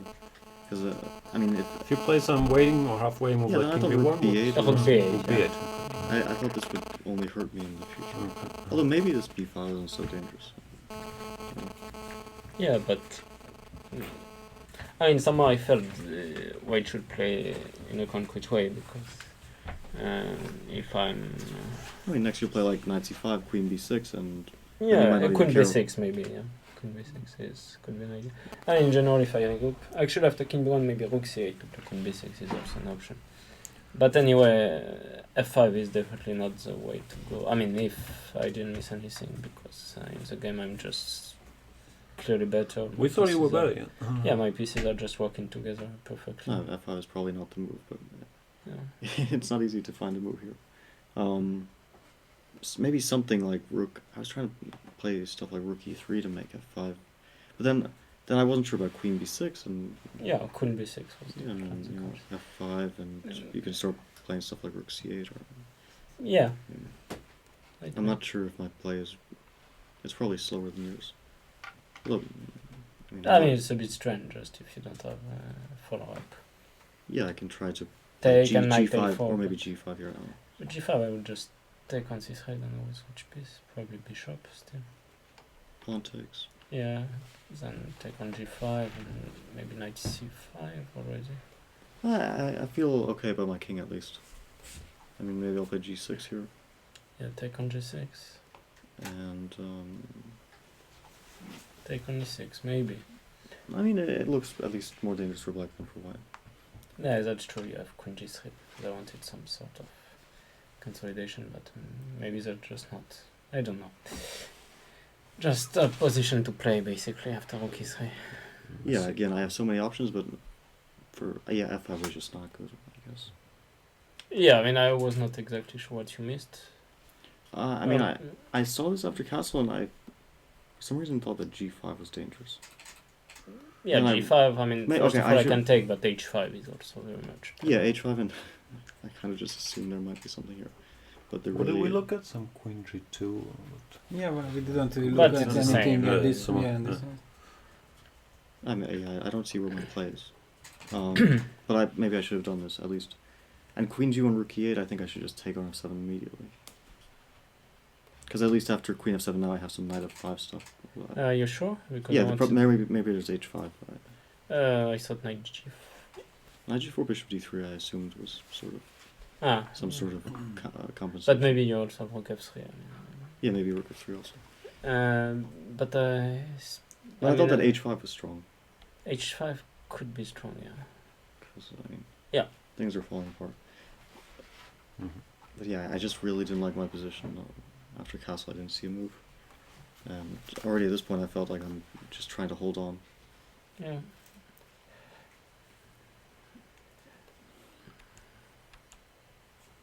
Yeah, here maybe I was a bit too lazy, but I missed Fabiano's 25th move. But because after bishop e2, very interesting is taking on e6. That's it. Take on h5 and rook c8. Because knight e6, queen a5 could very much have tried if knight f8, rook takes c3 is, I assume is mate. This looks like mate. Instead of knight f8, can I make another move? King b1, I would just take on c3 as well. Yeah, it looks too dangerous to play. But instead of knight takes e6, I thought bishop g4, and there he just stopped. Maybe wrongly so. Can you take and play e5? E5 is 96. Right? Yeah. e5, 96, queen a5, and knight f8. Yeah. I mean, you threatened queen e6 check, so I have to lose some more time. No, this is very unclear, at least. Yeah. But, yeah, again, I mean, after g6, I assumed... You can also play rook e7 after bishop h5. I spent some time trying to figure this out, because I was also very worried that I might just get run over. I wanted to play rook f1 here. I mean, some of this move didn't even cross my mind, but of course it's very logical. Because if bishop e2, I think knight g6 is maybe just devastating. Yeah. Yeah, should be, yeah.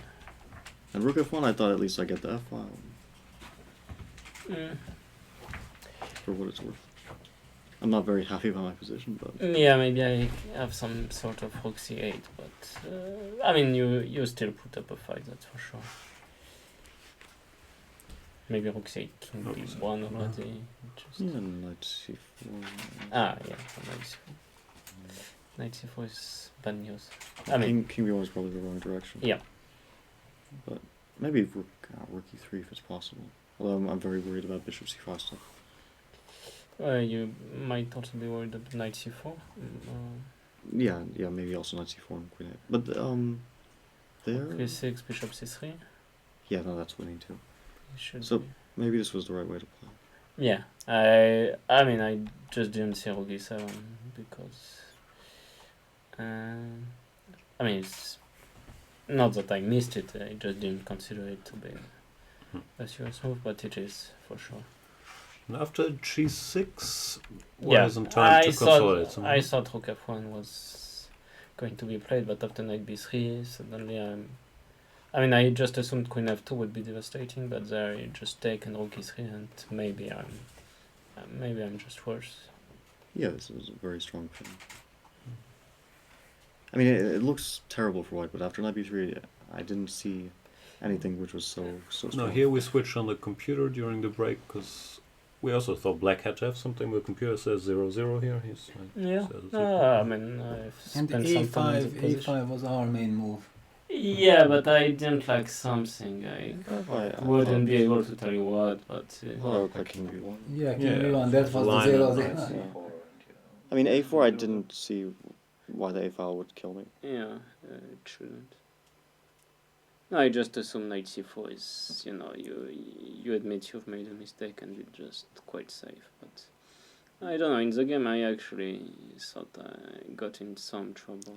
I was expecting queen f8 here instead of rook f8. But queen f8 I didn't like take and queen b6. Yeah, but it's a draw, right? I mean, Yeah, I know. cb3, queen g6, queen h5, and... Yeah. I mean, I was expecting this to be the end of the game. Well, I mean, I was quite ready to admit the fact that I was not better, but... not enough to admit that I have to somehow force a draw. Well, and after queen d4, I was a little bit optimistic. Because I thought the ending could be unpleasant. Yeah, my first idea actually was to play rook f2, but then I noticed you have... I mean, takes. Yeah, but then I'll just play bishop d3. Yeah, exactly. I mean, you can play rook e8 to try to get the same thing. But rook e8, bishop c4. Yeah, take. Yeah, but it's not the same. And bishop d6. I mean, it's definitely not the same, but... Yeah, because you get king b1, I thought maybe knight c5 here, and then bishop c8 probably. Knight e4. Actually, maybe it's just bad for you. Yeah. Which is why I meant it's not the same. But then I saw rook c8 and I assumed, okay, I'm just going to hold quite easily because... Yeah, knight e5 is just a draw, I guess. Yeah, knight d5, bishop d5, rook d5, knight e3, yeah, bishop a6, rook c2, king b1, and knight take, d5. And knight e3, knight f5. Yeah, actually, maybe black is very slightly better. But I mean, like, I might get a pawn-up-end game, that's what I mean. Yeah. But it's a draw, of course, yes. It's possible. You might get bishop and pawn. Yeah. Anyway. No, but I thought that I was oppressing a bit in this knight against bishop, but it's probably really nothing. I mean, at first I thought it's a very easy draw, but then I realized I had to be sort of careful. Oh, you were. I assume I was, but you know. Instead of knight c5, I didn't see anything else. Yeah. Yeah, knight c5 is the only move, of course. Rook b8, you just play rook b7, right? Yeah. No, rook b7 is enough. I even thought, I mean, it's kind of interesting if you played rook b7 the move before. Yeah, because I spent some time thinking about it, and then I thought... I think it should objectively be a draw, but... I mean, take, bishop takes, knight c5, yeah, bishop c8, king d5, king f7, king d6, a5. No, wait, I wasn't sure about king d6, because now d4, bishop h3, d5, bishop g2.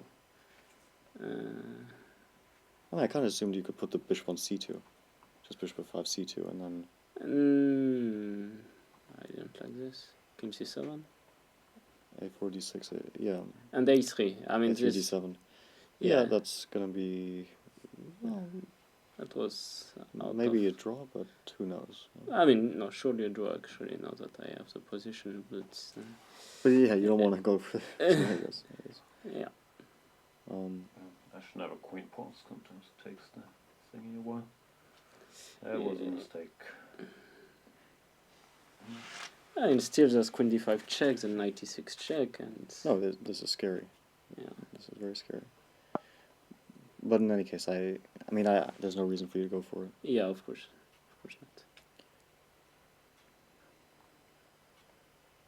So after king f7, knight c5. And here I was going to play rook c4 at first, but then I thought you wanted rook a4. Rook a4, I thought bishop d7. Yeah, bishop d7. Rook a3, a4, and that. Yeah. Or maybe king e7 first, I don't know. Yeah, but rook c4, I assumed I can go the same, bishop d7. Yeah, that's why king d6, bishop e5, rook f4, king g8. I started to worry that I might, get worse and lose this. I mean, I do have a pawn. So I thought rook f4, kind of just... It's obvious that every line is a draw now. Yeah. Yeah, even if white managed to exchange rooks, he would need to get his king to e6, which he doesn't manage. And the problem is if I take on a4 the move e4, you don't take on d3, and you start going with king d6. Yeah, but and I can even take on d3. Yeah, it's still a draw. It's a draw, but you might start playing... No, after king b6. King b6. Rook a8, rook a4. Yeah, take, and now king d6. I wanted king d6, of course. Or king e6. And black will try to win this, I guess. Yeah. Although it's probably going to be a draw. It should be a draw, but of course... Yeah. So Fabiano, your score against the Najdorf is not very good, yet you keep going for it. Why not give it a check? I did do that against Maxime once. Yeah, you did. I also tried f3 instead of knight c3. I mean, I've tried a lot of stuff against Maxime. But wait, my score in the Najdorf doesn't seem too bad to me. I mean, I won like my last 5 games in it. Yeah, that helps. Like before, it wasn't very good.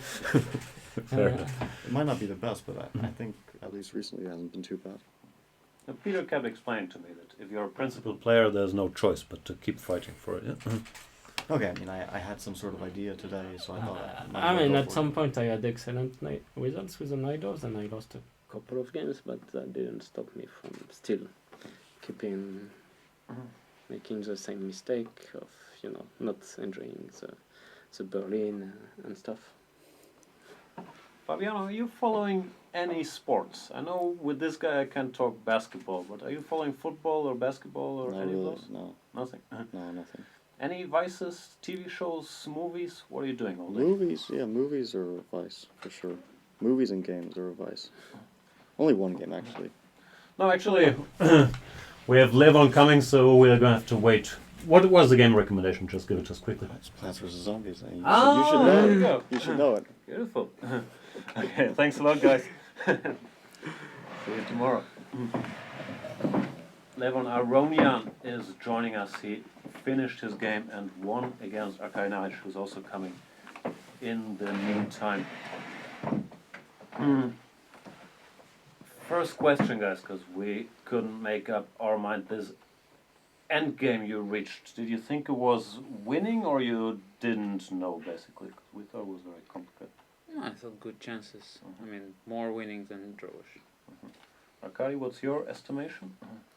I think it's clear it's very difficult endgame. But I mean, in case I will be in time to change a pawn, it should be a draw, but it's tough to change the pawn. So I think it's If these disappear, then it's good drawing. I think it's a draw. Okay, let's start at the beginning. Yeah, this already looks very good for me, I thought. I think you've been winning just with knight c5 at some moment. After bishop d6. Instead of rook c8, yeah? Mm-hmm. Yeah, knight c5 I wasn't so sure. Because I thought that black can take. Rook takes? Yes. Takes, and it's just a pawn up for white. Bishop e5, g6, queen g5, bishop e7, queen e4, g5. I wanted more. And he can also even receive this with the pawn on b4. I mean, it is winning, but I thought that I have more. Honestly speaking, after bishop, I was really tempted after bishop d6 to play rook d1, but unfortunately it doesn't work. It seems that it's winning. Rook c3, rook d6. But then there is queen d6, bc, and g5. And yeah, black is in the game. Yeah. But I thought this rook d7, king d7, queen f7, bishop h3 should be winning. Maybe I overestimated it a bit. But still, I think it should be a very difficult position for black. We're wondering if here f4, what happens? Yeah, I thought this is possible. But then I couldn't figure out what happens after he takes on b2. I can't play queen b6 check and queen take a5. Queen b6, king f1, I thought. And I thought this doesn't work for black. probably it's losing. No, I thought bishop b2, because this was I was opting for this one when I went for this whole thing. I thought, okay, this should be clear cut, but not really. e5, king c5, like it's jumping around. So I thought that knight b7, b4 is more practical decision. Because what I thought that black should have done after b4, I thought rook f8 was correct, queen e7, and maybe bishop c7 was a better try.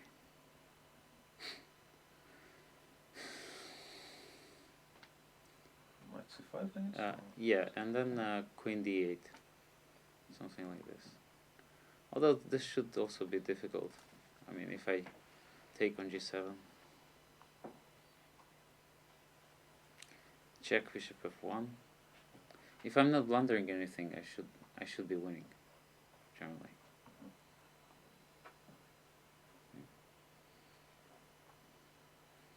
And later, I guess this is all more or less forced. And yeah, I have a feeling this should be winning. I don't know. How did we get this? We had this one plan with putting the king on e7 and waiting passively, or do Well, we get you play bishop c5 or what? Yeah, probably bishop c5. Bishop c5, king f3, yeah? And king d6. Bishop c8, bishop a6. Or maybe I can play e5 first. e5, king e7, then put the bishop to b5. Block this thing. And then just the same thing like in the game. h4, h5. Okay, maybe I should have forced him to play h6 first. Just, I mean, yeah, like that. And then just h4, h5.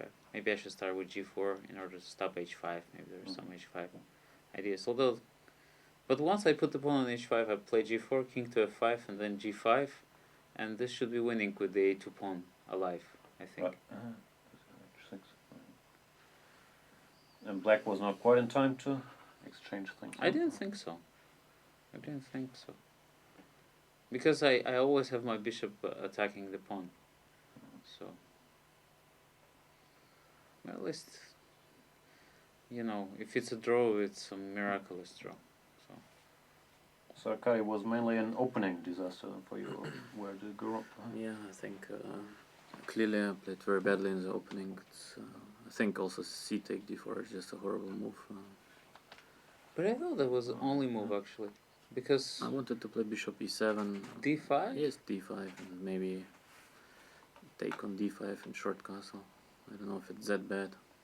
I thought maybe d6 should be close to be decisive. I thought bishop f6, knight g5, takes on b7, looks very dangerous. I don't have to even play d6. I guess I can play rook d1, because this is always in the air, this threat. No, I don't know thought if it's maybe that bad. Bishop d6. I was not sure. It's bishop d6. Yeah, probably I should start with d6 and then rook d1 or.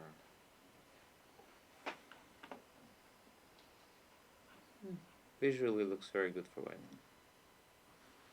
No, I thought that maybe after knight e3 black was forced to play knight d4. I thought knight b4 was move number 9. I thought this was the way to proceed. Then I was thinking queen e4, rook b8. No, I wasn't so sure. I mean, what happens here? Maybe I'll play with d4 and then queen back, but this is a complicated position. Black is definitely very much in the game. Right. Because after this, I mean, it's kind of easy for white to play, I think.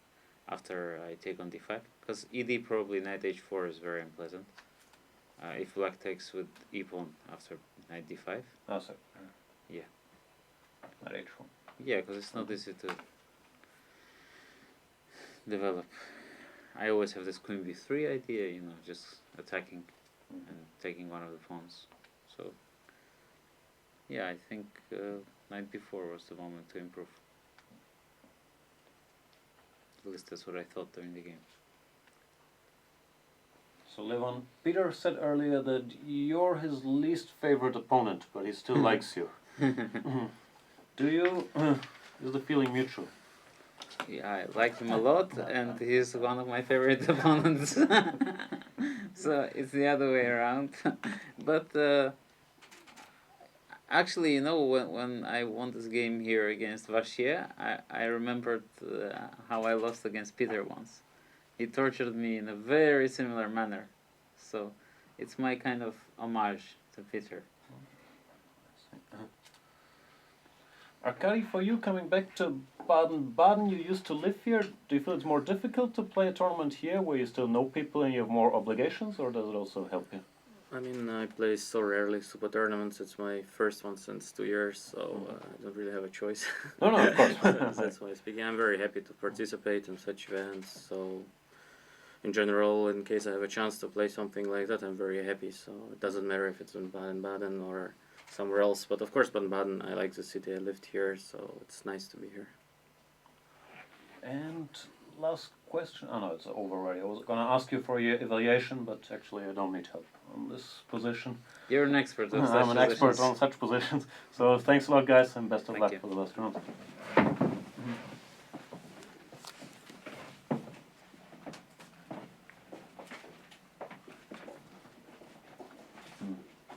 So all games are over. This ended peacefully as we expected it to. Yes, Let's see if we in fact, it was very direct. After the time control, after knight g4, there was this move knight d4. So that's what Matthias had in mind. That's why he went for knight b4. Knight d4, and not easy to stop the d pawn.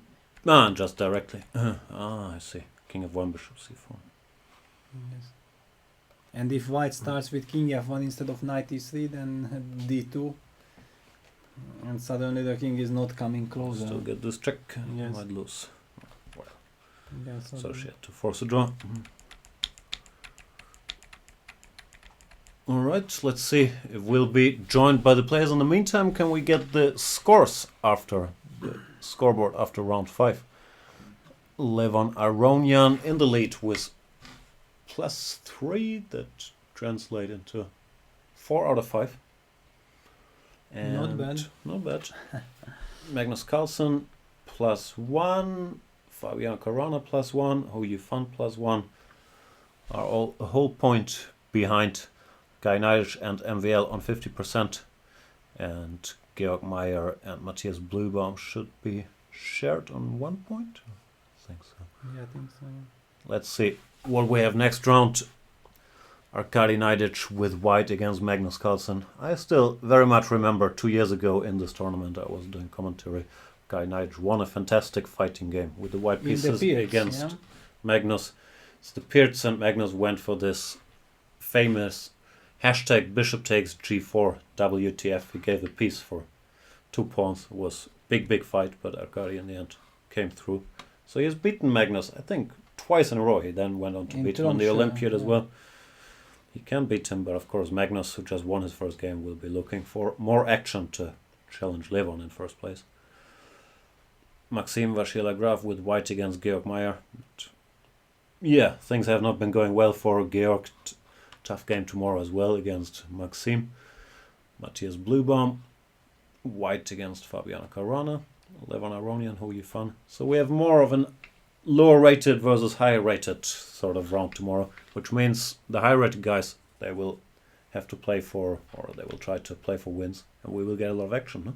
Well, definitely. I mean, the tournament is heating up. Basically, if Levon could score a win tomorrow, then basically he would almost guarantee first place already. Right. So looking at the drawing of lots, it seems like also he has quite a nice pairing, because after he has won this game with white, now he gets another white game. At the same time, Magnus, who has won today with the black pieces, plays again with the black pieces. Yeah, it's a little bit not the usual scenario in such tournaments. And so far, Levon has made it look very easy. Yeah, I mean, he has won all these 3 games in a quite easy, light manner, typical of him. Things go well for him, his play just flows somehow. Huh? Yeah, but okay, today clearly he got help from Arkady in the opening, because something went wrong. We have witnessed both players, Georg Meyer and Arkady Neidich, after yesterday's dramatic game. They both made inaccuracies in the openings. Early on, yeah, they were still tired. Exactly, yeah, it's very difficult to shift from such a game where Arkady had basically already a clear win, and then he would have been in a fantastic position with +2 in the tournament, or +1. No, +1. Yeah, he was. If he would have won, then yeah, +2. So not easy, and also Georg, I mean, mixing up things in the opening, because okay, if you really want to go G3, then okay, just take CD and then G3, and it would be more or less a normal game. Yeah. And if I understood him right, he didn't even mix it up. He just decided over the board and then realized it was bad. Yeah, something went wrong. Yeah, something. This is somehow lack of concentration when you are tired. Darshan K. Krish is already calling it for Levon Aronian. But still 2 rounds to go. Magnus Carlsen is in the field. I think it's too early to celebrate for Levon, but of course. Yeah, he's in a good definitely. position. I mean, he's in a very good position. He has the game tomorrow with white, but he should try to make use of it, and definitely that's what he wants to do, because last round he will be black, and I think black against some top guy who will be eager to catch him. So in order to get him really into a very good position, he should try to make the most out of his white game. It's a tricky spot though, right? Because you don't want to risk all that much when you're a full point ahead of the field. How would you approach it? I think Levon takes it one at a time. Definitely first he will check out what kind of opening would be the right strategy to play. We have also seen that today maybe it looked like an innocent choice with this c4, knight f3 and g3, this type of Catalan. But that's what he does. It's not But yeah, but he feels the opponent. Yeah, if he would have played Catalan with d4, then probably Arkady would have felt much more comfortable.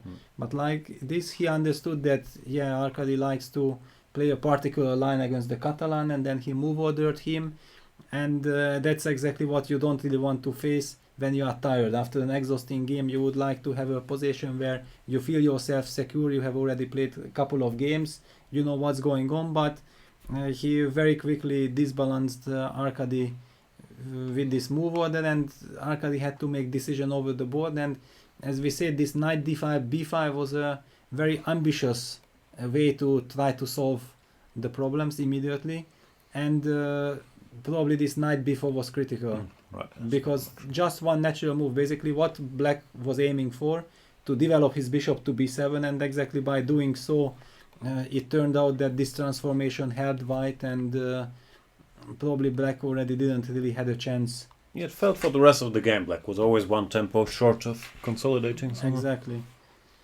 In other news, Magnus won rather easily, has to be said, after Georg Meyer had an opening disaster here. g3. It's not considered to be a good move, and for good reason. After dc4, or maybe here bishop g2, but it's not the idea. And black was already better, and yes, this Georg never made became it a into disaster the game. immediately. Yeah. Easy victory for the world champion, who reaches +1. What shall we show? This was sort of the key and transformation. probably tomorrow is he gets the right player to play with black, because I mean, if somebody, then Arkady Naidic is the one who really likes to push with white, and basically if your opponent pushes, this automatically gives you also chances to play for a win. I think that will be a very interesting game to see. Then, Fabian Caruana, maxime-vachier graphed the usual sharp, or I'm not sure if the usual, but typical for those guys, sharp principled Najdorf fight. Yeah, heavyweight battle, heavyweight theoretical battle. And it seemed like Maxime, as he's been doing, he was the first to be surprised, but he solved his problem successfully. Then even had a good position at some point. Sure, come in. And we're being joined by Matthias Blübaum now, who will talk us through his game. Matthias, how did it go today? Yeah, it was a very strange game. I mean, I think we both had our chances, and in the end it was a draw. But okay, she surprised me in the opening because she usually plays e4, and was a bit surprised. And okay, she played this line with d takes c5. I think g5 is precise, and of course the critical line is knight d4 instead of bishop g3. But I guess that's too much theory. Oh, knight d4. Okay. And bishop g6, c6, and some madness. Yeah, I say you have done your homework. Okay, so yeah. We never understood. Yeah, what after was queen going on, but e7, it I looks thought like it's quite pleasant, but somehow after bishop e5, I couldn't really find the best way. Don't know if I have something here. But it looked like you were sort of in time to. Yeah, probably. At least keep the balance, huh? And what were the key moments? You said that you both had chances. Okay, I was really surprised by h4 because it's very risky here in this position. If castle, you take on d4? Or? I guess, yeah, but of course she can never be worse here. Maybe she's... Yeah, probably. Bishop g6. And then maybe c4? Maybe c4 and... Maybe white can hold. Yeah, maybe it's a slight advantage. I mean, it should be close to equality, but maybe it's slightly better for that's why I was just really surprised by h4, because it's kind of risking something. And we're also being joined by Hu Yifan. Apologies, we started already. We were arriving at the right moment. After why h4 instead of castles, we were discussing. Yes, a little bit too aggressive. I mean, definitely it's not the best move, but in a practical game, I just decided to try something more interesting.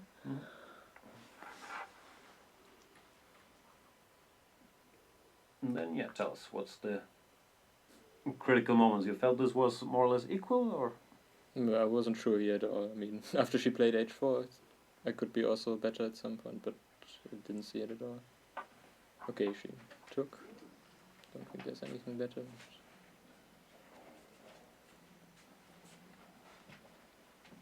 Yeah, queen c5 looks very natural somehow.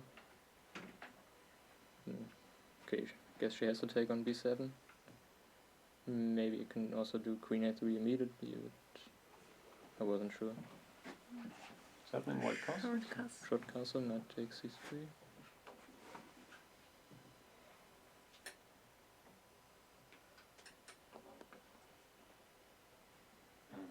I can't calculate. Somebody help me. Take on a. Okay, if you take on a6, I guess 92 anyway. Yeah. So 94 or what? Yeah, probably, but. 4.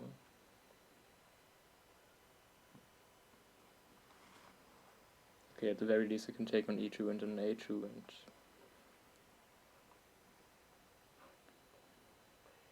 Not this moment. Oh, sorry. Oh, yeah, sorry. No, that's, yeah. Short Yeah, round. but yeah, no, she can take with the knight maybe. That's fine. Let's call it equality. Then in the game you get this end game more or less by force. Yeah? Is there any winning chances, or it's just balanced? Yeah, maybe for white there are some chances. At least the way I played. Did you feel there's some hope still? Oh, well, not really, although probably this is the first moment in the game that white might could be a little bit slightly better. But again, I mean, it looks quite drawish. Then in the time travel we thought things were heating up, but Yes. It was looked like it. Somehow my position was holding up. Still just in time to hold, yeah? Probably. I mean, I didn't have too much Why time. not to think. 91? I was very critical of you not playing 91. Yeah, 91 looked way more natural. I don't know where I played knight before. I mean, I had 30 seconds and somehow I decided on this knight before rook c6 and yeah, hoped it should be a also draw. fine. Yeah, 91 maybe is better. Then it beat her out, I guess. So Yifan, do you know this was not your first game against Blue Bomb? Because I checked this morning, yeah, and there is a game by you against Johanna Blue Bomb in Girls Under 10 World Championship 2003. And is she My sister. Really? Yeah. Okay. You won some French defense. Wow. Because I typed in who you fun against Blue Bomb, but I got the wrong Blue Bomb. But that was in 2003. Yes. Didn't know that. Did you win the tournament in 2003? Oh, yes, luckily. Both of your sisters play chess then, yeah? I know your other sister, but Johanna... Yeah, I have 3 sisters and 2 of them are playing chess. Oh, I see. So 2 rounds to go. What's your plans for the remaining days? Smart question, I know. Okay, just score some more points. I mean, have to make some points. You want to score some points as well? Yes, of course. Everybody wants. Yeah, but okay, just try to play a little bit better and maybe stable. Well then, best of luck with that for both of you, and see you tomorrow. Yeah, good luck. Okay. Thanks. Thank you. Thanks.